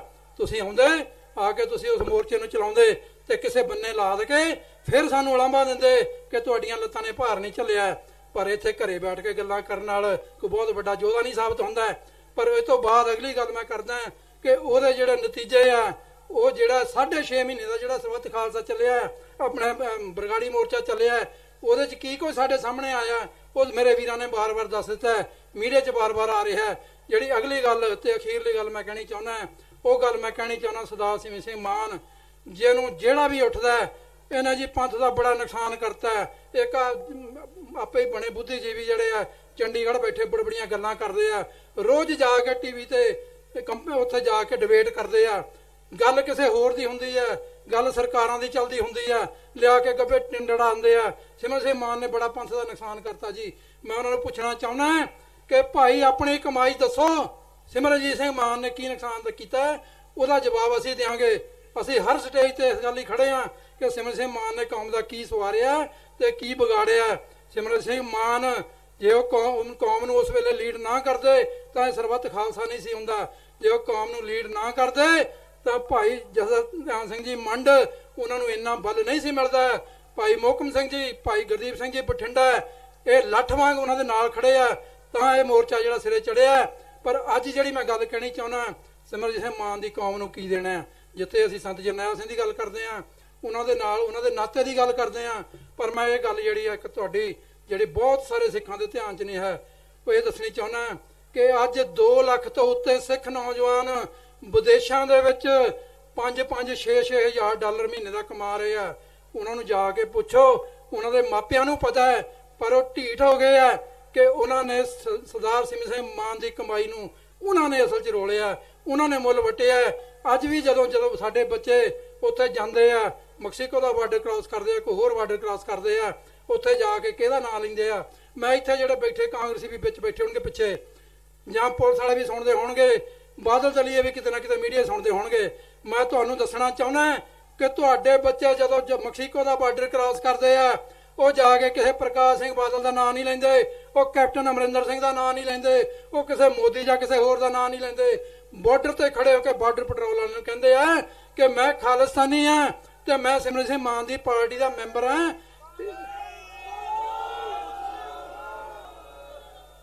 ਜੇ ਅੱਜ 2 ਲੱਖ ਬੱਚਾ ਸਰਦਾਰ ਸਿਮਰਨ ਸਿੰਘ ਦੇ ਨਾਂ ਤੇ ਅਮਰੀਕਾ ਕੈਨੇਡਾ 'ਚ ਪੱਕਾ ਹੋਇਆ ਤਾਂ ਇਹ ਗੱਲ ਜਿਹੜੀ ਇੱਕ ਬਹੁਤ ਵੱਡੀ ਦੇਣ ਆ ਸਿਮਰਨ ਸਿੰਘ ਮਾਨ ਦੀ। ਇਹਦੇ ਨਾਲ ਹੀ ਮੈਂ ਇੱਕ ਗੱਲ ਹੋਰ ਕਹਿਣੀ ਚਾਹੁੰਦਾ ਕਿ ਜੇ ਅੱਜ ਅਸੀਂ ਬਾਰ-ਬਾਰ ਸਰਦਾਰ ਸਿਮਰਨ ਸਿੰਘ ਮਾਨ ਦੇ ਹੁੱਜਾ ਮਾਰਦੇ ਹਾਂ ਕਿ ਸਰਦਾਰ ਸਾਹਿਬ ਖਾਲਿਸਤਾਨ ਦੀ ਗੱਲ ਛੱਡ ਦਿਓ, ਪਰ ਜਿਹੜਾ ਦੂਜਾ ਪਾਸਾ ਉਹ ਸ਼ਾਇਦ ਕਿਸੇ ਦੇ ਧਿਆਨ 'ਚ ਨਹੀਂ ਹੈਗਾ। ਸ਼ਾਇਦ ਹੋ ਸਕਦਾ ਜੇ ਜ਼ਿਆਦਾ ਜ਼ੋਰ ਪਾਉਂਗੇ ਤਾਂ ਸ਼ਾਇਦ ਉਹ ਛੱਡ ਵੀ ਦੇਣ, ਪਰ ਮੈਨੂੰ ਨਹੀਂ ਲੱਗਦਾ। ਮੈਂ ਗੁਰੂ ਦੀ ਹਜ਼ੂਰੀ 'ਚ ਕਹਿੰਦਾ ਸਰਦਾਰ ਸਿਮਰਨ ਸਿੰਘ ਮਾਨ ਇੰਨਾ ਕਮਜ਼ੋਰ ਨਹੀਂ ਹੈ। ਪਰ ਦੂਜਾ ਪਾਸਾ ਉਹਦਾ ਇਹ ਹੈ ਕਿ ਜੇ ਅੱਜ ਸਰਦਾਰ ਸਿਮਰਨ ਸਿੰਘ ਮਾਨ ਕਹਿ ਦੇ ਕਿ ਮੈਂ ਜੇ ਪੰਥ ਨੇ ਮੇਰਾ ਸਾਥ ਨਹੀਂ ਦੇਣਾ ਤਾਂ ਮੈਂ ਇਹ ਪੰਥ ਦੀ ਲੜਾਈ ਕਿੰਨੀ ਕਿਤੇ ਲੜੂੰਗਾ, ਮੈਂ ਇਹ ਪੰਥ ਦੀ ਲੜਾਈ ਨਹੀਂ ਲੜਦਾ, ਤਾਂ ਮੈਂ ਇਹ ਗੁਰੂ ਦੀ ਹਜ਼ੂਰੀ 'ਚ ਕਹਿਣਾ ਜਿਹਦੇ 'ਚ ਝੂਠ ਸਾਬਤ ਹੋਵੇ। ਜਿੱਥੇ ਮਰਜ਼ੀ ਪੰਥ ਮੈਨੂੰ ਖੜਾ ਕਰਕੇ ਪੁੱਛੇ ਕਿ ਅੱਜ ਜੇ ਜਵਾਬ ਦੇ ਦੇ ਸਰਦਾਰ ਸਿਮਰਨ ਸਿੰਘ ਮਾਨ ਤਾਂ 30 ਦਿਨਾਂ ਦੇ ਵਿੱਚ 30,000 ਬੱਚਾ ਸਾਡਾ ਜੇ ਨਾ ਵਾਪਸ ਆਵੇ, ਜੋ ਮਰਜ਼ੀ ਤੁਸੀਂ ਸਜ਼ਾ ਦਿਓ, ਮੈਂ ਭੁਗਤਣ ਨੂੰ ਤਿਆਰ ਹਾਂ। ਅੱਜ ਵੀ 15,000 ਤੋਂ ਵੱਧ ਬੱਚੇ ਜਿਹੜੇ ਆ ਉੱਥੇ ਅਮਰੀਕਾ ਦੀਆਂ ਜੇਲ੍ਹਾਂ 'ਚ ਬੰਦ ਨੇ, ਕੋਈ ਕੈਂਪਸ ਦੇ ਵਿੱਚ ਬੰਦ ਨੇ, ਕੋਈ ਕਿਤੇ ਰੋਲ ਰਿਹਾ, ਕੋਈ ਕਿਤੇ ਰੋਲ ਰਿਹਾ। ਘੱਟੋ ਘੱਟ 5,000 ਤੋਂ ਉੱਤੇ ਬੱਚਾ ਮੈਕਸੀਕੋ 'ਚ ਬੈਠਾ ਹੋਇਆ ਆਪਣਾ। ਕੌਣ ਵਾਰਸ ਹੈ ਇਹਨਾਂ ਦਾ? ਕਿਹੜੀਆਂ ਸਰਕਾਰਾਂ ਨੂੰ ਅਸੀਂ ਗਾਲਾਂ ਕੱਢ ਕੇ? ਜੇ ਅਸੀਂ ਅੱਜ ਇਹ ਅੰਦਾਜ਼ਾ ਲਾ ਕੇ ਦੇਖੋ, ਜੇ ਅੱਜ ਉਹ 2 ਲੱਖ ਬੱਚਾ ਸਰਦਾਰ ਸਿਮਰਨ ਸਿੰਘ ਮਾਨ ਦੇ ਨਾਂ ਤੇ ਪੱਕਾ ਨਾ ਹੁੰਦਾ, ਉਹਨਾਂ ਦੇ 4-4 ਜੀ ਘਰਾਂ ਦੇ ਉੱਥੇ ਨਾ ਪਹੁੰਚੇ ਹੁੰਦੇ, ਤਾਂ 10 ਲੱਖ ਬੱਚਾ ਹੋਰ ਇੱਥੇ ਤੁਸੀਂ ਸੋਚ ਕੇ ਦੇਖੋ ਕਿਤੇ ਕਿ ਜੇ ਅੱਜ ਇੱਥੇ ਹੁੰਦਾ ਤੇ ਪੰਜਾਬ ਦੇ ਹਾਲਾਤ ਕਿਹੋ ਜਿਹੇ ਹੁੰਦੇ। ਜਿਹੜੇ ਬਾਹਰੋਂ ਡਾਲਰ ਆਉਂਦੇ ਨੇ ਉੱਥੇ ਪੰਜਾਬ ਚੱਲਦਾ ਹੈ, ਪੰਜਾਬ ਦੇ ਚੁੱਲ੍ਹੇ 'ਚ ਰੋਟੀ ਵਲਦੀ ਹੈ। ਔਰ ਜੇ ਸਾਨੂੰ ਪਤਾ ਸਾਰਿਆਂ ਨੂੰ, ਜੇ ਅਸੀਂ ਸਾਰੇ ਇੱਥੇ ਬੈਠ ਕੇ ਕਮਾਈ ਜਿੰਨੀ ਮਰਜ਼ੀ ਕਰ ਲਈਏ, ਸਾਡੇ ਚੁੱਲ੍ਹੇ 'ਚ ਅੱਗ ਨਹੀਂ ਬਲ ਸਕਦੀ। ਇਹ ਸਾਰਾ ਕੁਝ ਸਿਮਰਨ ਸਿੰਘ ਮਾਨ ਦੀ ਦੇਣ ਹੈ। ਤੇ ਅਖੀਰ ਤੇ ਮੈਂ ਇੰਨੀ ਗੱਲ ਕਹਿਣੀ ਚਾਹੁੰਦਾ ਕਿ ਭਾਈ ਅਸੀਂ ਬਾਣੀ ਪੜ੍ਹਦੇ ਹਾਂ, ਬਾਣੀ ਇਹ ਕਹਿੰਦੀ ਹੈ ਕਿ ਭਾਰੇ ਭੋਏ ਕਿਰਤ ਘਣ ਮੰਦੀ ਹੋ ਮੰਦੇ। ਅਸੀਂ ਤੁਹਾਡੇ ਕੋਲੋਂ ਇਹ ਜਿੱਥੇ ਜਿੱਥੇ ਵੀ ਕੋਈ ਬੈਠਾ ਸੁਣਦਾ, ਇਹ ਨਹੀਂ ਕਹਿੰਦੇ ਕਿ ਸਾਡੇ ਤੇ ਕੋਈ ਆਸਾਨ ਕਰੋ, ਸਿਰਫ ਇਹੀ ਕਹਿੰਦੇ ਆ ਕਿ ਜੇ ਅਸੀਂ ਕੌਮ ਦਾ ਭਲਾ ਚਾਹੁੰਦੇ ਆ, ਜੇ ਤੁਹਾਨੂੰ ਲੱਗਦਾ ਕਿ ਸਰਦਾਰ ਸਿਮਰਨ ਸਿੰਘ ਮਾਨ ਤੇ ਬਾਦਲ ਦੇ ਵਿੱਚ ਕੋਈ ਫਰਕ ਹੈਗਾ, ਜੇ ਤੁਹਾਨੂੰ ਲੱਗਦਾ ਕਿ ਸਿਮਰਨ ਸਿੰਘ ਮਾਨ ਤੇ ਕੈਪਟਨ ਦੇ ਵਿੱਚ ਕੋਈ ਫਰਕ ਹੈਗਾ, ਜਾਂ ਆਮ ਆਦਮੀ ਪਾਰਟੀ ਜਾਂ ਸਿਮਰਨ ਸਿੰਘ ਮਾਨ ਦੇ ਵਿੱਚ ਕੋਈ ਫਰਕ ਹੈਗਾ, ਤਾਂ ਇੱਕ ਗੱਲ ਮੈਂ ਤੁਹਾਨੂੰ ਕਲੀਅਰ ਕਰ ਦਿੰਦਾ ਕਿ ਸਿਮਰਨ ਸਿੰਘ ਮਾਨ ਦੇ ਵਿੱਚ ਇੰਨੀ ਹਿੰਮਤ ਨਹੀਂ ਹੈ ਕਿ ਉਹ ਆਪਣੇ ਲਈ ਜਾਂ ਆਪਣੇ ਹੋਰ ਭਾਈਵਾਲ ਜਥੇਬੰਦੀਆਂ ਲਈ ਕੋਈ 5-5 ਹਜ਼ਾਰ ਰੁਪਇਆ ਦੇ ਕੇ ਵੋਟ ਖਰੀਦ ਸਕੇ।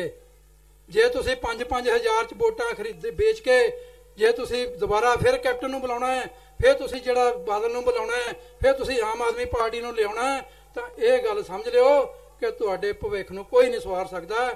ਮੇਰੀ ਇਹੀ ਬੇਨਤੀ ਹੈ ਕਿ ਅੱਜ ਜਿਹੜੀ ਕੌਮ ਦੀ ਮਜਬੂਰੀ ਹੈ ਉਹਨੂੰ ਸਮਝੋ। ਜਿਹੜੇ ਸਾਡੇ ਪੰਥਕ ਲੀਡਰ ਅਸੀਂ ਜਿਹੜੇ ਕੌਮ ਨੇ ਖੜੇ ਕੀਤੇ ਆ, ਜਿਹੜੇ ਸਰਬੱਤ ਖਾਲਸਾ ਦੇ ਲੀਡਰਾਂ ਨੇ ਖੜੇ ਕੀਤੇ ਆ, ਉਹਨਾਂ ਨੂੰ ਕਾਮਯਾਬ ਕਰੋ। ਇਹ ਆਸ ਨਾ ਰੱਖਿਓ ਕਿ ਮੇਰੇ ਘਰੇ ਕੋਈ ਛੋਟੀ ਜਿਹੀ ਨੋਟਾਂ ਦੀ ਦੱਥੀ ਛੱਡ ਜਾਊਗਾ ਜਾਂ ਮੇਰੇ ਘਰੇ ਕੋਈ ਚਾਹ ਪੱਤੀ ਜਾਂ ਤੇਲ ਛੱਡ ਜਾਊਗਾ। ਬਸ ਇੰਨੀਆਂ ਕੁ ਬੇਨਤੀਆਂ ਮੈਂ ਕਰਦਾ। ਜੇ ਤੁਸੀਂ ਕੌਮ ਦਾ ਭਲਾ ਚਾਹੁੰਦੇ ਆ ਤਾਂ ਭਲਾ ਹੋ ਸਕਦਾ। ਸਰਕਾਰਾਂ ਤੁਹਾਡਾ ਭਲਾ ਨਹੀਂ ਲੋਚਦੀਆਂ, ਏਜੰਸੀਆਂ ਤੁਹਾਡਾ ਭਲਾ ਨਹੀਂ ਲੋਚਦੀਆਂ। ਤੁਸੀਂ ਉਹਨਾਂ ਦੇ ਖਿਲਾਫ ਬਗਾਵਤ ਕੀਤੀ ਹੋਈ ਹੈ। ਬਾਕੀ ਬਾਗੀ ਬੰਦੇ ਨੂੰ ਕੋਈ ਸਹੂਲਤਾਂ ਨਹੀਂ ਦਿੰਦਾ। ਸੋ ਇੰਨੀਆਂ ਕੁ ਬੇਨਤੀਆਂ ਨਾਲ ਮੈਂ ਜਿੱਥੇ ਸਾਰੇ ਪ੍ਰਬੰਧਕਾਂ ਦਾ, ਜਿੱਥੇ ਬਾਕੀ ਜਿਹੜੇ ਸਾਡੇ ਪੰਥਕ ਆਗੂ ਜਿਹੜੇ ਇੱਥੇ ਬੈਠੇ ਨੇ ਉਹਨਾਂ ਦਾ ਤੇ ਆਈ ਸੰਗਤ ਦਾ ਦਿਲੋਂ ਧੰਨਵਾਦ ਕਰਦਾ ਹਾਂ।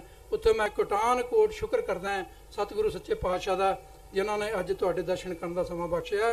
ਕਿਸੇ ਵੀ ਭੁੱਲ ਚੁੱਕ ਲਈ ਖਿਮਾ। ਵਾਹਿਗੁਰੂ ਜੀ ਕਾ ਖਾਲਸਾ, ਵਾਹਿਗੁਰੂ ਜੀ ਕੀ ਫਤਿਹ। ਬਹੁਤ ਬਹੁਤ ਧੰਨਵਾਦ ਹੈ ਭਾਈ ਰੇਸ਼ਮ ਸਿੰਘ ਜੀ ਦਾ।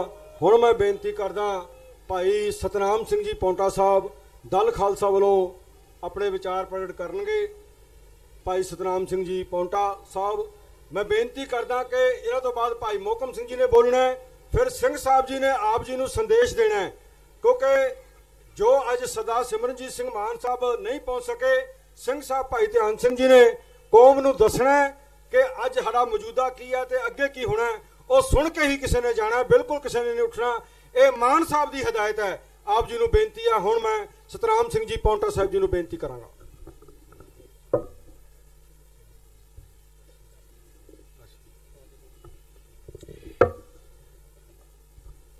ਸਤਿਕਾਰਯੋਗ ਗੁਰੂ ਖਾਲਸਾ ਰੂਪ ਸਾਧ ਸੰਗਤ ਜੀ,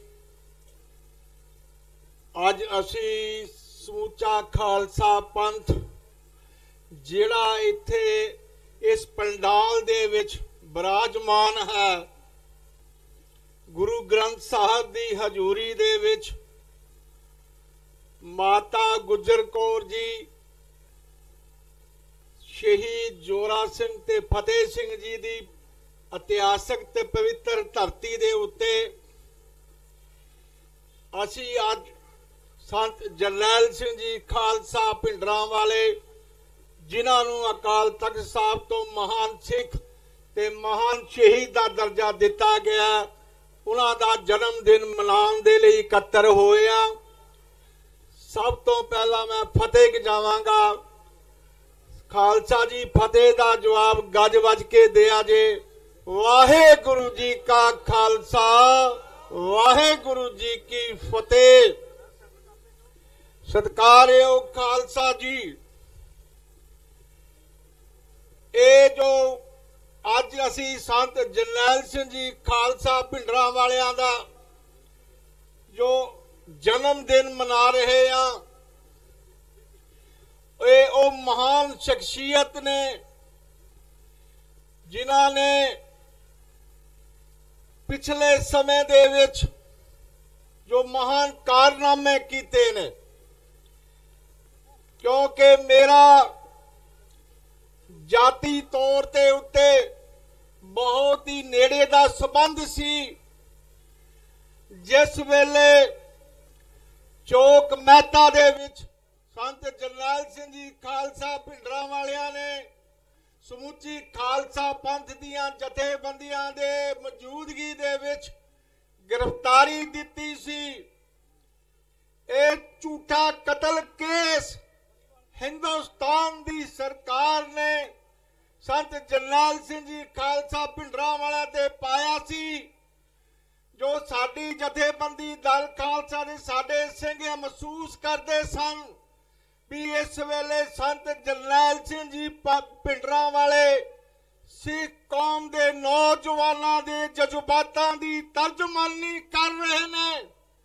ਸਮੁੱਚੀ ਕੌਮ ਇਹਨਾਂ ਦੇ ਵੱਲ ਵੇਖ ਰਹੀ ਹੈ, ਕਿਉਂਕਿ ਇਹ ਸੰਤ ਤੇ ਸਿਪਾਹੀ ਦਾ ਸੁਮੇਲ ਸੀ ਜੋ ਗੁਰੂ ਹਰਗੋਬਿੰਦ ਸਾਹਿਬ ਜੀ ਮਹਾਰਾਜ ਨੇ ਅਕਾਲ ਤਖਤ ਸਾਹਿਬ ਦੀ ਸਿਰਜਣਾ ਕਰਕੇ ਗੁਰੂ ਅਰਜਨ ਦੇਵ ਦੀ ਸ਼ਹਾਦਤ ਤੋਂ ਬਾਅਦ ਕੀ ਉਹ ਗੁਰੂ ਹਰਗੋਬਿੰਦ ਸਾਹਿਬ ਜੀ ਮਹਾਰਾਜ ਗੱਦੀ ਲਾ ਕੇ ਨਹੀਂ ਬੈਠ ਸਕਦੇ ਸੀ ਕਿ ਮੈਂ ਗੁਰੂ ਹਾਂ, ਮੈਨੂੰ ਸਿੱਖ ਜਿਹੜੇ ਨੇ ਪੂਜਦੇ ਰਹਿਣਗੇ।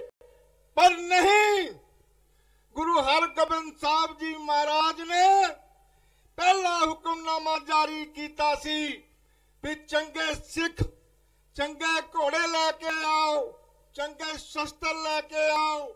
ਉੱਥੇ ਸ਼ਸਤਰ ਵਿਦਿਆ ਦਾ ਅਭਿਆਸ ਆਰੰਭ ਕੀਤਾ ਤੇ ਨਾਲ ਹੀ ਵੀਰ ਰਸ ਦੀ ਇਹ ਢਾਡੀ ਪਰੰਪਰਾ ਆਰੰਭ ਕੀਤੀ। ਮੈਂ ਗੱਲ ਕਹਿਣਾ, ਅਸੀਂ ਇਹ ਅੱਜ ਜੋ ਹਾਲਾਤ ਬਣੇ ਨੇ, ਪਿਛਲੇ ਸਮੇਂ ਤੋਂ ਲਗਾਤਾਰ ਇਹ ਕੜੀਆਂ ਜੁੜ ਰਹੀਆਂ ਨੇ। ਇਸੇ ਤਰ੍ਹਾਂ ਹੀ ਗੁਰੂ ਗੋਬਿੰਦ ਸਿੰਘ ਜੀ ਮਹਾਰਾਜ ਦੇ ਵੇਲੇ ਵੀ ਖਾਲਸਾ ਪੰਥ ਦੀ ਸਿਰਜਣਾ ਹੋਈ ਤੇ ਉਸ ਤੋਂ ਬਾਅਦ ਗੁਰੂ ਗੋਬਿੰਦ ਸਿੰਘ ਜੀ ਮਹਾਰਾਜ ਨੇ 14 ਲੜਾਈਆਂ ਲੜੀਆਂ ਜ਼ੁਲਮ ਤੇ ਜ਼ਾਲਮ ਦੇ ਖਿਲਾਫ। ਅਸੀਂ ਇਹ ਗੱਲ ਕਹਿੰਦੇ ਆ ਸਾਨੂੰ ਗੁਰਤੀ ਮਿਲੀ ਹੈ, ਅਸੀਂ ਕਿਉਂ ਵੰਡੇ ਗਏ ਆ? ਉਹ ਸਾਡਾ ਗੁਰੂ ਆਨੰਦਪੁਰ ਸਾਹਿਬ ਦਾ ਵਾਸੀ ਹੈ, ਅਸੀਂ ਉਸ ਪਿਤਾ ਦੇ ਸਾਰੇ ਸਪੁੱਤਰ ਹਾਂ। ਮਾਤਾ ਸਾਹਿਬ ਕੌਰ ਦੇ ਸਾਡੀ ਮਾਤਾ ਹੈ, ਅਸੀਂ ਉਹਦੇ ਸਪੁੱਤਰ ਹਾਂ। ਇਸ ਵਾਸਤੇ ਅੱਜ ਮੈਂ ਗੱਲ ਕਹਾਂ ਵੀ ਸਰਦਾਰ ਸਿਮਰਨਜੀਤ ਸਿੰਘ ਜੀ ਮਾਨ ਨੇ ਜੋ ਸ਼੍ਰੋਮਣੀ ਅਕਾਲੀ ਦਲ ਦੇ ਮੁਖੀ ਪ੍ਰਧਾਨ ਨੇ, ਅੱਜ ਉਹ ਹਸਪਤਾਲ ਵਿੱਚ ਨੇ। ਉਹਨਾਂ ਨੇ ਜੋ ਇਹ ਗੁਰੂ ਸੰਤ ਜਰਨੈਲ ਸਿੰਘ ਜੀ ਖਾਲਸਾ ਪਿੰਡਰਾਂ ਵਾਲਿਆਂ ਦਾ ਜਨਮ ਦਿਹਾੜਾ ਮਨਾਉਣ ਦੇ ਲਈ ਜੋ ਪਵਿੱਤਰ ਧਰਤੀ ਫਤਿਹਗੜ੍ਹ ਸਾਹਿਬ ਨੂੰ ਚੁਣਿਆ, ਉਹਦੇ ਵਿੱਚ ਵੀ ਰਮਜ ਸੀ, ਉਹਦੇ ਵਿੱਚ ਵੀ ਰਮਜ ਸੀ। ਗੁਰੂ ਗੋਬਿੰਦ ਸਿੰਘ ਜੀ ਮਹਾਰਾਜ ਨੇ ਬਾਬਾ ਬੰਦਾ ਸਿੰਘ ਬਹਾਦਰ ਨੂੰ ਥਪਕੀ ਦੇ ਕੇ 5 ਤੀਰ ਦਿੱਤੇ, 20 ਸਿੰਘ ਦਿੱਤੇ ਤੇ ਸਰਹੰਦ ਦੀ ਇੱਟ ਨਾਲ ਇੱਟ ਖੜਕਾ ਕੇ ਇਸ ਧਰਤੀ ਦੇ ਉੱਤੇ ਖਾਲਸਾ ਰਾਜ ਦੀ ਨੀਂਹ ਰੱਖੀ। ਇਹ ਖਾਲਸਾ ਰਾਜ ਦੀ ਜਿਹੜੀ ਹੈ ਰਾਜਧਾਨੀ ਹੋਈ ਪਹਿਲੇ, ਇਹੀ ਚੀਜ਼ ਹੈ। ਅਸੀਂ ਇਹ ਗੱਲ ਕਹਿੰਦੇ ਆ ਜੋ ਆਜ਼ਾਦੀ ਦੀ ਜਿਹੜੀ ਪਰੰਪਰਾ ਹੈ, ਇਸ ਸੰਤ ਜਰਨੈਲ ਸਿੰਘ ਜੀ ਭਿੰਡਰਾਂ ਵਾਲਿਆਂ ਨੇ ਜਿਸ ਵੇਲੇ ਇਹ ਗੱਲ ਕਹੀ ਸੀ ਦਰਬਾਰ ਸਾਹਿਬ ਤੇ ਅਟੈਕ ਹੋਇਆ ਤਾਂ ਉਸ ਦਿਨ ਖਾਲਿਸਤਾਨ ਦੀ ਨੀਂਹ ਰੱਖੀ ਜਾਊਗੀ। ਖਾਲਸਾ ਜੀ ਕੌਮ ਦੇ ਮਰਜ਼ੀ ਵੜਿਆਂ ਨੇ ਸੰਘਰਸ਼ ਕੀਤਾ, ਆਪਣੀਆਂ ਸ਼ਹਾਦਤਾਂ ਦਿੱਤੀਆਂ। ਉਹ ਕੌਮ ਦੇ ਭੇਖੀ ਆਗੂਆਂ ਨੇ ਮਿਲੀ ਭੁਗਤ ਕਰਕੇ ਇਸ ਨੂੰ ਸਾਬੋਤਾਜ ਕੀਤਾ। ਜਿਹੜੀ ਆਜ਼ਾਦੀ ਦੀ ਲੜਾਈ ਜਿੱਤ ਦੇ ਨੇੜੇ ਪਹੁੰਚ ਰਹੀ ਸੀ, ਇਸ ਨੂੰ ਉਸੇ ਤਰ੍ਹਾਂ ਹੀ ਡੋਗਰਿਆਂ ਦੀ ਗਦਾਰੀ ਖਤਮ ਕਰਨ ਦੀ ਕੋਸ਼ਿਸ਼ ਕੀਤੀ ਹੈ।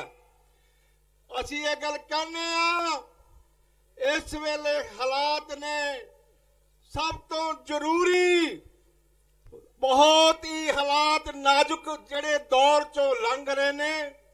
ਇਸ ਵੇਲੇ ਬਹੁ ਗਿਣਤੀ ਹਿੰਦੂ ਰਾਜ ਜਿਹੜਾ ਹੈ ਧਰਮ ਨਿਰਪੇਖਤਾ ਦੇ ਬੁਰਕੇ ਥੱਲੇ ਦਿੱਲੀ ਦੇ ਤਖਤ ਤੇ ਕਾਬਜ ਹੈ।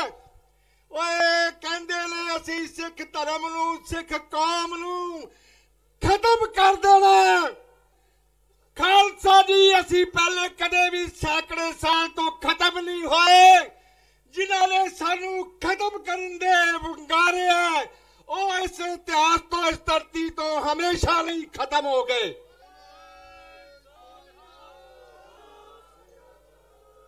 ਅਸੀਂ ਇਹਨਾਂ ਨੂੰ ਚੈਲੰਜ ਕਰਦੇ ਹਾਂ, ਖਾਲਸਾ ਪੰਥ ਨੂੰ ਨਾ ਵੰਗਾਰੋ। ਇਹਦੇ ਖੰਡੇ ਬਾਟੇ ਦੀ ਪਹਲ ਹੈ, ਇਹਦੇ 5 ਬਾਣੀਆਂ ਦਾ ਅੰਮ੍ਰਿਤ ਹੈ। ਇਹਦੇ ਖੰਡੇ ਦੀ ਪਹਲ ਦੇ ਨਾਲ ਖਾਲਸਾ ਪੰਥ ਜਿਹੜਾ ਹੈ ਸੰਤ ਤੇ ਸਿਪਾਹੀ ਬਣਾਇਆ। ਤੁਹਾਡੀਆਂ ਧੀਆਂ ਭੈਣਾਂ ਦੀਆਂ ਇੱਜ਼ਤਾਂ ਅਸੀਂ ਬਚਾਉਂਦੇ ਰਹੇ, ਤੁਸੀਂ ਸਾਡੀਆਂ ਰੋਲ ਰਹੇ ਸੀਗੇ। ਅਸੀਂ ਇਹ ਗੱਲ ਕਹਿੰਦੇ ਆ, ਆਓ ਖਾਲਸਾ ਜੀ ਹੁਣ ਵੇਲਾ ਮਤਭੇਦ ਭੁਲਾ ਦਿਓ। ਵੇਲਾ ਅਗਰ ਨਾ ਸੰਭਾਲਿਆ, ਜਿਵੇਂ ਉਹ ਕਹਿੰਦੇ ਨੇ ਇਹ ਪਿਛਲੇ ਸਮੇਂ 'ਚ ਸਾਰਾ ਗੁਰੂ ਗ੍ਰੰਥ ਸਾਹਿਬ ਦੀ ਬੇਅਦਬੀਆਂ ਹੋਈਆਂ, ਚਾਹੇ 84 ਦੇ ਗੁਰੂ ਗ੍ਰੰਥ ਸਾਹਿਬ ਦੀਆਂ ਬੇਅਦਬੀਆਂ ਹੋਈਆਂ, ਉਹ ਹਿੰਦੁਸਤਾਨ ਦੇ ਵਿੱਚ ਸਾਰੇ ਥਾਵਾਂ ਦੇ ਉੱਤੇ। ਅਸੀਂ ਇਹ ਗੱਲ ਕਹਿੰਦੇ ਆ ਵੀ ਸੰਤ ਜਰਨੈਲ ਸਿੰਘ ਜੀ ਖਾਲਸਾ ਪਿੰਡਰਾਂ ਵਾਲਿਆਂ ਦਾ ਜਨਮ ਦਿਨ ਮਨਾਇਆ ਤਾਂ ਹੀ ਸਫਲ ਹੈ। ਅੱਜ ਸਾਨੂੰ ਜੋ ਚੈਲੰਜ ਹੈ, ਸਾਨੂੰ ਏਕਤਾ ਕਰਨੀ ਚਾਹੀਦੀ ਹੈ। ਏਕਤਾ ਕੀ ਹੈ? ਨਿਸ਼ਾਨਾ ਇੱਕ ਹੋਇਆ, ਕੌਮ ਦੀ ਆਜ਼ਾਦੀ ਹੈ। ਇਸ ਇਤਿਹਾਸਿਕ ਸਥਾਨ ਤੇ ਖਾਲਸਾ ਰਾਜ ਦੀ ਨੀਂਹ ਰੱਖੀ ਗਈ ਹੈ।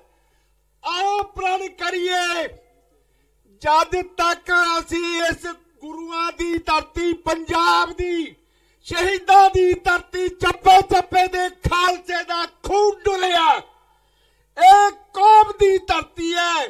ਜਦ ਤੱਕ ਇਸ ਨੂੰ ਆਜ਼ਾਦ ਨਹੀਂ ਕਰਾ ਲੈਂਦੇ, ਜਦ ਤੱਕ ਅਸੀਂ ਆਰਾਮ ਨਾਲ ਨਹੀਂ ਬੈਠਾਂਗੇ।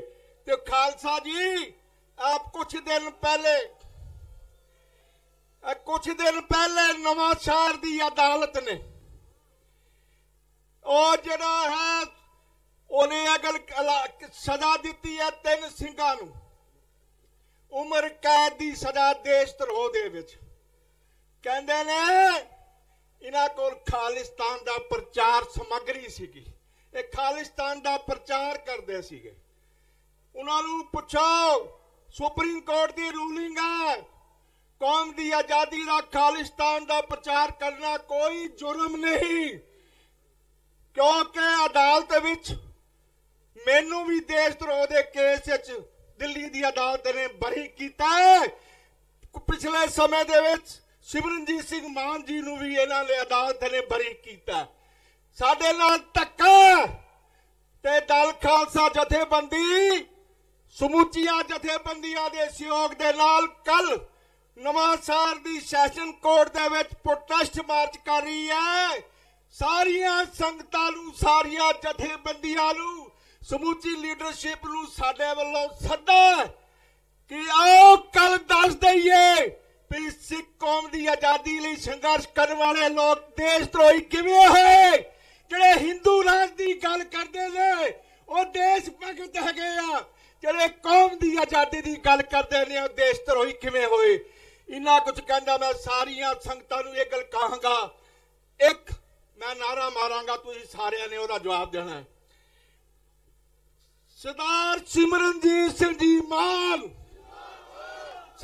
ਸੰਤ ਜਰਨੈਲ ਸਿੰਘ ਜੀ ਖਾਲਸਾ ਪਿੰਡਰਾਂ ਵਾਲੇ, ਸੰਤ ਜਰਨੈਲ ਸਿੰਘ ਜੀ ਖਾਲਸਾ ਪਿੰਡਰਾਂ ਵਾਲੇ, ਖਾਲਿਸਤਾਨ ਖਾਲਿਸਤਾਨ ਖਾਲਿਸਤਾਨ ਬੋਲੇ ਸੋ ਨਿਹਾਲ, ਸ੍ਰੀ ਅਕਾਲ। ਵਾਹਿਗੁਰੂ ਜੀ ਕਾ ਖਾਲਸਾ, ਵਾਹਿਗੁਰੂ ਜੀ ਕੀ ਫਤਿਹ। ਬਹੁਤ ਬਹੁਤ ਧੰਨਵਾਦ ਹੈ ਸਰਦਾਰ ਸਤਨਾਮ ਸਿੰਘ ਜੀ ਪੌਂਟਾ ਸਾਹਿਬ ਦਾ। ਹੁਣ ਮੈਂ ਬੇਨਤੀ ਕਰਦਾ ਯੂਨਾਈਟਿਡ ਅਕਾਲੀ ਦਲ ਦੇ ਪ੍ਰਧਾਨ ਭਾਈ ਮੋਹਕਮ ਸਿੰਘ ਜੀ, ਜਿਹੜੇ ਖਡੂਰ ਸਾਹਿਬ ਤੋਂ ਬਰਗਾੜੀ ਮੋਰਚੇ ਵੱਲੋਂ ਲੋਕ ਸਭਾ ਦੇ ਕੈਂਡੀਡੇਟ ਵੀ ਹੈਗੇ ਨੇ, ਉਹਨਾਂ ਨੂੰ ਬੇਨਤੀ ਹੈ ਕਿ ਉਹ ਸੰਗਤਾਂ ਦੇ ਰੂਬਰੂ ਹੋਣ। ਉਸ ਤੋਂ ਬਾਅਦ ਸਿੰਘ ਸਾਹਿਬ ਜੀ ਨੇ ਆਪ ਜੀ ਨਾਲ ਕੁਝ ਮਿੰਟਾਂ ਦੇ ਵਿਚਾਰ ਸਾਂਝੇ ਕਰਨੇ, ਸੰਦੇਸ਼ ਦੇਣਾ ਹੈ। ਇਸ ਲਈ ਭਾਈ ਮੋਹਕਮ ਸਿੰਘ ਜੀ ਤੋਂ ਬਾਅਦ ਸਿੰਘ ਸਾਹਿਬ ਨੇ ਬੋਲਣਾ। ਕੋਈ ਵੀ ਸੱਜਣ ਉੱਠ ਕੇ ਬਾਹਰ ਨਾ ਜਾਵੇ। ਸਤਿਕਾਰਯੋਗ ਮਾਤਾ ਗੁਜਰ ਕੌਰ, ਬਾਬਾ ਜੋਰਾਵਰ ਸਿੰਘ ਜੀ, ਬਾਬਾ ਫਤਿਹ ਸਿੰਘ ਜੀ, ਬਾਬਾ ਬੰਦਾ ਸਿੰਘ ਬਹਾਦਰ, ਨਵਾਬ ਕਪੂਰ ਸਿੰਘ, ਜੱਸਾ ਸਿੰਘ ਆਲੂ ਵਾਲਿਆਂ ਵਰਗੇ ਮਹਾਨ ਯੋਧਿਆਂ ਦੀ ਇਹ ਧਰਤੀ, ਜਿੱਥੇ ਸਾਹਿਬਜ਼ਾਦਿਆਂ ਤੇ ਮਾਤਾ ਜੀ ਨੇ ਸ਼ਹਾਦਤ ਪਾ ਕੇ ਸਿੱਖ ਕੌਮ ਦਾ ਸਿਰ ਉੱਚਾ ਹੀ ਨਹੀਂ ਕੀਤਾ, ਸੰਸਾਰ 'ਚ ਵਿਲੱਖਣ ਇਤਿਹਾਸ ਸਿਰਜ ਕੇ ਰੱਖ ਦਿੱਤਾ। ਛੋਟੀ ਉਮਰ ਦੇ ਵੱਡੇ ਬਾਬਿਆਂ ਨੂੰ ਨਮਸਕਾਰ ਕਰ ਰਹੇ ਹੋ, ਉੱਥੇ ਨਾਲ ਸੰਤ ਬਾਬਾ ਜਰਨੈਲ ਸਿੰਘ ਜੀ ਖਾਲਸਾ ਪਿੰਡਰਾਂ ਵਾਲੇ ਮਹਾਂਪੁਰਖਾਂ ਦਾ ਜਨਮ ਦਿਹਾੜਾ ਮਨਾ ਰਹੇ ਹੋ। ਇਹ ਦਿਨ 4 ਦਿਨ ਪਹਿਲਾਂ ਬਾਬਾ ਦੀਪ ਸਿੰਘ ਜੀ ਦਾ ਜਨਮ ਦਿਹਾੜਾ, 2 ਦਿਨ ਪਹਿਲਾਂ ਸਰਦਾਰ ਸ਼ਾਮ ਸਿੰਘ ਅਟਾਰੀ ਦੀ ਸ਼ਹਾਦਤ 10 ਫਰਵਰੀ, ਔਰ 12 ਫਰਵਰੀ ਨੂੰ ਸੰਤ ਜਰਨੈਲ ਸਿੰਘ ਖਾਲਸਾ ਜੀ ਦਾ ਜਨਮ ਦਿਨ। ਫਤਿਹਗੜ੍ਹ ਸਾਹਿਬ ਦੀ ਧਰਤੀ ਅਤੇ ਸਰਦਾਰ ਸਿਮਰਨਜੀਤ ਸਿੰਘ ਜੀ ਮਾਨ ਪ੍ਰਧਾਨ ਸ਼੍ਰੋਮਣੀ ਅਕਾਲੀ ਦਲ ਅੰਮ੍ਰਿਤਸਰ, ਉਹਨਾਂ ਦੇ ਸੰਗੀ ਸਾਥੀ, ਉਹਨਾਂ ਦੇ ਨਾਲ ਦੇ ਵੀਰ ਮਹਿੰਦਰਪਾਲ ਸਿੰਘ, ਜਸਕਰਨ ਸਿੰਘ, ਵੀਰ ਗੁਰਜੀਤ ਸਿੰਘ ਜੀ, ਮੈਂ ਕਿਹਦਾ ਨਾਂ ਛੱਡਾਂ ਕਿਹਦਾ ਰਹਾਂ, ਕਹਾਂ ਇਹਨਾਂ ਸਾਰਿਆਂ ਦੇ ਉਦਮ ਸਤਿਕਾਰਯੋਗ ਸਿੰਘ ਸਾਹਿਬ ਜਥੇਦਾਰ ਭਾਈ ਧਿਆਨ ਸਿੰਘ ਜੀ ਮੰਡ ਉਹ ਸੁਸ਼ੋਭਿਤ ਨੇ ਗੁਰੂ ਗ੍ਰੰਥ ਸਾਹਿਬ ਮਹਾਰਾਜ ਦੀ ਹਜ਼ੂਰੀ ਵਿੱਚ। ਸਾਡੇ ਪਾਸ ਮੁਖਤਿਆਰ ਸਿੰਘ ਜੀ ਮੁਖੀ ਟਕਸਾਲ ਦੇ ਬਹੁਤ ਸੀਨੀਅਰ ਆਗੂ ਮਹਾਂਪੁਰਖਾਂ ਨਾਲ ਰਹੇ ਉਹ ਬੈਠੇ ਹੋਏ ਹੈ। ਮਾਸਟਰ ਜੌਹਰ ਸਿੰਘ ਜੀ ਔਰ ਇਸੇ ਤਰੀਕੇ ਨਾਲ ਭਾਈ ਜਸਵੀਰ ਸਿੰਘ ਜੀ, ਭਾਈ ਬਹਾਦਰ ਸਿੰਘ ਰਾਹੋਂ, ਹੋਰ ਸੱਜਣ ਵੀ ਸੁਸ਼ੋਭਿਤ ਨੇ। ਮੈਂ ਆਪ ਦੇ ਨਾਲ ਇੱਕ ਗੱਲ ਸਾਂਝੀ ਕਰਨਾ ਚਾਹਣਾ, ਜ਼ਿਆਦਾ ਲੰਮੀ ਗੱਲ ਨਹੀਂ ਕਰਨੀ। ਵੀਰੋ, ਇਸ ਧਰਤੀ ਤੇ ਵੀ ਇੱਕ ਫੈਸਲਾ ਹੋਇਆ ਸੀ, ਵਜੀਦਾ ਹਾਰ ਗਿਆ, ਗੰਗੂ ਦੀ ਰੂਹ ਹਰਾ ਦਿੱਤੀ, ਸੁੱਚਾ ਨੰਦ ਹਾਰ ਗਿਆ, ਤਬਾਹ ਹੋ ਗਿਆ ਔਰ ਸਾਹਿਬਜ਼ਾਦਿਆਂ ਦੀ ਜਿੱਤ ਹੋਈ, ਸ਼ਹਾਦਤ ਦੇ ਕੇ ਜਿੱਤ ਪ੍ਰਾਪਤ ਕੀਤੀ। ਇਹ ਬਾਬਾ ਟੋਡਰਮਲ ਦੀ ਧਰਤੀ ਹੈ, ਇਹ ਬਾਬਾ ਮੋਤੀ ਰਾਮ ਮਹਿਰਾ ਜੀ ਦੀ ਧਰਤੀ ਹੈ। ਜਾਤਾਂ ਪਾਤਾਂ ਤੋਂ ਉੱਪਰ ਉੱਠ ਕੇ ਗੱਲ ਕਰਨ ਵਾਲਿਆਂ ਦੀ ਕਹਾਣੀ ਪਾਈ ਇਸ ਧਰਤੀ ਨੇ। ਅੱਜ ਵੀ ਪੰਜਾਬ ਵਿੱਚ ਇੱਕ ਲੜਾਈ ਹੋਣ ਜਾ ਰਹੀ ਹੈ। ਇੱਕ ਪਾਸੇ ਉਹ ਪਰਿਵਾਰ ਜਿਸ ਨੇ ਦਰਬਾਰ ਸਾਹਿਬ ਤੇ ਹਮਲਾ ਕੀਤਾ, ਇੰਦਰਾ ਗਾਂਧੀ ਦਾ ਪਰਿਵਾਰ ਬੈਠਾ ਹੈ। ਇੱਕ ਪਾਸੇ ਉਹ ਪਰਿਵਾਰ ਜਿਨੇ ਸਰਸੇ ਵਾਲੇ ਨੂੰ ਖੁਸ਼ ਕਰਨ ਲਈ ਉਹਦੇ ਨਾਲ ਯਾਰੀ ਪਾ ਕੇ ਸਾਡੇ ਗੁਰੂ ਗ੍ਰੰਥ ਸਾਹਿਬ ਦੀ ਬੇਅਦਬੀ ਕੀਤੀ ਹੈ। ਮੇਰੇ ਕਹਿਣ ਤੋਂ ਮੁਰਾਦ ਪ੍ਰਕਾਸ਼ ਸਿੰਘ ਬਾਦਲ ਔਰ ਇਸੇ ਤਰੀਕੇ ਨਾਲ ਇੰਦਰਾ ਗਾਂਧੀ ਦਾ ਪਰਿਵਾਰ, ਦੋ ਪੰਜਾਬ ਦੀ ਤਬਾਹੀ ਕਰਨ ਵਾਲੇ ਪਰਿਵਾਰਾਂ ਦੇ ਦਰਮਿਆਨ ਖਾਲਸਾ ਪੰਥ ਖੜ ਗਿਆ ਹੈ। ਔਰ ਹੁਣ ਵੀ ਫੈਸਲਾ ਹੋਣਾ ਚਾਹੀਦਾ ਹੈ ਸੱਚ ਦੇ ਹੱਕ ਵਿੱਚ, ਨਿਆਂ ਦੇ ਹੱਕ ਵਿੱਚ। ਮੈਂ ਇੱਕ ਧਾਰਮਿਕ ਜਥੇਬੰਦੀ ਵਿੱਚ ਰਿਹਾ ਸੀ, ਮੇਰੀ ਕੋਈ ਐਮਪੀ ਬਣਨ ਦੀ ਇੱਛਾ ਜਾਂ ਲੜਨ ਦੀ ਇੱਛਾ ਨਹੀਂ ਸੀ। ਸਿੰਘ ਸਾਹਿਬ ਕਹਿਣ ਲੱਗੇ, ਸਰਦਾਰ ਸਿਮਰਜੀਤ ਸਿੰਘ ਜੀ ਮਾਨ ਕਹਿਣ ਲੱਗੇ, ਜੇ ਇਹੋ ਜਿਹੇ ਮੌਕੇ ਤੇ ਵੀ ਨਹੀਂ ਖੜਨਾ, ਨਹੀਂ ਡਟਣਾ ਤੇ ਫਿਰ ਕਦੋਂ ਬੋਲਣਾ ਹੈ। ਵੀਰੋ, ਗੁਰੂ ਗ੍ਰੰਥ ਸਾਹਿਬ ਮਹਾਰਾਜ ਦੀ ਬੇਅਦਬੀ ਕਰਨ ਵਾਲੇ ਲੋਕ, ਗੋਲੀਆਂ ਮਾਰ ਕੇ ਸ਼ਹੀਦ ਕਰਨ ਵਾਲੇ ਲੋਕ, ਸ਼ਹੀਦ ਕਰਨ ਵਾਲਿਆਂ ਨੂੰ ਅਣਪਛਾਤੇ ਕਹਿਣ ਵਾਲੇ ਲੋਕ, ਗੋਲੀਆਂ ਦੇ ਖੋਲ ਜਿਹੜੇ ਉਹਨਾਂ ਨੂੰ ਖਰਾਬ ਤੇ ਨਸ਼ਟ ਕਰਨ ਵਾਲੇ ਲੋਕ ਇੱਕ ਪਾਸੇ ਉਹ ਖੜੇ ਆ, ਇੱਕ ਪਾਸੇ ਮੌਜੂਦਾ ਲੋਕ ਬੈਠੇ ਆ ਸਰਕਾਰ ਵਾਲੇ। ਸਮਾਜ ਨੇ ਤੁਹਾਡੇ ਹੱਕ 'ਚ ਫੈਸਲਾ ਦੇ ਦਿੱਤਾ ਹੈ, ਕਾਨੂੰਨ ਤੁਹਾਨੂੰ ਸਹੀ ਦੱਸ ਰਿਹਾ ਹੈ। ਔਰ ਇਸੇ ਤਰੀਕੇ ਨਾਲ ਹਿੰਦੁਸਤਾਨ ਦੀਆਂ ਸਮੁੱਚੀਆਂ ਕੌਮਾਂ, ਸਿੱਖਾਂ ਤੋਂ ਇਲਾਵਾ ਬੇਈਮਾਨ ਕੁਝ ਲੋਕ ਨੇ, ਕੋਈ ਕੌਮ ਬੇਈਮਾਨ ਨਹੀਂ ਹੁੰਦੀ। ਟੋਡਰਮਲ ਜੀ ਕਿੱਥੋਂ ਸਨ, ਮੋਤੀ ਰਾਮ ਜੀ ਕਿੱਥੋਂ ਸਨ? ਵੀਰੋ, ਬੇਈਮਾਨ ਕਿਸਮ ਦੇ ਲੋਕ, ਉਹਨਾਂ ਨੇ ਅੱਜ ਪੰਜਾਬ ਦੇ ਵਿੱਚ ਫਿਰ ਜ਼ੁਲਮ ਦੀ ਚੱਕੀ ਚੱਕ ਲਈ ਹੈ। ਤੁਹਾਡੇ ਨਾਲ ਇੱਕ ਯੁੱਧ ਹੋਣਾ ਹੈ, ਫੈਸਲਾ ਇਸ ਆਕਾਸ਼ ਤੇ ਧਰਤੀ ਦੇ ਦਰਮਿਆਨ ਹੋਣਾ ਹੈ ਕਿ ਕੀ ਇੱਥੇ ਗੁਰੂ ਗ੍ਰੰਥ ਸਾਹਿਬ ਦੀ ਬੇਅਦਬੀ ਕਰਨ ਵਾਲੇ ਸਰਸੇ ਦੇ ਚੇਲੇ, ਰਾਮ ਰਹੀਮ ਦੇ ਲੋਕ ਜਿਹੜੇ ਨੇ, ਉਹ ਪੰਥ ਦੇ ਨਾਂ ਦਾ ਝੂਠਾ ਡੰਡੋਰੂ ਵਜਾਉਣਗੇ ਕਿ ਖਾਲਸਾ ਪੰਥ ਜਿਹੜਾ ਉਹ ਕਹੇਗਾ ਨਗਾਰੇ ਦੀ ਚੋਟ ਤੇ ਕਿ ਆ ਦੋਸ਼ੀ ਨੇ, ਆ ਖਾਲਸਾ ਪੰਥ ਖੜਾ ਹੈ। ਖਾਲਸਾ ਕੌਣ ਹੈ, ਪੰਜਾਬ ਦਾ ਵਾਰਸ ਕੌਣ ਹੈ, ਇਹ ਫੈਸਲਾ ਤੁਸੀਂ ਲੋਕਾਂ ਨੇ ਕਰਨਾ ਹੈ। ਸਭ ਨੂੰ ਨਾਲ ਲੈਣਾ ਪਏਗਾ, ਸਭ ਨੂੰ ਗਲਵੱਕੜੀ 'ਚ ਖੋਲ ਕੇ ਲੈਣਾ ਪਏਗਾ। ਹਿੰਦੂ ਵੀਰ, ਮੁਸਲਮਾਨ ਵੀਰ, ਈਸਾਈ ਵੀਰ, ਦਲਿਤ ਵੀਰ, ਪਛੜੇ ਲੋਕ ਸਭ ਨੂੰ ਨਾਲ ਲੈ ਕੇ ਉਹ ਵੀ ਤੁਹਾਡੇ ਤਰ੍ਹਾਂ ਲਤਾੜੇ ਹੋਏ ਆ, ਉਹ ਵੀ ਕੁੱਟ ਖਾ ਰਹੇ ਆ ਇਹਨਾਂ ਚੰਦ ਕੁ ਲੋਕਾਂ ਦੇ। 500-700 ਹਜ਼ਾਰ ਆਦਮੀ ਹੈ ਸਾਰਾ ਪੰਜਾਬ ਵਿੱਚ, ਅੱਧਾ ਕੋ ਪ੍ਰਸ਼ਾਸਨ ਵਿੱਚ ਹੈ, ਅੱਧਾ ਕੋ ਸਿਆਸਤ ਵਿੱਚ ਹੈ। ਇਹਨਾਂ ਦੀਆਂ ਰਿਸ਼ਤੇਦਾਰੀਆਂ ਵੀ ਸਾਂਝੀਆਂ ਹੈ, ਪਿਓ ਇਸ ਪਾਸੇ ਆ, ਪੁੱਤ ਦੂਜੇ ਪਾਸੇ ਆ, ਭਰਾ ਹੈ ਐਸਓਸੀਪੀ ਲੱਗਾ ਹੋਇਆ, ਦੂਜਾ ਭਰਾ ਜਿਹੜਾ ਉਹ ਐਮਐਲਏ ਬਣਿਆ ਹੋਇਆ। ਇਹੀ ਕਹਾਣੀ ਜੇ ਇਹ 700-800 ਹਜ਼ਾਰ ਬੰਦੇ ਨੂੰ ਕਿਵੇਂ ਖਦੇੜਨਾ ਪੰਜਾਬ ਦੇ ਵਿੱਚੋਂ, ਇਹ ਸਾਡੇ ਸਾਹਮਣੇ ਇੱਕ ਨਿਸ਼ਾਨਾ ਹੈ। ਤੇ ਤੁਸੀਂ ਸਭ ਦੇ ਮਦਈ ਬਣੋ, ਸਾਰਿਆਂ ਲੋਕਾਂ ਦੀ ਬਾਹ ਫੜੋ, ਸਾਰਿਆਂ ਲੋਕਾਂ ਨੂੰ ਨਾਲ ਲਾਓ। ਪਹਿਲਾਂ ਨਿੱਕਿਆਂ ਨੂੰ ਨਿੱਕੇ ਤੇ ਫਿਰ ਵੱਡਿਆਂ ਨੂੰ ਵੱਡੇ ਪੈ ਲਿਓ। ਇਸ ਵਾਸਤੇ ਸਾਡੀ ਬੇਨਤੀ ਇਹ ਹੈ, ਮੈਂ ਇੱਥੇ ਸਮਾਪਤ ਕਰਨੀ ਚਾਹਣਾ, ਜਿਆਦੀ ਵੱਡੀ ਗੱਲ ਬਹੁਤ ਕਹਾਣੀ ਨਹੀਂ ਪਾਉਣਾ ਚਾਹੁੰਦਾ ਕਿ ਵੀਰੋ ਆ ਐਮਪੀ ਦੀ ਇਲੈਕਸ਼ਨ ਵਿੱਚ ਬੜੇ ਲੋਕਾਂ ਨੇ ਭੇਸ ਵਟਾ ਵਟਾ ਕੇ ਪੰਥ ਬਣ ਕੇ ਆਉਣਾ ਹੈ। ਬੜੇ ਕਹਿਣਗੇ ਅਸੀਂ ਪੰਥ, ਪਰ ਪੰਥ ਦੇ ਵਿਰੋਧ 'ਚ ਹਰ ਸਮੇਂ ਖੜੇ ਰਹੇ ਤੇ ਭੁਗਤਦੇ ਰਹੇ ਲੋਕ। ਉਹ ਵੀ ਪੰਥ ਬਣਨਗੇ, ਕਹਿਣਗੇ ਆ ਨਕਲੀ ਪੰਥ ਹੈ, ਤੁਹਾਨੂੰ ਨਕਲੀ ਕਹਿਣਗੇ, ਤੁਹਾਨੂੰ ਪੰਥ ਦੋਖੀ ਕਹਿਣਗੇ। ਤੇ ਗੁਰੂ ਗ੍ਰੰਥ ਸਾਹਿਬ ਦੀ ਬੇਅਦਬੀ ਕਰਨ ਵਾਲੇ, ਤਖਤਾਂ ਦੀ ਤੋਹੀਨ ਕਰਨ ਵਾਲੇ, ਸ਼੍ਰੋਮਣੀ ਕਮੇਟੀ ਨੂੰ ਤਬਾਹੀ ਦੇ ਕਿਨਾਰੇ ਤੇ ਲਿਜਾਣ ਵਾਲੇ, ਤਖਤਾਂ ਦੇ ਜਥੇਦਾਰਾਂ ਨੂੰ ਦਬਕੇ ਮਾਰ ਕੇ ਮਰਜ਼ੀ ਦੇ ਹੁਕਮਨਾਮੇ ਜਾਰੀ ਕਰਾਉਣ ਵਾਲੇ, ਉਹ ਕਹਿਣਗੇ ਅਸੀਂ ਪੰਥ ਹਾਂ।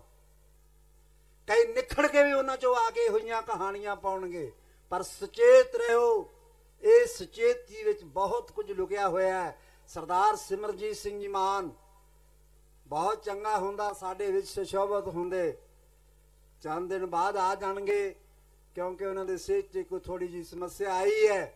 ਵੀਰੋ ਉਹ ਮਨ ਦੇ ਮਜ਼ਬੂਤ ਨੇ, ਮਨ ਦੇ ਦਲੇਰ ਨੇ, ਦਿਲ ਦੇ ਦਲੇਰ ਨੇ। ਸਰੀਰ ਜਵਾਦ ਘਾਟ ਹੁੰਦੀ ਰਹਿੰਦੀ ਹੈ, ਸਾਨੂੰ ਉਮੀਦ ਕਿ ਜਲਦੀ ਆਉਣਗੇ, ਤਗੜੇ ਹੋ ਕੇ ਪੰਥ ਦੀ ਸੇਵਾ ਕਰਦੇ ਰਹਿਣਗੇ।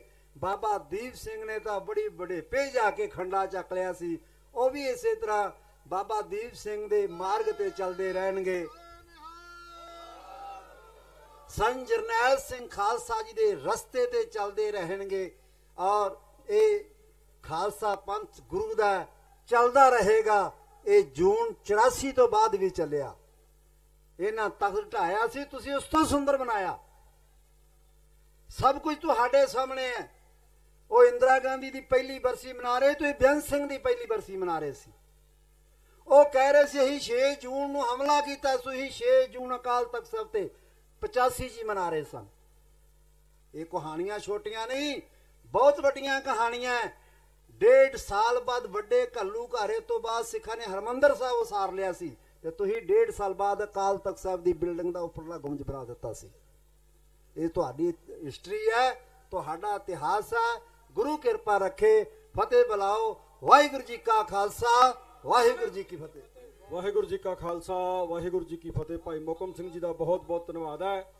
ਹੁਣ ਮੈਂ ਬੇਨਤੀ ਕਰਦਾ ਸਿੰਘ ਸਾਹਿਬ ਜੀ ਜਿਹੜੇ ਕਿ ਅਕਾਲ ਤਖਤ ਸਾਹਿਬ ਦੇ ਜਥੇਦਾਰ ਨੇ, ਉਹ ਆਪ ਜੀ ਨੂੰ ਸੰਦੇਸ਼ ਦੇਣਗੇ। ਜਿੰਨੇ ਵੀ ਸਿੰਘ ਲੰਗਰਾਂ ਵਿੱਚ ਜਾਂ ਬਾਹਰ ਨੇ, ਸਾਰਿਆਂ ਨੂੰ ਬੇਨਤੀ ਹੱਥ ਜੋੜ ਕੇ ਸਰਦਾਰ ਸਿਮਰਨਜੀਤ ਸਿੰਘ ਜੀ ਮਾਨ ਵੱਲੋਂ ਬੇਨਤੀ ਹੈ ਕਿ ਜਦੋਂ ਸਿੰਘ ਸਾਹਿਬ ਜੀ ਨੇ ਬੋਲਣਾ, ਜਿੰਨੇ ਵੀ ਲੋਕ ਇੱਧਰ ਉੱਧਰ ਹੋਣਗੇ ਉਹ ਸਾਰੇ ਪੰਡਾਲ ਦੇ ਵਿੱਚ ਆਉਣਗੇ। ਬੇਨਤੀਆਂ ਨੇ, ਆ ਕੇ ਤੁਸੀਂ ਸਜੋ। ਤੇ ਮੈਂ ਇਹ ਗੱਲ ਕਹਿ ਕੇ ਸਿੰਘ ਸਾਹਿਬ ਜੀ ਨੂੰ ਬੇਨਤੀ ਕਰਾਂਗਾ ਕਿ ਸਤਨਾਮ ਸਿੰਘ ਪੌਂਟਾ ਸਾਹਿਬ ਦਲ ਖਾਲਸਾ ਵੱਲੋਂ ਕਹਿ ਕੇ ਗਏ ਨੇ ਕਿ 3 ਮੁੰਡਿਆਂ ਦੀ ਜਿਹੜੀ ਉਮਰ ਕੈਦ ਹੈ ਉਹਦਾ ਪ੍ਰੋਟੈਸਟ ਕੱਲ ਨਵਾਂ ਸ਼ਹਿਰ ਦੀ ਕੋਰਟ ਦੇ ਬਾਹਰ ਹੋਣਾ ਹੈ। ਸਾਡੀ ਪਾਰਟੀ ਵੀ ਉਹਦਾ ਹਮਾਇਤ ਕਰਦੀ ਹੈ ਤੇ ਅਸੀਂ ਵੀ ਉੱਥੇ ਪਹੁੰਚਾਂਗੇ। ਸਾਰੀ ਸੰਗਤ ਵੱਧ ਤੋਂ ਵੱਧ ਨਵਾਂ ਸ਼ਹਿਰ ਦੀ ਕੋਰਟ ਦੇ ਬਾਹਰ ਪਹੁੰਚੋ। ਹੁਣ ਸਿੰਘ ਸਾਹਿਬ ਜੀ ਇੱਕ ਕਿਤਾਬ ਰਿਲੀਜ਼ ਕਰਨਗੇ ਜਿਹਦੇ ਬਾਰੇ ਮੈਂ ਪਹਿਲਾਂ ਜ਼ਿਕਰ ਕੀਤਾ ਸੀ। ਸਰਦਾਰ ਬਲਜੀਤ ਸਿੰਘ ਖਾਲਸਾ ਜੀ ਨੇ, ਵੰਗਾਰ ਦੇ ਜਿਹੜੇ ਸੰਪਾਦਕ ਨੇ, ਉਹਨਾਂ ਨੇ ਇਹ ਦੁਬਾਰਾ ਲਿਖੀ ਹੈ। 1983 ਤੇ 85 ਦੇ ਵਿੱਚ ਲਿਖੀ ਹੋਈ ਕਿਤਾਬ ਨੂੰ ਜੋੜ ਕੇ ਲਿਖਿਆ ਹੈ। ਉਹ ਸਿੰਘ ਸਾਹਿਬ ਜੀ ਰਿਲੀਜ਼ ਕਰਨਗੇ। ਉਸ ਤੋਂ ਬਾਅਦ ਉਹ ਸੰਗਤਾਂ ਨੂੰ ਮੁਖਾਤਬ ਹੋਣਗੇ। ਬੋਲੇ ਸੋ ਨਿਹਾਲ। ਇਹ ਵਡਮੁੱਲੀ ਕਿਤਾਬ ਹੈ, ਇਹਨੂੰ ਸਾਰੇ ਖਰੀਦ ਕੇ ਪੜੋ ਤਾਂ ਜੋ ਅਸੀਂ ਆਪਣੇ ਮੌਜੂਦਾ ਇਤਿਹਾਸ ਤੋਂ ਜਾਣੂ ਹੋ ਸਕੀਏ।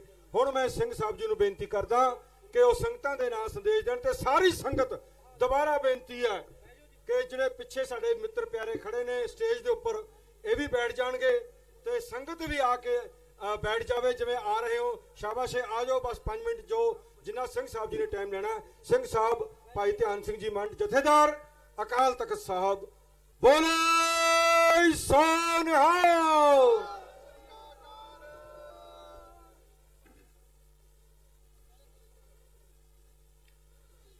ਸਤਿਕਾਰਯੋਗ ਮਾਤਾ ਗੁਜਰ ਕੌਰ, ਬਾਬਾ ਜੋਰਾਵਰ ਸਿੰਘ, ਬਾਬਾ ਫਤਿਹ ਸਿੰਘ, ਸ਼ਹੀਦਾਂ ਦੀ ਪਵਿੱਤਰ ਧਰਤੀ ਦੇ ਉੱਤੇ ਕੌਮ ਦੇ ਮਹਾਨ ਯੋਧੇ, ਸੂਰਬੀਰ, ਅਮਰ ਸ਼ਹੀਦ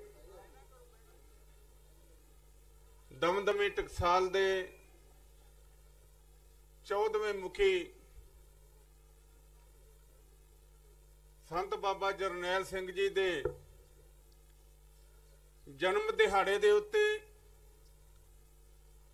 ਸ਼੍ਰੋਮਣੀ ਅਕਾਲੀ ਦਲ ਅੰਮ੍ਰਿਤਸਰ ਵੱਲੋਂ ਹਰ ਸਾਲ ਦੀ ਤਰ੍ਹਾਂ ਮਨਾਇਆ ਜਾ ਰਿਹਾ ਸੰਤਾਂ ਦਾ ਜਨਮ ਦਿਨ। ਸਮੁੱਚੀਆਂ ਸੰਗਤਾਂ ਦੂਰ ਦਰਾਡੇ ਤੋਂ, ਦੇਸ਼ ਵਿਦੇਸ਼ ਤੋਂ ਗੁਰੂ ਸਾਹਿਬ ਦੀ ਹਾਜ਼ਰੀ ਵਿੱਚ ਜੁੜ ਬੈਠੇ ਹੋ।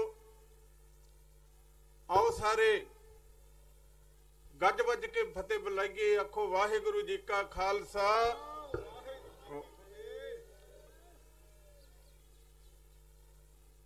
सूरा सो पहचानिए जो लरे दीन के हेत, पुरजा पुरजा कट मरे कबहू ना छाड़े खेत। संत जरनैल सिंह खालसा पिंडरां वाले ਅਤੇ ਉਹਨਾਂ ਦੇ ਸਾਥੀਆਂ ਨੇ ਇੱਕ ਦੇਸ਼ ਦੇ ਨਾਲ, ਦੇਸ਼ ਦੀਆਂ ਫੌਜਾਂ ਦੇ ਨਾਲ ਬਹੁਤ ਵੱਡੀ ਲੜਾਈ ਲੜੀ। ਬਾਅਦ ਵਿੱਚ ਉਹਨਾਂ ਫੌਜੀ ਜਰਨੈਲਾਂ ਨੇ ਜਿਹੜੇ ਬਚ ਗਏ, ਉਹਨਾਂ ਨੇ ਕਿਤਾਬਾਂ ਲਿਖੀਆਂ ਤੇ ਉਹਨਾਂ ਯੋਧਿਆਂ ਦਾ ਜ਼ਿਕਰ ਕੀਤਾ। ਉਹ ਕਿਹੋ ਜਿਹੇ ਯੋਧੇ ਸੀ ਤੇ ਕਿਸ ਤਰ੍ਹਾਂ ਲੜੇ। ਅੱਜ ਉਹਨਾਂ ਦੀ ਬਹਾਦਰੀ ਕਰਕੇ, ਉਹਨਾਂ ਦੀ ਦ੍ਰਿੜਤਾ ਕਰਕੇ, ਸੰਤ ਜਰਨੈਲ ਸਿੰਘ ਤੇ ਉਹਦੇ ਸਾਥੀਆਂ ਕਰਕੇ ਅੱਜ ਖਾਲਸਾ ਪੰਥ ਇੱਕ ਠੋਕ ਕੇ ਕਹਿੰਦਾ ਕਿ ਅਸੀਂ ਸਿੱਖ ਹਾਂ, ਅਸੀਂ ਖੜੇ ਹਾਂ। 1.25 लाख से एक लड़ाऊं तवे गोबिंद सिंह नाम कहाऊं। ਇਹ ਜਿਹੜਾ ਵਰਤਾਰਾ ਸੀ, ਇਹ 1984 ਦੇ ਵਿੱਚ ਬਹੁਤ ਸਾਰੇ ਦੁਨੀਆ ਦੇ ਦੇਸ਼ਾਂ ਨੇ ਵੇਖਿਆ। ਸਾਨੂੰ ਮਾਣ ਹੈ ਸੰਤ ਜਰਨੈਲ ਸਿੰਘ ਭਿੰਡਰਾਂ ਵਾਲਿਆਂ ਦੇ ਉੱਤੇ, ਉਹਨਾਂ ਦੇ ਸਾਥੀਆਂ ਦੇ ਉੱਤੇ। ਅੱਜ ਦੁੱਧ ਚੁੰਗਦਾ ਬੱਚਾ ਜਦੋਂ ਤੋਤਲੀ ਜ਼ਬਾਨ ਦੇ ਵਿੱਚ ਬੋਲਣ ਲੱਗਦਾ, ਉਹ ਸੰਤ ਜਰਨੈਲ ਸਿੰਘ ਦਾ ਨਾਂ ਲੈਂਦਾ ਹੈ। ਭਲਾ ਕੌਣ ਕਹਿੰਦਾ ਹੈ ਕਿ ਅਸੀਂ ਸਿੱਖਾਂ ਨੂੰ ਖਤਮ ਕਰ ਲਵਾਂਗੇ? ਕੌਣ ਕਹਿੰਦਾ ਸੰਤ ਜਰਨੈਲ ਸਿੰਘ ਖਾਲਸਾ ਪਿੰਡਰਾਂ ਵਾਲੇ ਖਤਮ ਹੋ ਜਾਣਗੇ? ਸ੍ਰੀ ਅਕਾਲ ਤਖਤ ਸਾਹਿਬ ਤੋਂ ਸੰਤ ਜਰਨੈਲ ਸਿੰਘ ਪਿੰਡਰਾਂ ਵਾਲਿਆਂ ਨੂੰ, ਉਹਨਾਂ ਦੇ ਸਾਥੀਆਂ ਨੂੰ ਸ਼ਹੀਦ ਕਰਾਰ ਦਿੱਤਾ ਗਿਆ। ਸੰਤ ਜਰਨੈਲ ਸਿੰਘ ਭਿੰਡਰਾਂ ਵਾਲਾ ਸਾਡਾ ਸ਼ਹੀਦ ਹੈ, ਕੌਮ ਦੀ ਆਨ ਹੈ, ਕੌਮ ਦੀ ਸ਼ਾਨ ਹੈ। ਅੱਜ ਜਿੰਨੇ ਵੀ ਸੱਚਾਈ ਦਾ ਕੋਈ ਕਦਮ ਅੱਗੇ ਪੁੱਟਣਾ, ਉਹ ਸੰਤ ਜਰਨੈਲ ਸਿੰਘ ਦਾ ਸਬਕ ਪੜ੍ਹ ਕੇ ਫਖਰ ਮਹਿਸੂਸ ਕਰਦਾ ਹੈ। ਸਰਦਾਰ ਸਿਮਰਨਜੀਤ ਸਿੰਘ ਮਾਨ ਨੇ ਆਪਣੇ ਵੱਡੇ ਅਹੁਦਿਆਂ ਨੂੰ ਲੱਤ ਮਾਰ ਕੇ ਆਪਣੀ ਜ਼ਿੰਦਗੀ ਨੂੰ ਜੋਖਮਾਂ ਦੇ ਵਿੱਚ ਪਾ ਕੇ ਆਪਣੇ ਨੌਵਾਂ ਤੱਕ ਖਿਚਾ ਕੇ ਜਿਹੜੀ ਸੰਤ ਜਰਨੈਲ ਸਿੰਘ ਪਿੰਡਰਾਂ ਵਾਲਿਆਂ ਨੇ ਉਹ ਛਮਾ ਜਲਾਈ ਸੀ, ਉਸ ਛਮਾ ਦੇ ਵਿੱਚ ਆਪਣੀ ਕੁਰਬਾਨੀ ਦਾ ਤੇਲ ਪਾ ਕੇ ਉਹਨੂੰ ਜਿਉਂਦਾ ਰੱਖਿਆ।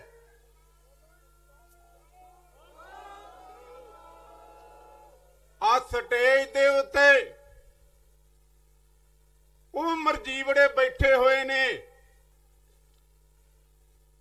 ਜਿਨ੍ਹਾਂ ਮਰਜੀਵੜਿਆਂ ਨੇ ਆ ਸਾਡੇ ਨੌਜਵਾਨ ਬੱਚੇ ਅਜੇ ਨਵੇਂ ਨੇ, ਇਹਨਾਂ ਨੂੰ ਬਹੁਤਾ ਨਹੀਂ ਪਤਾ, ਇਹਨਾਂ ਨੇ ਸੁਣਿਆ, ਇਹਨਾਂ ਨੇ ਕਿਤਾਬਾਂ ਪੜ੍ਹੀਆਂ ਨੇ, ਪਰ ਮੈਂ ਫਖਰ ਨਾਲ ਕਹਿੰਦਾ ਸਾਧ ਸੰਗਤ ਆ ਜਿਹੜੀ ਸਟੇਜ ਦੇ ਉੱਤੇ ਟੀਮ ਬੈਠੀ ਹੈ, ਬਹੁਤ ਸਾਰੀ ਟੀਮ ਅੱਜ ਇੱਥੇ ਆਈ ਨਹੀਂ। ਕਿਸੇ ਦੇ ਘਰ ਉਜੜੇ ਨੇ, ਕਿਸੇ ਦਾ ਇੱਕ ਸ਼ਹੀਦ ਹੋਇਆ, ਕਿਸੇ ਪਰਿਵਾਰ ਦੇ 2 ਹੋਏ, ਕਿਸੇ ਨੇ 2 ਸਾਲ ਜੇਲ੍ਹ ਕੱਟੀ, ਕਿਸੇ ਨੇ 10-10 ਸਾਲ ਜੇਲ੍ਹ ਕੱਟੀ, ਕਿਸੇ ਦੇ 5-5 ਜੀ ਵੀ ਸ਼ਹੀਦ ਹੋਏ ਨੇ ਭਾਈ ਮੋਹਕਮ ਸਿੰਘ ਵਰਗਿਆਂ ਦੇ। ਇਹ ਐਵੇਂ ਨਹੀਂ ਪੰਥ ਚੱਲਦਾ, ਇਹ ਪੰਥ ਚੱਲਦਾ ਗੁਰਾਂ ਦੇ ਨਾਂ ਦੇ ਉੱਤੇ, ਇਹ ਕੌਮ ਚੱਲਦੀ ਹੈ ਕੁਰਬਾਨੀਆਂ ਦੇ ਉੱਤੇ। ਕਈਆਂ ਲੋਕਾਂ ਦਾ ਸੁਭਾਅ ਹੈ, ਉਹ ਵੀ ਸਾਡੇ ਵਿੱਚੋਂ ਹੀ ਹੁੰਦੇ ਨੇ, ਕਈ ਵਾਰੀ ਉਹ ਤੁਹਾਡੇ ਨਾਲ ਤੁਰਦੇ ਨੇ, ਫਿਰ ਮੌਕਾ ਵੇਖ ਕੇ ਉਹ ਆਪਣੀ ਗੱਲ ਕਰਦੇ ਨੇ, ਉਹ ਫਿਰ ਤੁਹਾਡੇ ਵਿਰੁੱਧ ਬੋਲਦੇ ਨੇ। ਇਹ ਵੀ ਕੌਮ ਦੇ ਵਿੱਚ ਹਮੇਸ਼ਾ ਰਿਹਾ, ਪਰ ਜਿਨ੍ਹਾਂ ਲੋਕਾਂ ਨੇ ਮੰਜ਼ਲਾਂ ਤੈਅ ਕਰਨੀਆਂ ਹੁੰਦੀਆਂ ਨੇ, ਜਿਨ੍ਹਾਂ ਲੋਕਾਂ ਨੇ ਫਾਸਲੇ ਤੈਅ ਕਰਨੇ ਹੁੰਦੇ ਨੇ, ਜਿਨ੍ਹਾਂ ਲੋਕਾਂ ਦੇ ਕੋਈ ਅਕੀਦੇ ਹੁੰਦੇ ਨੇ, ਜਿਨ੍ਹਾਂ ਲੋਕਾਂ ਦੇ ਵਿੱਚ ਕੋਈ ਫੈਸਲੇ ਕਰਨ ਦੇ ਸੁਪਨੇ ਹੁੰਦੇ ਨੇ, ਉਹ ਫਿਰ ਆਪਣੀ ਚਾਲ ਤੇ ਚੱਲਦੇ ਰਹਿੰਦੇ ਨੇ, ਆਸਾ ਪਾਸਾ ਨਹੀਂ ਵੇਖਦੇ। ਜਦੋਂ ਹਾਥੀਆਂ ਦਾ ਝੁੰਡ ਤੁਰਦਾ, ਜਦੋਂ ਹਾਥੀਆਂ ਦਾ ਝੁੰਡ ਤੁਰਦਾ, ਆਸੇ ਪਾਸੇ ਬਹੁਤ ਖੜਾਕ ਹੁੰਦਾ, ਪਰ ਹਾਥੀ ਕਦੀ ਵਾਪਸ ਨਹੀਂ ਮੁੜਦੇ। ਤੇ ਜਦੋਂ ਸ਼ੇਰ ਸ਼ਿਕਾਰ ਖੇਡਦਾ, ਉਹਨੂੰ ਆਪਣਾ ਸ਼ਿਕਾਰ ਹੀ ਦਿਸਦਾ ਹੁੰਦਾ, ਉਹਨੂੰ ਝਾੜੀਆਂ ਨਹੀਂ ਦਿਸਦੀਆਂ, ਉਹ ਆਪਣਾ ਸ਼ਿਕਾਰ ਮਾਰ ਕੇ ਫਤਿਹ ਕਰਕੇ ਪਿੱਛੇ ਮੁੜਦਾ। ਅੱਜ ਸਾਨੂੰ ਮਾਣ ਹੈ ਬੜੀਆਂ ਵੱਡੀਆਂ ਕੁਰਬਾਨੀਆਂ ਦਾ, ਬੜੇ ਵੱਡੇ ਉਹਨਾਂ ਯੋਧਿਆਂ ਦਾ ਜਿਹੜੇ ਅੱਜ ਵੀ ਸਰਕਾਰ ਦੇ ਤਸ਼ੱਦਦ ਤੋਂ ਬਚ ਗਏ ਨੇ, ਜਿਹੜੇ ਮੌਤ ਦੇ ਮੂੰਹ ਵਿੱਚ ਨਹੀਂ ਗਏ। ਅਸੀਂ ਅੱਜ ਵੀ ਉਹਨਾਂ ਦੇ ਉੱਤੇ, ਉਹਨਾਂ ਦੇ ਰਸਤਿਆਂ ਦੇ ਉੱਤੇ ਕਦਮ ਰੱਖ ਕੇ ਅਸੀਂ ਆਪਣੀਆਂ ਮੰਜ਼ਲਾਂ ਨੂੰ ਤਲਾਸ਼ਣ ਦਾ ਸ਼ੌਂਕ ਰੱਖਦੇ ਹਾਂ। ਸਾਧ ਸੰਗਤ ਜੀ, ਦਾਸ ਤੁਹਾਡੀ ਕਚਹਿਰੀ ਦੇ ਵਿੱਚ ਖੜਾ, ਮੈਂ ਹਰ ਇਨਸਾਫ ਪਸੰਦ ਬੰਦੇ ਦੀ ਇੱਜ਼ਤ ਕਰਦਾ, ਹਰ ਕੁਰਬਾਨੀ ਵਾਲੇ ਬੰਦੇ ਦੀ ਇੱਜ਼ਤ ਕਰਦਾ, ਹਰ ਧੜੇ ਹਰ ਪਾਰਟੀ ਦੇ ਬੰਦੇ ਦੀ ਇੱਜ਼ਤ ਕਰਦਾ, ਜਿਹੜੇ ਕਿਸੇ ਮਕਸਦ ਵਾਸਤੇ ਤੁਰੇ ਨੇ ਤੇ ਲੜੇ ਨੇ। ਮੈਂ ਚਾਹੁੰਦਾ ਮੇਰੀ ਜ਼ਿੰਦਗੀ ਵੀ ਇਹੋ ਜਿਹੇ ਬੰਦਿਆਂ ਨੂੰ ਲੱਗ ਜਾਵੇ। ਪਰ ਸਾਧ ਸੰਗਤ, ਸੰਤ ਜਰਨੈਲ ਸਿੰਘ ਭਿੰਡਰਾਂਵਾਲਾ ਨਿਭਾ ਗਿਆ, ਉਹ ਸਾਨੂੰ ਖੜਾ ਕਰ ਗਿਆ। ਤੁਸੀਂ ਘਬਰਾਓ ਨਾ, ਘਬਰਾਉਣ ਦੀ ਲੋੜ ਨਹੀਂ ਸਾਧ ਸੰਗਤ। ਸਾਡੀ ਜਿਹੜੀ ਜਨਰੇਸ਼ਨ ਆਉਣ ਵਾਲੀ ਆਊਗੀ, ਆਉਣ ਵਾਲੇ ਬੱਚੇ ਜਿਹੜੇ ਆਉਣਗੇ, ਸੰਤ ਜਰਨੈਲ ਸਿੰਘ ਦੀ ਉਹਨਾਂ ਨੂੰ ਗੁੜਤੀ ਹੋਊਗੀ। ਉਹ ਸੰਤ ਜਰਨੈਲ ਸਿੰਘ ਦੀ ਸੋਚ ਨੂੰ ਮਰਨ ਨਹੀਂ ਕਦੀ ਦਿੰਦੇ, ਤੁਸੀਂ ਘਬਰਾਇਓ ਨਾ।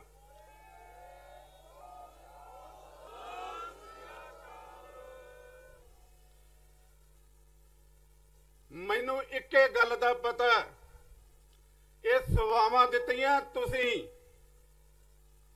ਮੇਰਾ ਇੱਕ ਤਜਰਬਾ,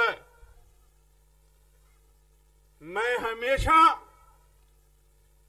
ਲੋਕਾਂ ਦੀ ਨਬਜ਼ ਦੇ ਉੱਤੇ ਖਾਲਸਾ ਪੰਥ ਦੀ ਮੁਸ਼ਕਲ ਨੂੰ ਸਮਝ ਕੇ ਹਮੇਸ਼ਾ ਗੱਲ ਕਰਦਾ ਹਾਂ। 6 ਮਹੀਨੇ 6.5 ਮਹੀਨੇ ਬੈਠ ਕੇ ਬਰਗਾੜੀ ਦੀ ਧਰਤੀ ਦੇ ਉੱਤੇ ਆਪਾਂ ਜਿਹੜਾ ਮੋਰਚਾ ਲੜ ਕੇ ਆਏ ਆ, ਬਗੈਰ ਕਿਸੇ ਨੁਕਸਾਨ ਤੋਂ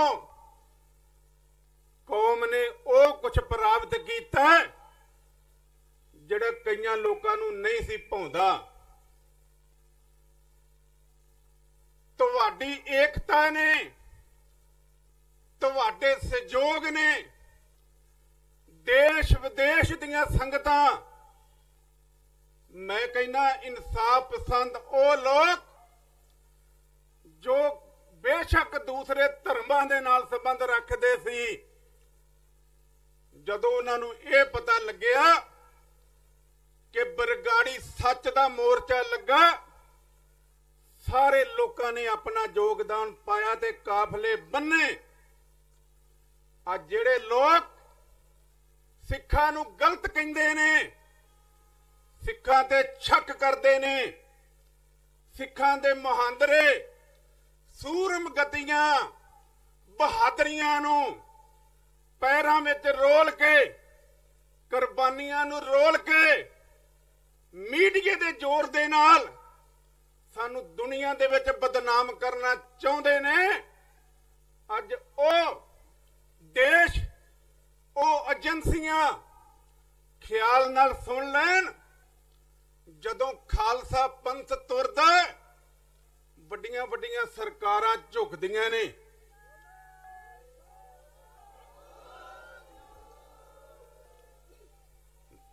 ਮੈਂ ਪੁੱਛਣਾ ਚਾਹੁੰਦਾ ਹੈ, ਤੁਸੀਂ ਸਾਨੂੰ ਕਹਿੰਦੇ ਹੋ ਗਲਤਾਂ, ਸਿੱਖ ਦੇਸ਼ ਦੇ ਦੁਸ਼ਮਣ ਨੇ। ਆ 6.5 ਮਹੀਨੇ ਲੱਖਾਂ ਦੀ ਗਿਣਤੀ ਵਿੱਚ ਬਰਗਾੜੀ ਲੋਕ ਬੈਠੇ, ਦੱਸੋ ਕਿਸੇ ਨੂੰ ਫਿਟੇ ਮੂੰਹ ਕਿਸੇ ਨੇ ਕਿਹਾ ਭਾਈਚਾਰਕ ਸਾਂਝ ਪੈਦਾ ਹੋਈ ਹੈ ਕਿ ਨਹੀਂ? ਅਮਨ ਸ਼ਾਂਤੀ ਪੈਦਾ ਹੋਈ ਹੈ ਕਿ ਨਹੀਂ? ਮੈਂ ਦੱਸਣੀ ਚਾਹਣਾ ਹਿੰਦੁਸਤਾਨ ਦੀਆਂ ਏਜੰਸੀਆਂ ਤੇ ਹਿੰਦੁਸਤਾਨ ਦੀ ਸਰਕਾਰ ਨੂੰ ਕਿ ਜਦੋਂ ਸਿੱਖ ਲੜਦਾ, ਜਦੋਂ ਸਿੱਖ ਦਾ ਤਲਵਾਰ ਤੇ ਮੁੱਠੇ ਤੇ ਹੱਥ ਆਉਂਦਾ, ਫਿਰ ਉਹ ਜ਼ੁਲਮ ਨਹੀਂ ਕਰਦਾ, ਜ਼ੁਲਮ ਨੂੰ ਮਿਟਾਉਂਦਾ ਹੈ ਤੇ ਫਿਰ ਉਹ ਆਪਣੀ ਮੰਜ਼ਿਲ ਨੂੰ ਫਤਿਹ ਕਰਦਾ ਹੈ। ਤੇ ਜਦੋਂ ਸਿੱਖ ਸ਼ਾਂਤੀ ਦੇ ਆਲਮ ਦੇ ਵਿੱਚ ਬੈਠਦਾ ਹੈ, ਫਿਰ ਵੀ ਆਪਣਾ ਸਿਰ ਲਵਾ ਕੇ ਵੀ ਉਹ ਆਪਣੀ ਮੰਜ਼ਿਲ ਪ੍ਰਾਪਤ ਕਰਦਾ ਹੈ। ਇਹ ਸ਼ਾਂਤੀ ਦਾ ਮੋਰਚਾ ਸੀ। ਹਿੰਦੁਸਤਾਨ ਦੀ ਸਰਕਾਰ ਤੜਫੀ, ਹਿੰਦੁਸਤਾਨ ਦੀਆਂ ਏਜੰਸੀਆਂ ਤੜਫੀਆਂ, ਹਿੰਦੁਸਤਾਨ ਦੇ ਫੌਜ ਦੇ ਜਰਨਲ ਤੜਫੇ। ਬੜਾ ਸੇਕ ਲੱਗਿਆ ਇਸ ਧਾਰਮਿਕ ਮੋਰਚੇ ਦਾ, ਸ਼ਾਂਤੀ ਵਾਲੇ ਮੋਰਚੇ ਦਾ, ਪਰ ਸਰਕਾਰਾਂ ਬੇਈਮਾਨ ਨੇ, ਸਰਕਾਰਾਂ ਬੇਈਮਾਨ ਨੇ, ਦੇਸ਼ ਬੇਈਮਾਨ ਹੈ। ਦੇਸ਼ ਨਾ ਆਪਣੇ ਦੇਸ਼ ਦੀ ਸਮੱਸਿਆ ਨੂੰ ਸਮਝਦਾ, ਨਾ ਉਹ ਪੰਜਾਬ ਦੀ ਸਮੱਸਿਆ ਨੂੰ ਅਜੇ ਤੱਕ ਸਮਝਿਆ। ਇਹ ਪੰਜਾਬ ਦੀ ਧਰਤੀ ਬਹਾਦਰ, ਕੁਰਬਾਨੀ ਵਾਲੇ ਇਨਸਾਫ ਪਸੰਦ ਲੋਕਾਂ ਦੀ, ਪੰਜਾਬੀਆਂ ਦੀ ਧਰਤੀ ਹੈ ਜਿਨੇ ਇਸ ਦੇਸ਼ ਨੂੰ ਆਜ਼ਾਦ ਕਰਵਾਉਣ ਵਾਸਤੇ ਵੱਡੀਆਂ ਕੁਰਬਾਨੀਆਂ ਦਿੱਤੀਆਂ। ਪਰ ਇਸ ਪੰਜਾਬ ਨੂੰ, ਇੱਥੋਂ ਦੇ ਗਰੀਬ ਨੂੰ, ਇੱਥੋਂ ਦੇ ਕਿਸਾਨ ਨੂੰ, ਇੱਥੋਂ ਦੇ ਦੁਕਾਨਦਾਰ ਵਪਾਰੀ ਨੂੰ ਮਧੋਲ ਕੇ ਰੱਖ ਦਿੱਤਾ। ਅੱਜ ਪੰਜਾਬ ਕੰਗਾਲੀ ਦੇ ਕੰਢੇ ਦੇ ਉੱਤੇ ਹੈ। ਸਾਧ ਸੰਗਤ, ਅਕਾਲ ਤਖਤ ਸਾਹਿਬ ਦੀ ਜਿਹੜੀ ਪਦਵੀ ਹੈ ਇਹ ਬੜੀ ਪਵਿੱਤਰ ਪਦਵੀ ਹੈ। ਇਹ ਧਰਮ ਦੀ ਰਾਜਨੀਤੀ ਵੀ ਕਰਦੀ ਹੈ, ਇਹ ਸਿਆਸਤ ਨੂੰ ਵੀ ਵੇਖਦੀ ਹੈ।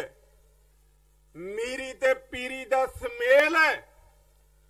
ਬਰਗਾੜੀ ਬੈਠ ਕੇ ਆਪਾਂ ਧਾਰਮਿਕ ਮੋਰਚਾ ਲਾਇਆ ਸੀ, ਪਰ ਅੱਜ ਮੈਂ ਉਸ ਮਰਜ਼ਾਦਾ ਨੂੰ ਨਿਭਾਉਂਦਾ ਹੋਇਆ ਮੈਂ ਸਿਆਸੀ ਤੌਰ ਦੇ ਉੱਤੇ ਖਾਲਸਾ ਪੰਥ ਨੂੰ ਸਾਫ਼ ਸੁਥਰੀ ਸਿਆਸਤ ਦਾ ਮਾਲਕ ਬਣਾਉਣਾ ਚਾਹੁੰਦਾ।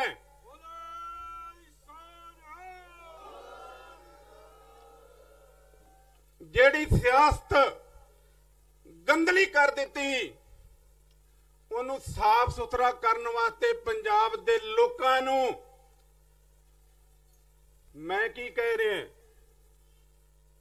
ਸਾਡੀ ਦੁਸ਼ਮਣੀ ਕਿਹਦੇ ਨਾਲ ਹੈ? ਇੱਕ ਬਾਦਲ ਪਰਿਵਾਰ ਦੇ ਨਾਲ, ਦੂਸਰੀ ਕਾਂਗਰਸ ਦੇ ਨਾਲ।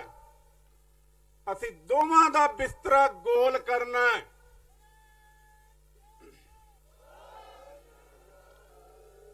ਮੈਨੂੰ ਮਾਣ ਹੈ ਪੰਜਾਬ ਦੇ ਬੱਚੇ ਤੇ, ਪੰਜਾਬ ਦੀਆਂ ਸਾਰੀਆਂ ਬਾਦਲ ਦਲ ਤੇ ਕਾਂਗਰਸ ਵਿਰੋਧੀ ਸਿਆਸੀ ਧਿਰਾਂ ਦੇ ਜਿਹੜਾ ਇਹਨਾਂ ਨੂੰ ਖਤਮ ਕਰਨਾ ਚਾਹੁੰਦੇ ਨੇ।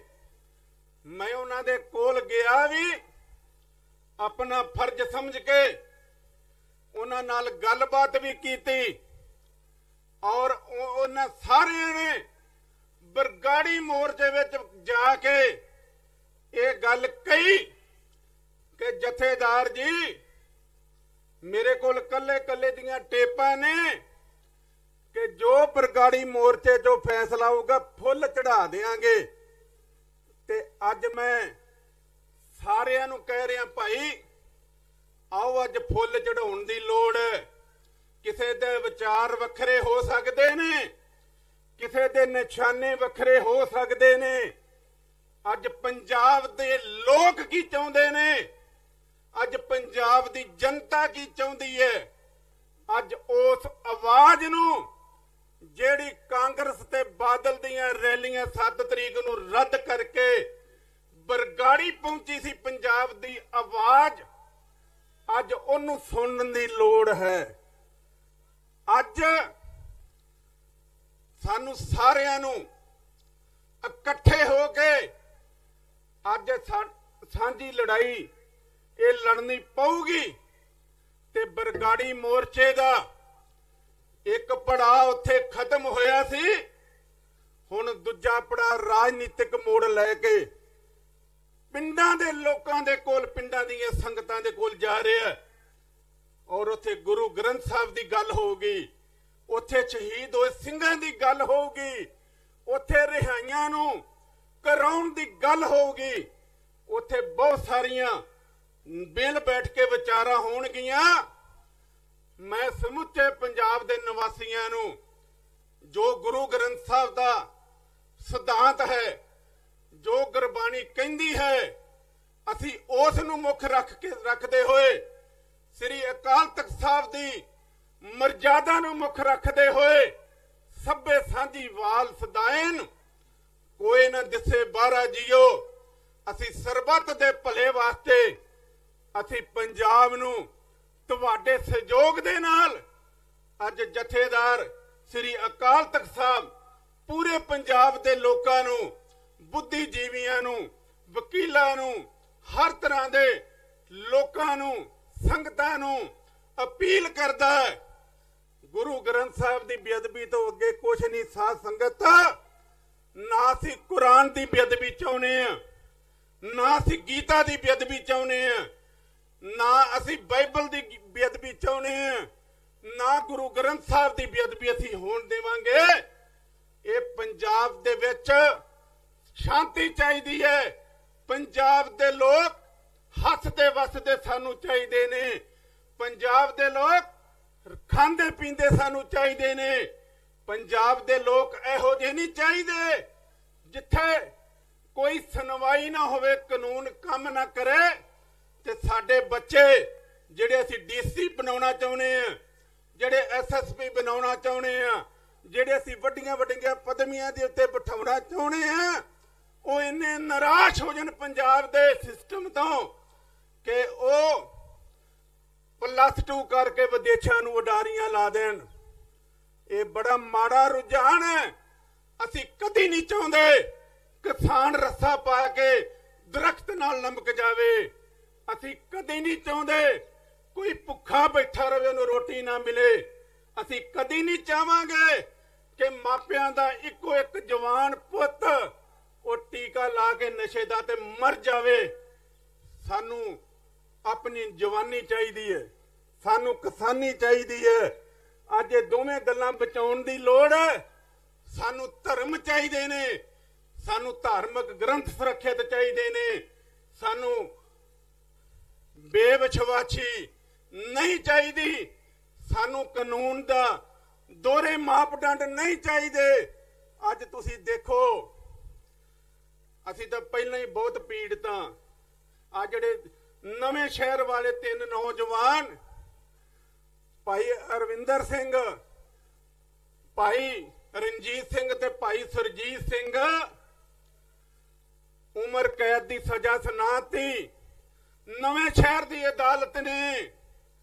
ਅੱਜ ਧਾਰਮਿਕ ਇਤਿਹਾਸ, ਅੱਜ ਸਿੱਖ ਲਿਟਰੇਚਰ ਅੱਜ ਤੁਸੀਂ ਰੱਖ ਨਹੀਂ ਸਕਦੇ। ਆ ਕਿੱਥੇ ਆਜ਼ਾਦੀ ਦੇਸ਼ ਦੀ? ਆ ਕਾਨੂੰਨ ਪੜ੍ਹ ਕੇ ਵੇਖੋ, ਇਹ ਸਾਡੇ ਮੌਲਿਕ ਅਧਿਕਾਰ ਨੇ। ਅੱਜ ਜੇ ਅਸੀਂ ਕਿਤਾਬਾਂ ਰੱਖੀਆਂ, ਅੱਜ ਤੁਸੀਂ ਉਹਨਾਂ ਨੂੰ ਉਮਰ ਕੈਦ ਸੁਣਾਉਂਦੇ ਹੋ। ਮੈਂ ਪੁੱਛਦਾ ਬਈ ਕੀ ਇਹ ਕਤਲ ਹੋਇਆ? ਇਹ ਸਾਡੇ ਉੱਤੇ ਦੇਸ਼ ਨੇ ਇੱਕ ਨਵੀਂ ਭਾਜੀ ਚਾੜੀ ਹੈ। ਇਹ ਸਾਡੇ ਖਿਆਲ ਵਿੱਚ ਜਿਹੜਾ ਕੱਲ ਵਾਲਾ ਉੱਥੇ ਇਕੱਠ ਹੋ ਰਿਹਾ, ਉੱਥੇ ਦਾਸ ਵੀ ਪਹੁੰਚੂਗਾ।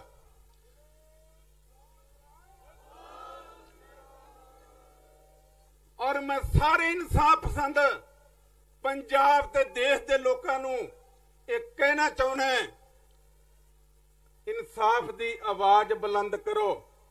ਅੱਜ ਆਵਾਜ਼ ਦੀ ਲੋੜ ਹੈ, ਅੱਜ ਇਨਸਾਫ ਦੀ ਲੋੜ ਹੈ। ਇਨਸਾਫ ਹਰ ਇੱਕ ਨੂੰ ਚਾਹੀਦਾ ਹੈ। ਸੋ ਆਓ ਖਾਲਸਾ ਜੀ, ਧਾਰਮਿਕ ਮੋਰਚਾ ਤੁਸੀਂ ਲਾਇਆ। ਮੈਂ ਨਹੀਂ ਦੱਸਦਾ ਕੀ ਪ੍ਰਾਪਤ ਹੋਇਆ, ਤੁਹਾਨੂੰ ਪਤਾ ਹੈ, ਜਾਂ ਸਮਾਂ ਆਉਣ ਤੇ ਪਤਾ ਲੱਗੋ। ਪਰ ਮੈਂ ਇੱਕ ਗੱਲ ਬਰਗਾੜੀ ਮੋਰਚੇ ਵਿੱਚ ਵੀ ਕਹੀ ਸੀ।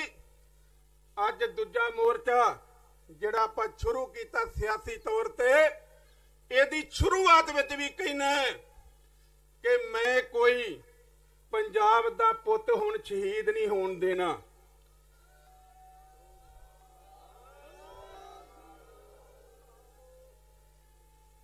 ਬਹੁਤ ਕੁਰਬਾਨੀਆਂ ਪੰਜਾਬ ਨੇ ਦਿੱਤੀਆਂ। ਹੁਣ ਸਾਨੂੰ ਹੱਕ ਚਾਹੀਦੇ ਨੇ।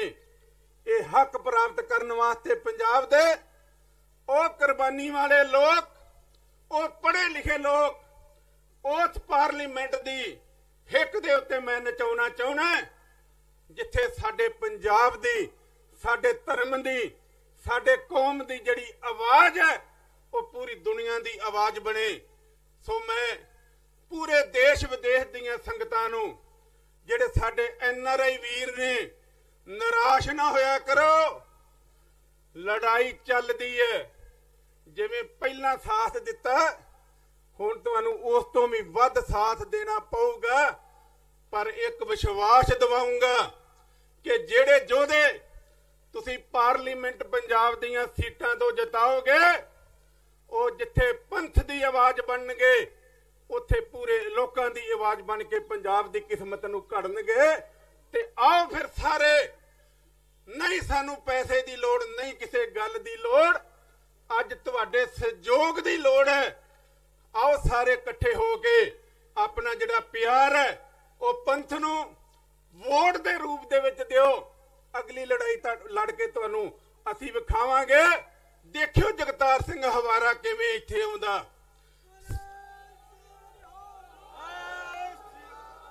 ਦੇਖਿਓ ਕੈਦੀ ਕਿਵੇਂ ਰਿਹਾ ਹੁੰਦੇ। ਇਹ ਜਿਹੜੇ ਚੋਰ ਕੁੱਤੀ ਰਲੇ ਹੋਏ ਨੇ, ਇਹਨਾਂ ਦਾ ਸਮਝੌਤਾ ਤੋੜਨਾ ਅੱਜ ਬਹੁਤ ਜ਼ਰੂਰੀ ਹੈ। ਤੇ ਮੈਂ ਕੱਲਾ ਨਹੀਂ ਤੋੜ ਸਕਦਾ, ਆਸ ਨਹੀਂ ਤੋੜ ਸਕਦੇ। ਇਹਦੇ ਵਾਸਤੇ ਪੂਰੇ ਦੇਸ਼ ਵਿਦੇਸ਼ ਦੇ ਵਿੱਚ ਜਿਹੜੀ ਸਿੱਖ ਕੌਮ ਆ ਉਹ ਪੱਬਾਂ ਪਾਰ ਹੋਵੇ। ਪੰਜਾਬ ਦੇ ਸਾਰੇ ਵਸਨੀਕ ਜਿਹੜੇ ਨੇ ਉਹ ਇੱਕ ਮੌਕਾ ਇਹਨਾਂ ਜਿਹੜੇ ਅਸੀਂ ਉਮੀਦਵਾਰ ਖੜੇ ਕਰਾਂਗੇ ਇਹ ਮੋਰਚਾ ਲੜਨ ਵਾਸਤੇ ਉਹਦਾ ਸਾਥ ਦੇਣ। ਫਿਰ ਅਸੀਂ ਸਾਰਿਆਂ ਦੀ ਵਾਸਤੇ ਸਾਰਿਆਂ ਦੇ ਭਲੇ ਦੀ ਗੱਲ, ਸਰਬੱਤ ਦੇ ਭਲੇ ਦੀ ਗੱਲ, ਗੁਰੂ ਗ੍ਰੰਥ ਸਾਹਿਬ ਦੇ ਸਿਧਾਂਤ ਦੀ ਗੱਲ ਅਸੀਂ ਫਿਰ ਤੁਹਾਨੂੰ ਲਾਗੂ ਕਰਕੇ ਵਿਖਾਵਾਂਗੇ। ਸਾਰੀਆਂ ਸੰਗਤਾਂ ਦਾ ਤਹਿ ਦਿਲੋਂ ਧੰਨਵਾਦ ਕਰਦਾ ਜਿਹੜੇ ਇੱਥੇ ਬੈਠੇ ਹੋਏ ਨੇ। ਬਹੁਤ ਕੁਰਬਾਨੀ ਹੈ ਸਾਰੇ ਸਿੰਘਾਂ ਦੀ।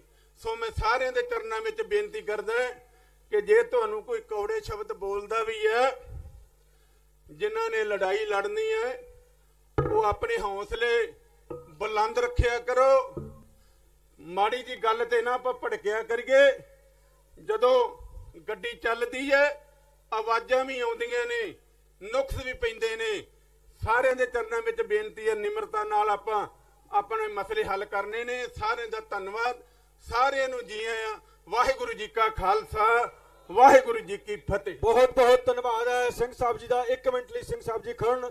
ਭਾਈ ਰੇਸ਼ਮ ਸਿੰਘ ਜੀ, ਭਾਈ ਸਤਰਾਮ ਸਿੰਘ ਜੀ, ਭਾਈ ਮੋਹਕਮ ਸਿੰਘ ਜੀ, ਮਾਸਟਰ ਕਰਨੈਲ ਸਿੰਘ ਜੀ, ਪਾਰਟੀ ਵੱਲੋਂ ਟਵਾਣਾ ਸਾਹਿਬ, ਦਿੱਲੀ ਵੱਲੋਂ ਸੰਸਾਰ ਸਿੰਘ ਜੀ, ਇਹ ਸਾਰੇ ਆ ਕੇ ਸਿੰਘ ਸਾਹਿਬ ਜੀ ਦਾ ਪਾਰਟੀ ਵੱਲੋਂ ਸਨਮਾਨ ਕਰਨਗੇ। ਸਰਦਾਰ ਹਰਬੀਰ ਸਿੰਘ ਜੀ ਸੰਧੂ ਸਾਹਿਬ ਜਿਹੜੇ ਕਿ ਪੰਜਾਬੀ ਵਰਲਡ ਜਿਹੜਾ ਮੈਗਜ਼ੀਨ ਹੈ ਉਹਦੇ ਵੀ ਕੱਢਦੇ ਨੇ। ਮੈਂ ਪਹਿਲਾਂ ਕਹਿ ਨਹੀਂ ਸਕਿਆ, ਮੈਂ ਮਾਫੀ ਮੰਗਦਾ। ਸਰਦਾਰ ਹਰਬੀਰ ਸਿੰਘ ਜੀ ਸੰਧੂ ਸਾਹਿਬ ਬੋਲੇ ਸੋਨਿਹਾਲ।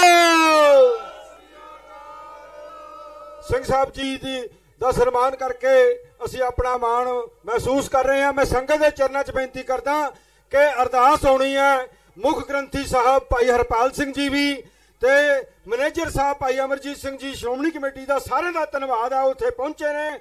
ਮੈਂ ਅਨੰਦ ਸਾਹਿਬ ਜੀ ਦਾ ਪਾਠ ਹੋਏਗਾ। ਮੈਂ ਸਿਰਫ ਇੱਕ ਗੱਲ ਕਹਿਣੀ ਹੈ ਕਿ ਪਾਰਟੀ ਅਮਰੀਕਾ ਦੀ ਯੂਨਿਟ ਬੂਟਾ ਸਿੰਘ ਖੜੋਦ, ਕਨਵੀਨਰ ਸਾਹਿਬ ਸੁਰਜੀਤ ਸਿੰਘ ਕੁਲਾਰ, ਪ੍ਰਧਾਨ ਸਾਹਿਬ ਜੀਤ ਸਿੰਘ ਅਰਵਕ, ਜਨਰਲ ਸਕੱਤਰ ਮੱਖਣ ਸਿੰਘ ਕਲੇਰ, ਰੁਪਿੰਦਰ ਸਿੰਘ ਜੀ ਬਾਠ, ਸਾਰਿਆਂ ਦਾ ਧੰਨਵਾਦ ਕਰਦਾ। ਲਵਪ੍ਰੀਤ ਸਿੰਘ ਜੀ ਵੱਲੋਂ ਧੰਨਵਾਦ ਕਰਦਾ। ਕੈਨੇਡਾ ਤੋਂ ਸਰਦਾਰ ਕਰਨੈਲ ਸਿੰਘ ਜਿਨ੍ਹਾਂ ਨੇ ਇਸ ਪ੍ਰੋਗਰਾਮ ਵਾਸਤੇ ਮਾਇਆ ਭੇਜੀ ਆ, ਉਹਨਾਂ ਦਾ ਧੰਨਵਾਦ ਆ। ਮੈਨੇਜਰ ਸਾਹਿਬ ਤੇ ਜਿਹੜਾ ਪ੍ਰਸ਼ਾਸਨ ਹੈ ਫਤਿਹਗੜ੍ਹ ਸਾਹਿਬ ਦਾ, ਉਹਦਾ ਵੀ ਬਹੁਤ ਧੰਨਵਾਦ ਕਰਦਾ। ਸਮੁੱਚੇ ਮੀਡੀਆ ਦਾ, ਟੱਟੂ ਸਾਹਿਬ ਜਿਹੜੇ ਪ੍ਰਧਾਨ ਸਾਹਿਬ ਦੇ ਪੀਏ ਨੇ, ਟਵਾਣਾ ਸਾਹਿਬ ਜਿਹੜੇ ਸਾਡੀ ਪਾਰਟੀ ਦੀ ਰੂਹ ਨੇ ਦਫ਼ਤਰ ਦੇ ਵਿੱਚ, ਤੇ ਨਵਦੀਪ ਸਿੰਘ ਬਾਜਵਾ, ਇਹਨਾਂ ਸਾਰਿਆਂ ਦਾ ਧੰਨਵਾਦ ਕਰਦਾ। ਉਚੇਚਾ ਧੰਨਵਾਦ ਸਿੰਘ ਸਾਹਿਬ ਜੀ ਦਾ। ਸਭ ਤੋਂ ਜ਼ਿਆਦਾ ਧੰਨਵਾਦ ਗੁਰੂ ਗ੍ਰੰਥ ਸਾਹਿਬ ਜੀ ਦਾ। ਮੁੱਖ ਗ੍ਰੰਥੀ ਫਤਿਹਗੜ੍ਹ ਸਾਹਿਬ ਭਾਈ ਹਰਪਾਲ ਸਿੰਘ ਜੀ ਸਤਿਕਾਰਯੋਗ ਨੇ, ਉਹਨਾਂ ਦਾ ਧੰਨਵਾਦ ਹੈ। ਐਸਜੀਪੀਸੀ ਦਾ ਧੰਨਵਾਦ ਹੈ। ਸਰਦਾਰ ਅਮਰਜੀਤ ਸਿੰਘ ਜੀ ਮੈਨੇਜਰ ਸਾਹਿਬ ਦਾ ਧੰਨਵਾਦ ਹੈ। ਅਸੀਂ ਹੁਣ ਹੇਠਾਂ ਸਾਰੇ ਖੜਾਂਗੇ। ਆਨੰਦ ਸਾਹਿਬ ਦਾ ਪਾਠ ਸ਼ੁਰੂ ਹੋਏਗਾ, ਅਰਦਾਸ ਹੋਏਗੀ, ਮਹਾਰਾਜ ਆਪਣੇ ਸਥਾਨ ਤੇ ਪਹੁੰਚਣਗੇ, ਫਿਰ ਅਸੀਂ ਇਥੋਂ ਰੁਖਸਤ ਹੋਵਾਂਗੇ। ਵਾਹਿਗੁਰੂ ਜੀ ਕਾ ਖਾਲਸਾ, ਵਾਹਿਗੁਰੂ ਜੀ ਕੀ ਫਤਿਹ।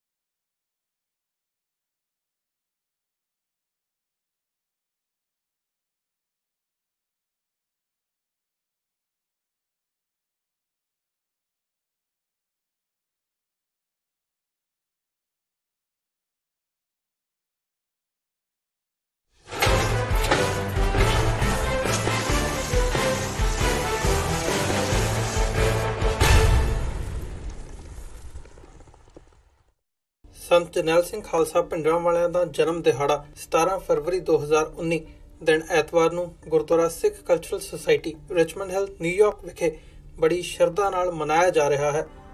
ਸੰਤਾਂ ਦੀ ਸੋਚ ਘਰ ਘਰ ਪਹੁੰਚਾਉਣ ਦੇ ਮੰਤਵ ਨਾਲ ਯੂਥ ਅਕਾਲੀ ਦਲ ਅੰਮ੍ਰਿਤਸਰ ਅਮਰੀਕਾ ਵੱਲੋਂ ਸਮੂਹ ਸੰਗਤ ਨੂੰ ਇਸ ਸਮਾਗਮ ਵਿੱਚ ਸ਼ਾਮਲ ਹੋਣ ਦੀ ਅਪੀਲ ਕੀਤੀ ਜਾਂਦੀ ਹੈ। ਖਾਲਿਸਤਾਨ ਅਫੇਅਰਸ ਸੈਂਟਰ ਦੇ ਸੰਚਾਲਕ ਡਾਕਟਰ ਅਮਰਜੀਤ ਸਿੰਘ ਵੱਲੋਂ ਸੰਗਤ ਨਾਲ ਵਿਚਾਰਾਂ ਦੀ ਸਾਂਝ ਪਾਈ ਜਾਵੇਗੀ ਅਤੇ ਵਿਸ਼ੇਸ਼ ਤੌਰ ਤੇ ਇਸ ਸਮਾਗਮ ਵਿੱਚ ਸ਼ਹੀਦ ਪਰਿਵਾਰਾਂ ਦਾ ਸਨਮਾਨ ਕੀਤਾ ਜਾਵੇਗਾ। ਵਧੇਰੇ ਜਾਣਕਾਰੀ ਲਈ ਤੁਸੀਂ ਹੇਠ ਲਿਖੇ ਨੰਬਰਾਂ ਤੇ ਸੰਪਰਕ ਕਰ ਸਕਦੇ ਹੋ।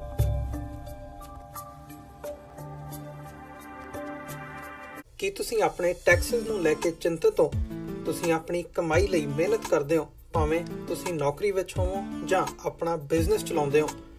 ਜਦੋਂ ਟੈਕਸ ਭਰਨ ਦਾ ਸਮਾਂ ਆਉਂਦਾ ਤਾਂ ਤੁਹਾਨੂੰ ਇੱਕ ਭਰੋਸੇਯੋਗ ਟੈਕਸ ਅਕਾਊਂਟੈਂਟ ਦੀ ਲੋੜ ਹੈ ਜੋ ਟੈਕਸ ਬੈਲੈਂਸ ਦਾ ਤੁਹਾਡੇ ਪੱਖ ਵਿੱਚ ਜਾਣਾ ਯਕੀਨੀ ਬਣਾਵੇ। ਸਿਆਟਲ ਦੀ ਜਾਣੀ ਪਹਿਚਾਣੀ company accurate accountants and taxes ਤੁਹਾਡੀ ਸੇਵਾ ਵਿੱਚ ਹਾਜ਼ਰ ਹੈ। ਅਸੀਂ ਹਰ ਤਰ੍ਹਾਂ ਦੇ ਟੈਕਸ ਭਰਨ ਵਿੱਚ ਤੁਹਾਡੀ ਮਦਦ ਕਰਾਂਗੇ। ਟੈਕਸ ਸੰਬੰਧੀ ਕਿਸੇ ਵੀ ਤਰ੍ਹਾਂ ਦੇ ਸਵਾਲ ਲਈ ਅੱਜ ਹੀ ਸਾਡੇ ਤੱਕ ਪਹੁੰਚ ਕਰੋ। Accurate accountants and Texas.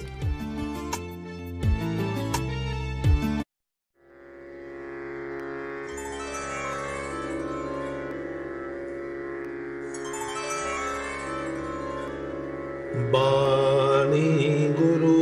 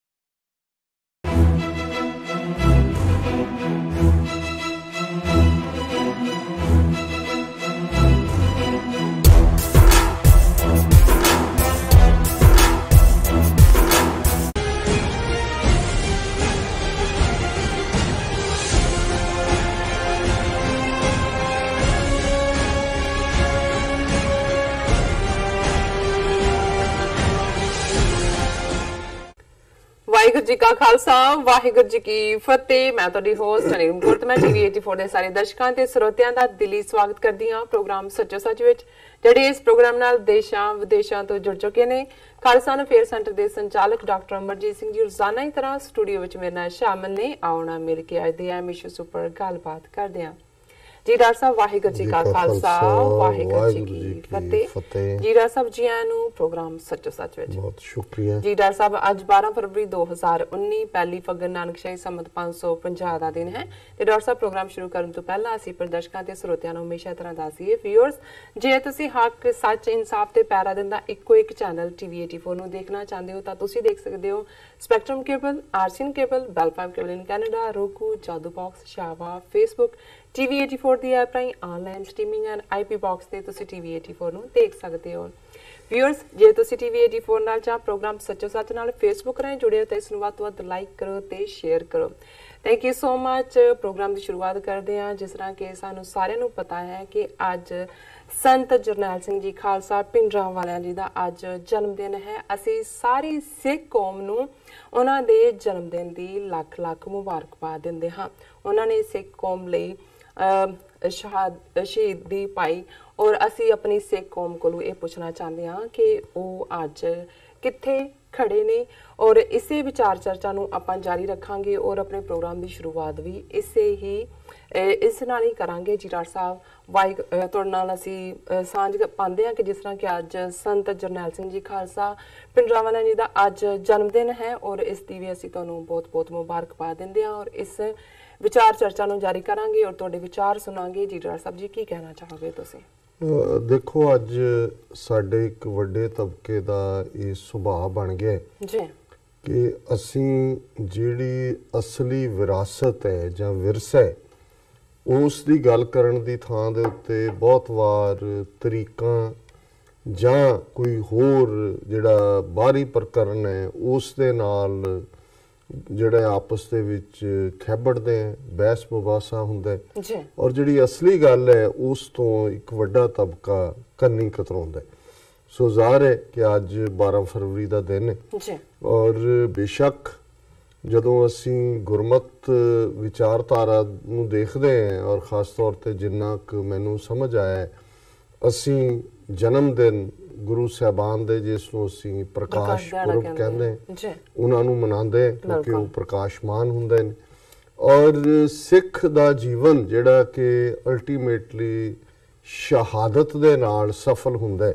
ਅਸੀਂ ਆਪਣੇ ਸ਼ਹੀਦਾਂ ਨੂੰ ਜਿਨ੍ਹਾਂ ਨੇ ਆਪਣੇ ਆਪ ਨੂੰ ਗੁਰੂ ਦੇ ਚਰਨਾਂ 'ਚ ਆਪਣਾ ਆਪਾ ਕੁਰਬਾਨ ਕੀਤਾ ਉਹਨਾਂ ਦੀ ਯਾਦ ਦੇ ਵਿੱਚ ਸ਼ਹੀਦੀ ਜੋੜ ਮੇਲੇ ਔਰ ਉਹਨਾਂ ਦੀਆਂ ਸ਼ਹਾਦਤਾਂ ਨੂੰ ਅਸੀਂ ਯਾਦ ਕਰਦੇ ਹਾਂ।